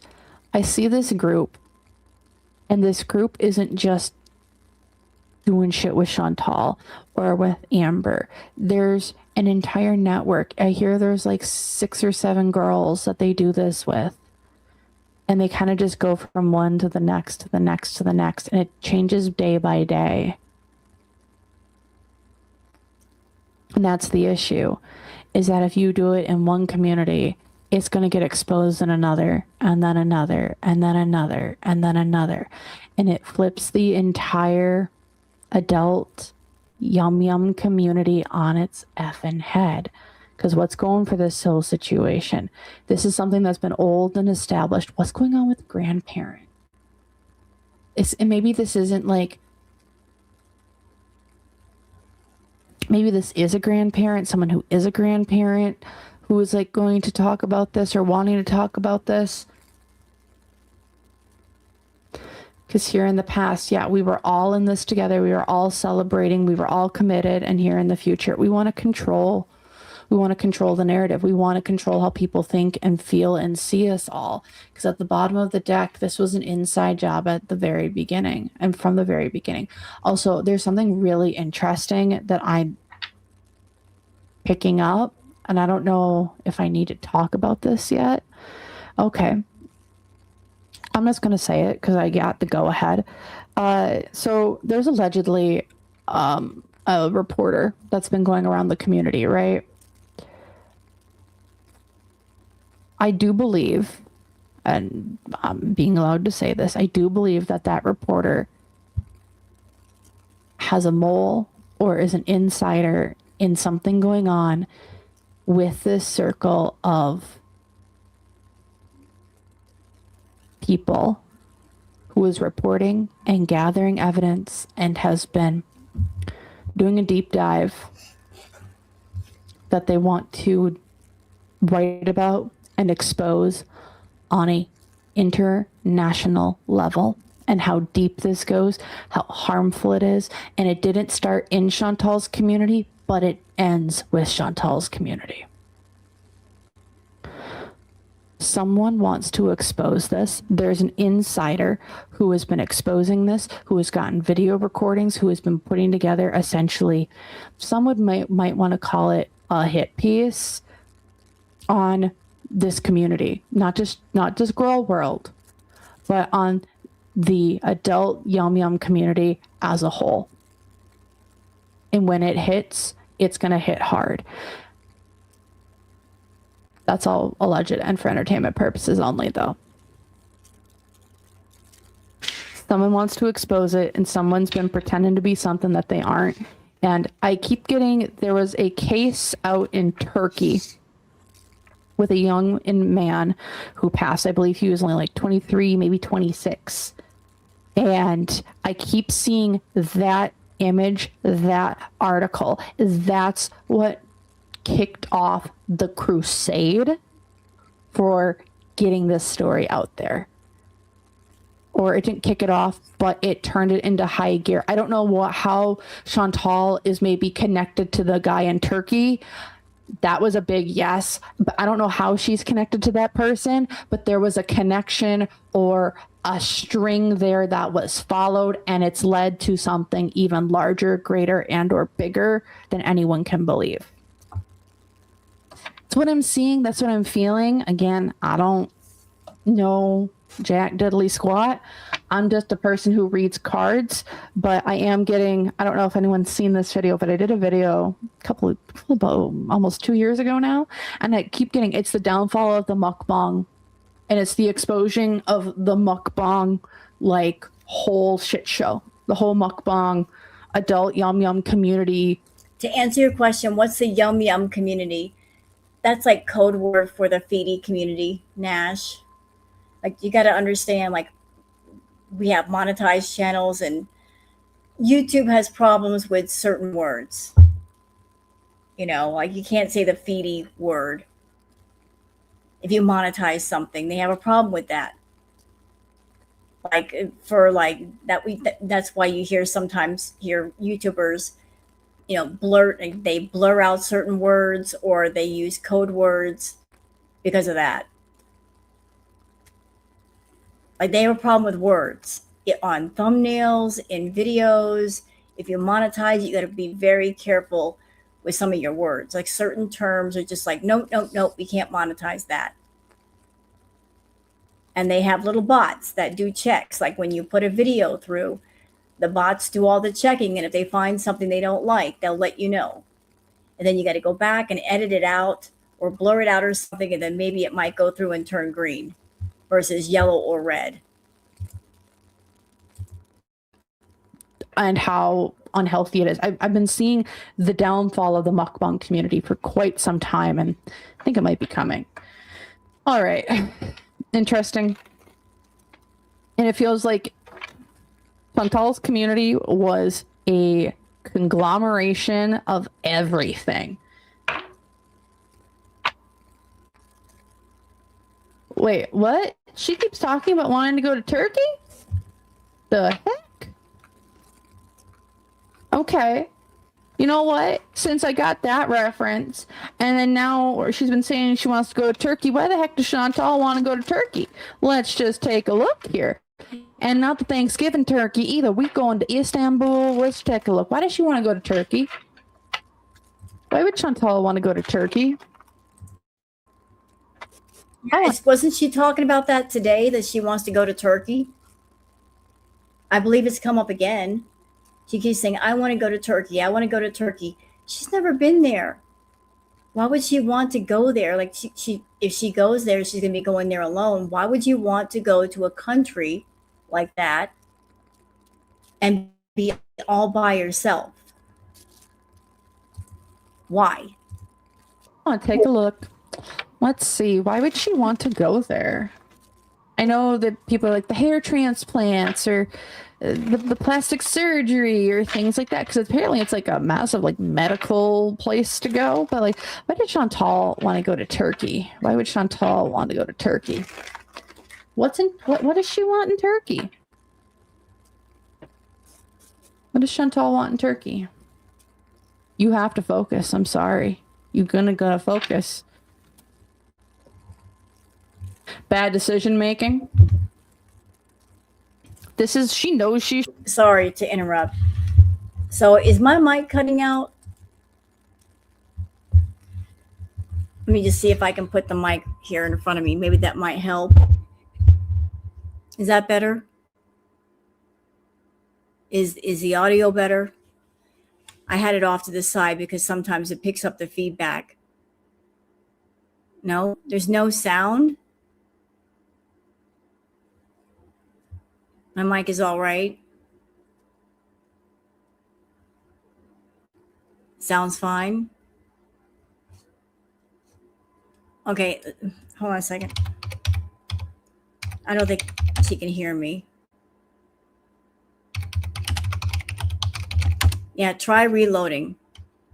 Oops, in big capital letters. Sorry about that.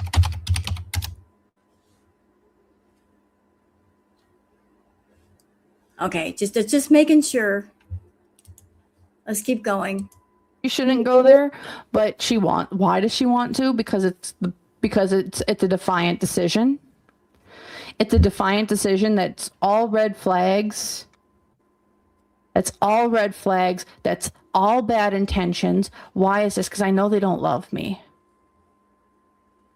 I know this person doesn't love me. It's all bad. Why would she want to go? Because I'm being dissed.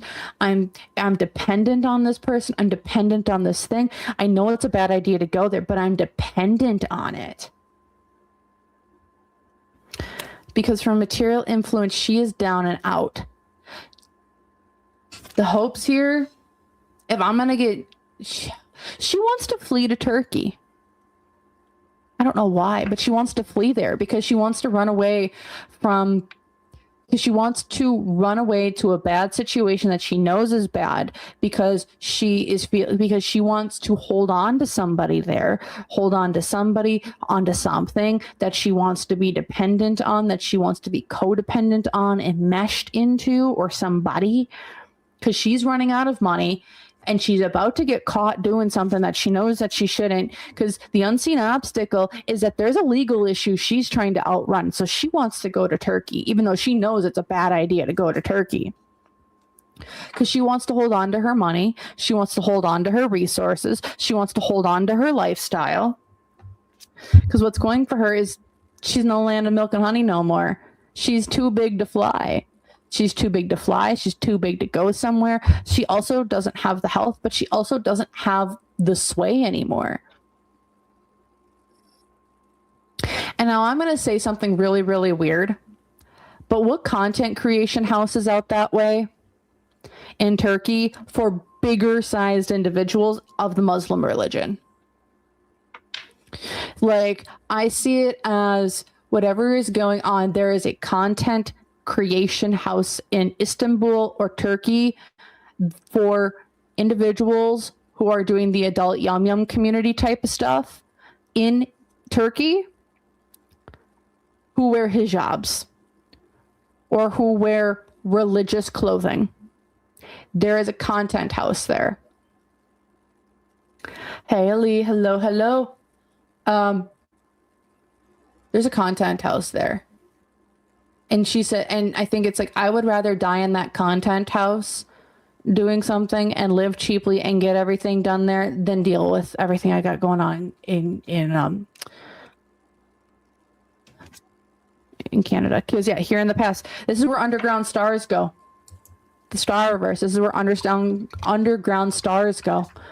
And here in the future, Two of Pentacles, she'll never make it. She can't go there. I feel like she has been offered to go there before. And with Two of Pentacles reversed as well, whatever money she would make, it would never be hers. She would have to give all of it over to the person who runs the content house. What I see is they say, oh, we give you a 60% cut. But in reality, as soon as you get there, you're like, what I see is they put you, the energy around the place. As soon as you get there, you're chained to that bed and you get 10 to 20% of what you earn. Energetically, they chain you to that bed. They chain you to that chair. They chain you to that desk. And you are theirs now until you pass, until you go. Because at the bottom of the deck, she knows this is a bad idea. She knows she shouldn't do it. But it's the reckless decision.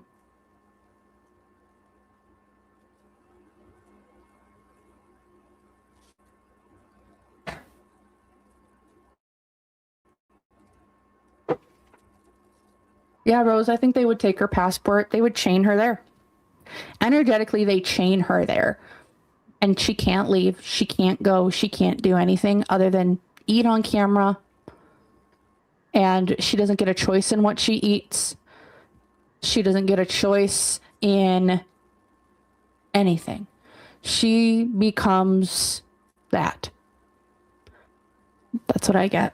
Also, thank you, Ali, for sticking with me for 13 months.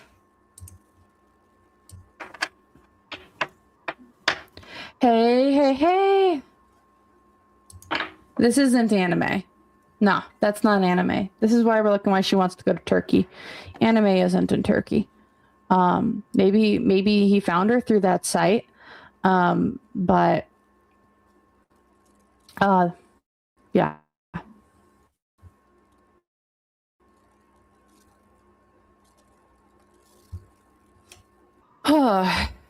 Yeah.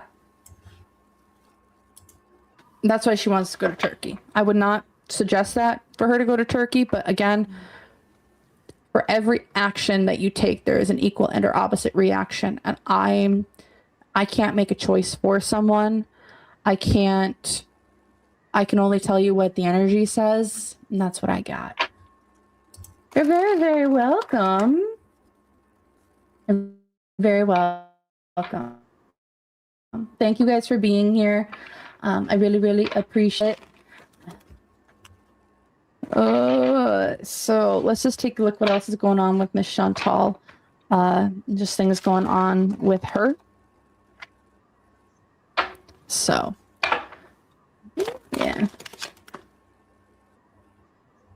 Yes. Yeah, she makes the worst decisions every time. Again, I don't know if she has the health to travel, but I just looked at the reason why she wants to go there, and that's what I'm picking up. And I've never done that. Yeah, and she can't outrun herself. She'd still be her in Turkey. Yeah, she'd still be her, but we wouldn't see her.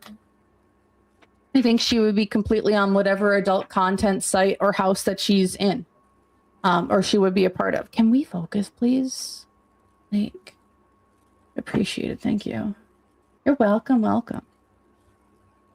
But that's what I'm getting. Also, I don't know if she's done guest appearances in this content house site creation thing before. I don't think she has made like a guest appearance at the house, but she has definitely been offered several times over a spot.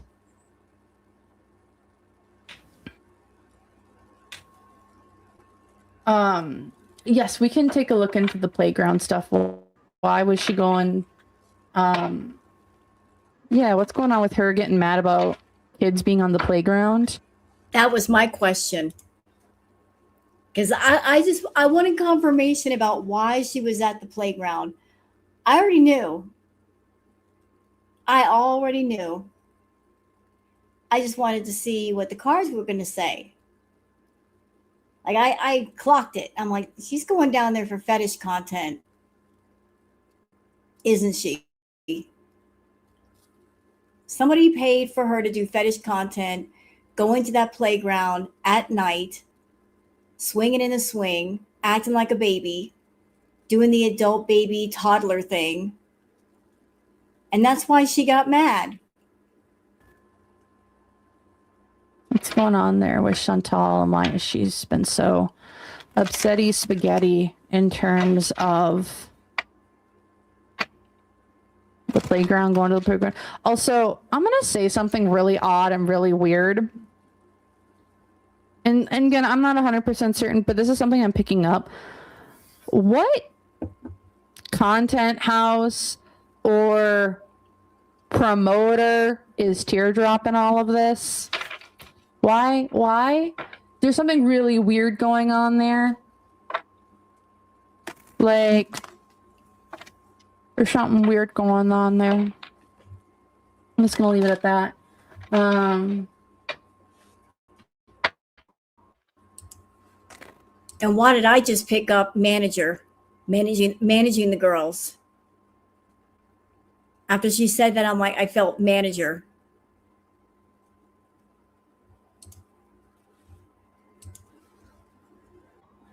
Okay. Yeah, we're gonna take a look at the playground thing. Why was she so upset about kids being on the playground and just being upsetty, spaghetti, mad, and things like that? Why was she so upset? Because her secrets were being revealed and she didn't make money. She didn't make money about anxieties, worries, fears, secrets. Because from material influence, she just wanted to not fight with people that day. She just wanted... There was money being offered on the table and she didn't make that money, and now she's mad because now she's got to go fight with other people about it. Because the hopes here, if she was looking to get a splash of income, because she was not doing well. Told y'all. She was hurting for money, and so she needed to do this content.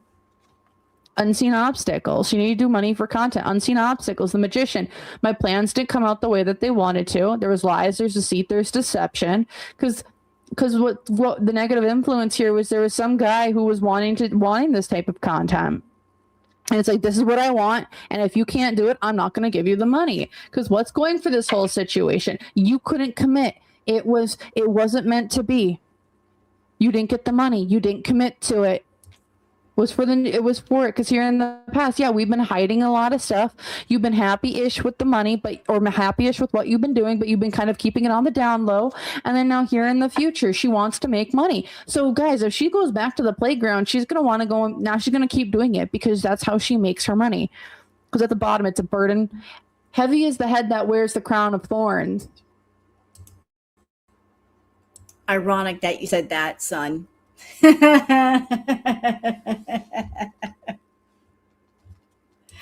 Thorns, eh? What do you know? What do y'all say about that? What kind of thorns? Like rose thorns, maybe? Those kinds of thorns? Maybe. Because I'm clocking your shit, Foodie. Heavy is the head that wears the crown of burdens. When I look at this card, it's a bunch of candles on top of her. But whenever I see it, I always feel like this is like it's a crown of thorns that make you bloody as it kind of encircles around you. That's what I've always seen this card as, because at the bottom, because I was going to make money and everyone's going to be happy, and not just make money, but we were going to have a happy home, family life, commitment, people that I wanted to go with. But I've always seen this as like heavy is the knowledge, heavy is the crown. There are thorns that are digging into your brain. Are you really going to do it? So that's what I got. I am unicorn. What? I fucking knew it. Like when she went down to the playground at night, I'm like, well, that's odd. Her like, I want to go to the playground. I want to swing in the swing. I'm like, since when? Why? And it's very sus that you're going at night to do this. Why are you going at night to do this? Almost like you have to do this content. Somebody wants this content, and you feel like the feeling is, damn, I have to do this content. They're offering me money. I got to make sure that when I do it, that nobody sees me do it. So I'm just going to go at night and do it because nobody else will be around. So she went there at night. She did the playground thing. She got money for that. And I'm sure that person that she did that content for said, well, that was nice, but doing during the daytime now. And that's more of a challenge because it's during daylight hours and people are around. So she went all the way there thinking she could do it. And lo and behold, there are people there. And it's during a weekend. Of course, there are going to be people there. And that's why she got mad. I mean, why not go to a different area if you're just doing regular live streaming? Why specifically there, near the basketball courts, near the playground? You got a scooter. You can move to a different area and just talk if that's all you're there for. Why get that mad? Unless she had to be at that specific area for a reason. And she could not fulfill the part that was required. There's no reason to get as mad as she was. Just if somebody's there and you're trying to use it like a live streaming studio, just move somewhere else, bitch. You got a camera, you can move.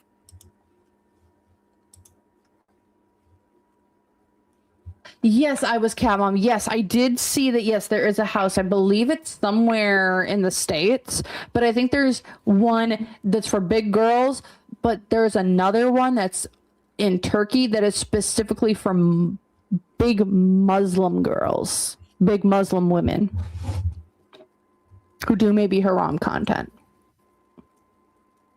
That's what I think it is.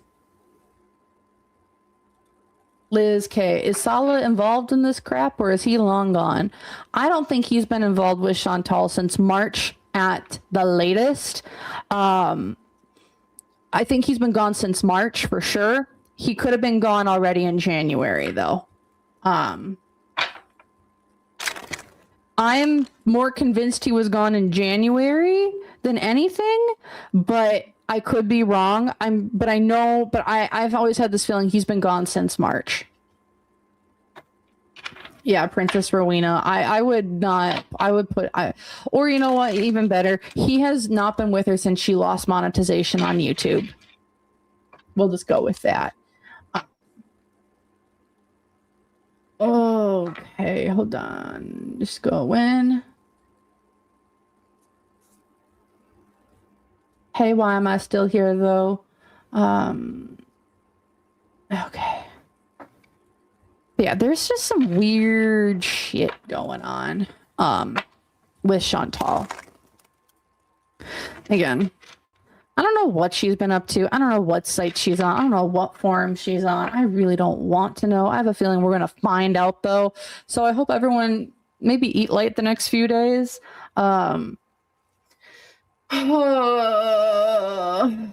But let's just see. Is there anything else that we kind of you know what? I gotta go back to do something here. And I want to take a look at Chantal's Beezers. The five people that she trusts in her chat. Let's just take a look. How do those 5 people really feel about Chantal in her chat that she trusts? So let's just take a look at that. Can you just focus for like 5 minutes, please? Like, I'm there. Why are you so sensitive? Brienne, will Chantal ever be happy? I think she is. I think she will be. I don't think she's going to be happy in the way people think or the way that she thinks that she may be happy. Again, it's all going to be up to her at the end of the day. She needs to choose happiness. She needs to choose peace. She needs to choose healing. It's a choice. And that is up to her. And if she goes to spaces that make her unhappy, that's her choice. She can always hold on a second. You're just what noise? What noise? I have an all-in-one computer that's in front of me, and it does the motor. It whines at that high whine. I can hear it. I don't know if the microphone is picking it up. If I move the microphone away, does that help? Maybe that might take that away.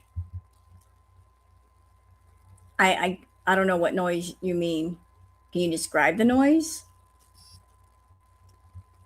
Maybe I can figure it out.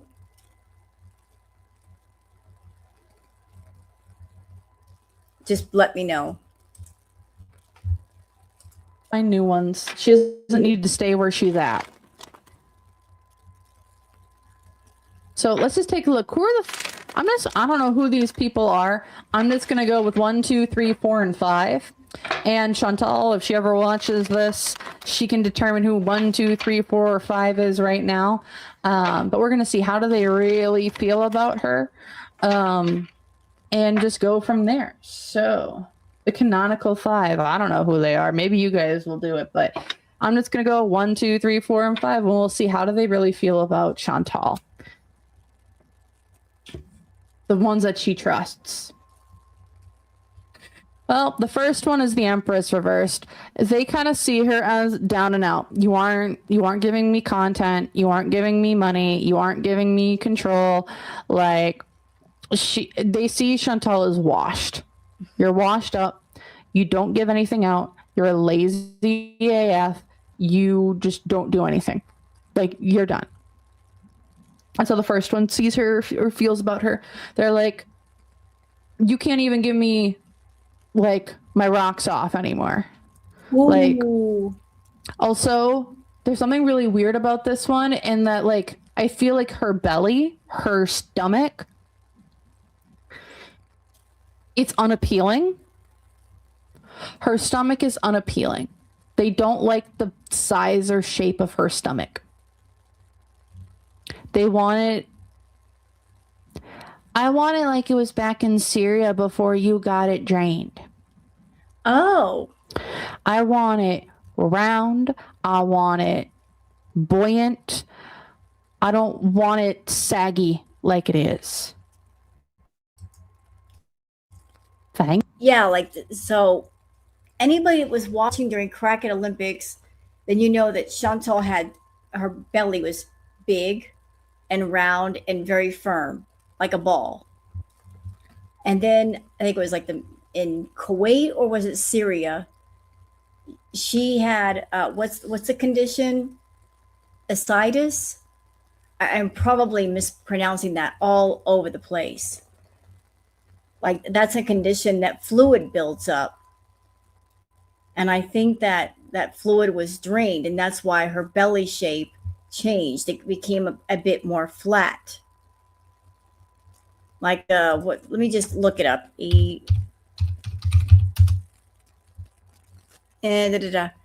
Uh, ascites.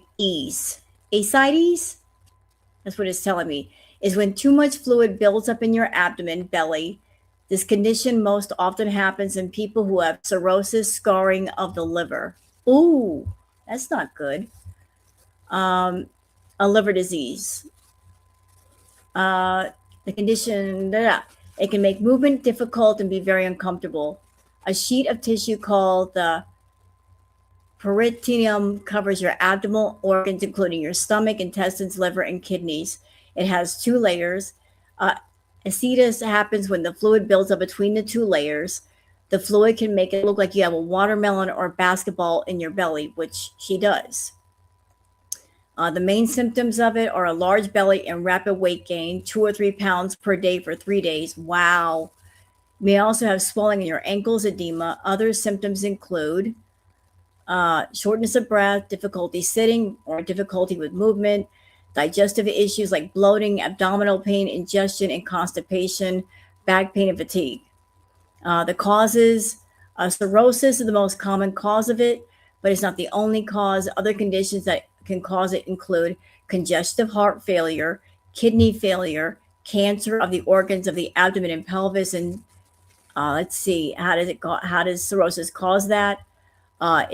Cirrhosis damages your liver and affects how blood flows to it.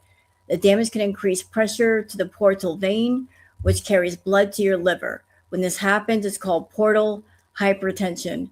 This sends an incorrect signal to your kidneys to hold onto sodium and water. When this goes through on long enough, salt and water spill out into your abdominal cavity. Oops. Complications, chronic abdominal discomfort, infection, heptic hydrothorax, fluid around the lungs, related hernias, kidney failure. So I believe that maybe Chantal was suffering from that because her belly did change shape. I think that she had the fluid drained away because she went from having a really large, round, really solid looking belly, and then it just mysteriously changed shape. It got more flat. Like I think she went somewhere and had the fluid drained off. Thank you. The second person, you don't give me money anymore. You're broke. That's the second one. She's like, the second one, how they feel about her? You broke. You don't have money. You are down and out. You ain't nothing. You don't got nothing. I don't want nothing from you. The third one, there's that gosh darn King of Cups who's always there. It's like, I emotionally love you. I care for you. Like, I'll give you all the emotions in the world. I'm going to help settle and ease your fears. This person might be a cat lover or a dog lover. Person number 4, just get my rocks off. I don't care about anything else. This is also like a dictator. This is someone who's like, I want your money. I just want your time. I control you. When I say jump, you say how high, and that's our dynamic. And then the last one, it's you're going to spill all the secrets and I'm coming for your ass legally. I'm going to tell the truth. Chantal, these are not... There's only one good person here. It feels like, and that's the King Cup who actually genuinely cares for you. I don't know who this is. Maybe you do. But,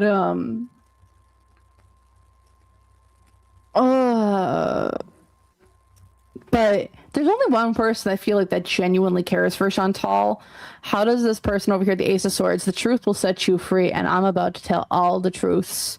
There's a story here, and we're going to take a look at this card. So this is a carved story, right? A stone tablet is like a story. This is a story, a myth, a legend that gets passed down for years and years and years. So this fifth person's like, how do I feel about you? There's a story here that I want to talk about. There's a story here that I wish to bring forth. Oh, goodness gracious. Because at the bottom of the deck, for most of them, the Two of Wands, they're like, I don't know, like, where are you going to go next, baby doll? So let's take a look here. I'm going to grab some clarifiers about these people, and then we will kind of like maybe get a little bit more. Yeah, the first one's like, you aren't building nothing anymore. It's like what you've built is you've built your empire on shaky foundation, on sinking sands. It's like, why did you park your boat in a thing of quicksand? Because the other one's like, what goes around comes around, bish. What goes around comes around. Whatever. You had money, now you don't. It's time to end this. Whatever. Someone's like, I want to end my relationship with you. I want to stop it. I don't want to do this anymore. Because here in the middle, it's like, yeah, I'm going to go down. I want to be with you to the very end. I'm here for your whole entire life journey. I'm here throughout the passage of time. I care about you. I love you. Because because this other person's like, I'm seeing through your shit. I know what you feel. I know how you're doing. What do you think? What are you going to do about it, huh? And again, the other one wants to talk about a relationship, wants to talk about connections, healthy relationships, because at the bottom of the deck here, how are they feeling about her? It's like, does someone want to like confess their love? The more this feels like I want to confess or tell the truth. I want to tell the story about our relationship, our connection, what's kind of going on here. Because at the bottom of the deck, again, this is all about finding peace. It's all about finding balance and figuring out how to do that. Interesting. Interesting.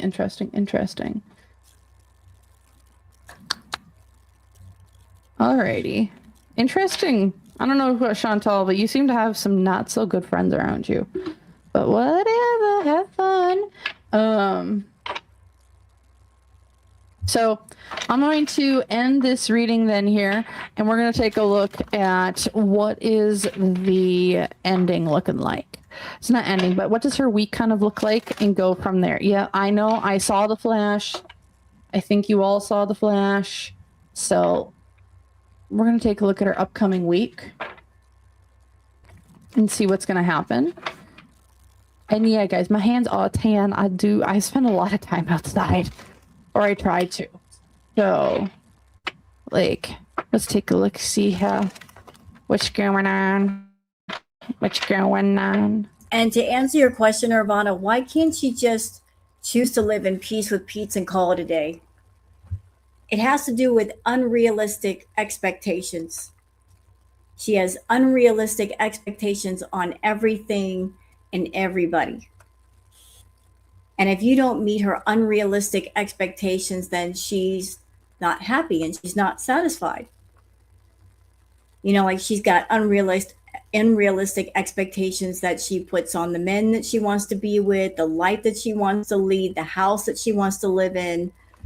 So, like, she doesn't want to just be realistic. She wants to be unrealistic.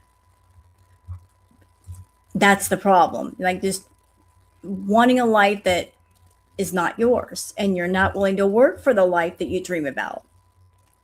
You're like, she's not satisfied.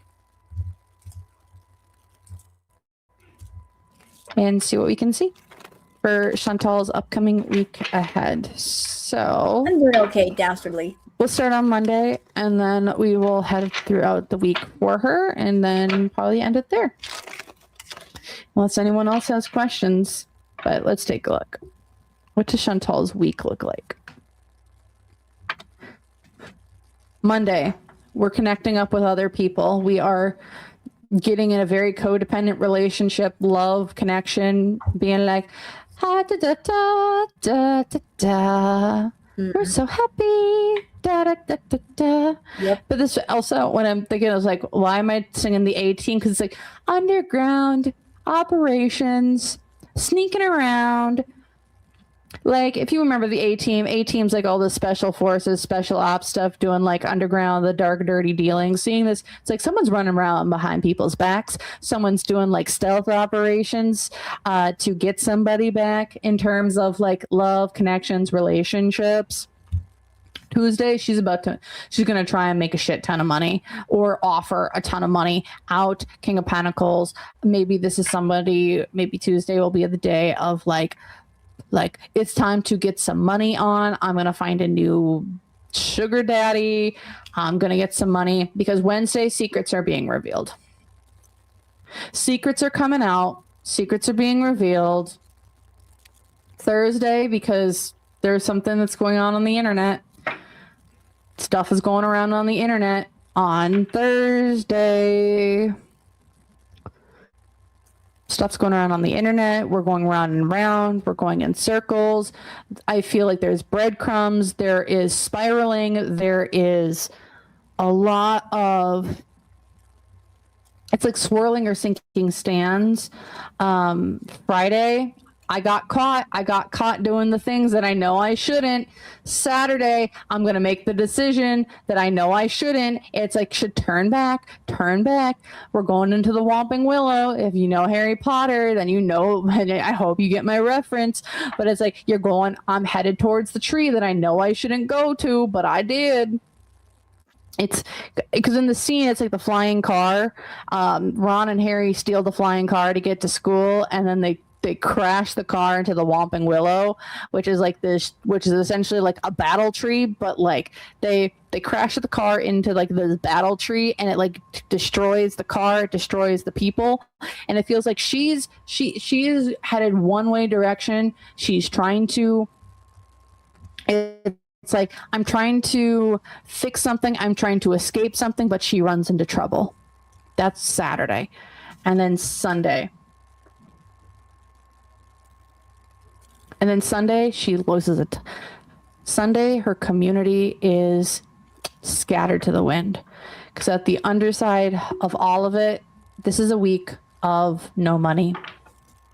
This is a week of losing money. This is losing resources. Because there's a King of Wands at the bottom that's saying, move my way versus another way. So that's what I'm seeing. That's what I'm feeling. I'm going to just do some clarifiers for her week ahead, and we will end it there. So Monday, what goes around comes around. This is a relationship that she is diving head into she's always been, it's like a revolving door. That's Monday. Then there's Tuesday. She's trying to look deeper. She's getting some hope. She's resilient. She's being resilient. She's anchoring herself to money, people, places, things that she feels that she can. Monday, Tuesday, Wednesday, there's some secrets coming out about hidden practices, secret societies, the occult, these little groups of people that have been going on around. Because Thursday, it's time for a wake-up call, baby. What goes around comes around. The cycle keeps it going. Monday might be, or Thursday, we might have an early morning live stream. So if you guys are like, what's going on, Crackhead Olympics? Well, then that's Thursday. Thursday, we might be like, get your iced coffee ready, because that might be like a day of go live, nap for 2 hours, go live again, nap for 2 hours, go live again on multiple different platforms all the way around. Friday, the seeds that have been growing are revealed.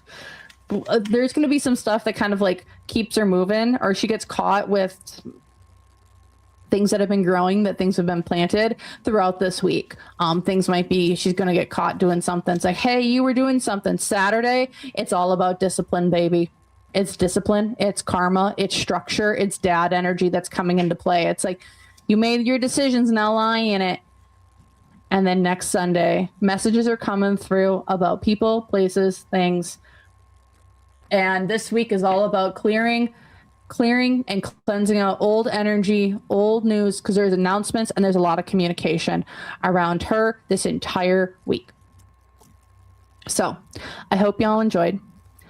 Feel free. Please like, comment, subscribe. Let me know your own thoughts, opinions, and conclusions down below. Thank you to everyone who is here in the live chat. And thank you to everyone who is here on the replay. I really appreciate it. Otherwise, thank you all again so very, very much for watching.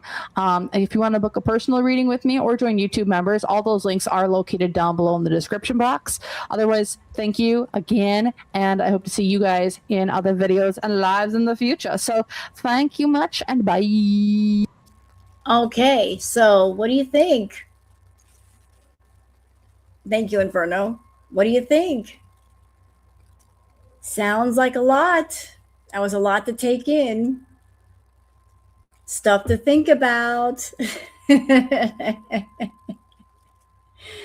We shall see. Well, thank you, Nirvana. And one of the main reasons why I'm doing this long live stream tonight is because I'm going to be working hard the next couple of weeks, but I'll try to live stream as much as I can between that. But yeah, interesting stuff. But Queen Booger has been after me the past hour or so to go to bed. So what I think I'll do is I will go to bed with the Queen. You know, she wants to snuggle up underneath the covers. And I will leave you guys with a very pretty song to kind of decompress with, because that was a lot to listen to. So I want to thank you guys for coming in and staying this long, because it's nearly 2 a.m.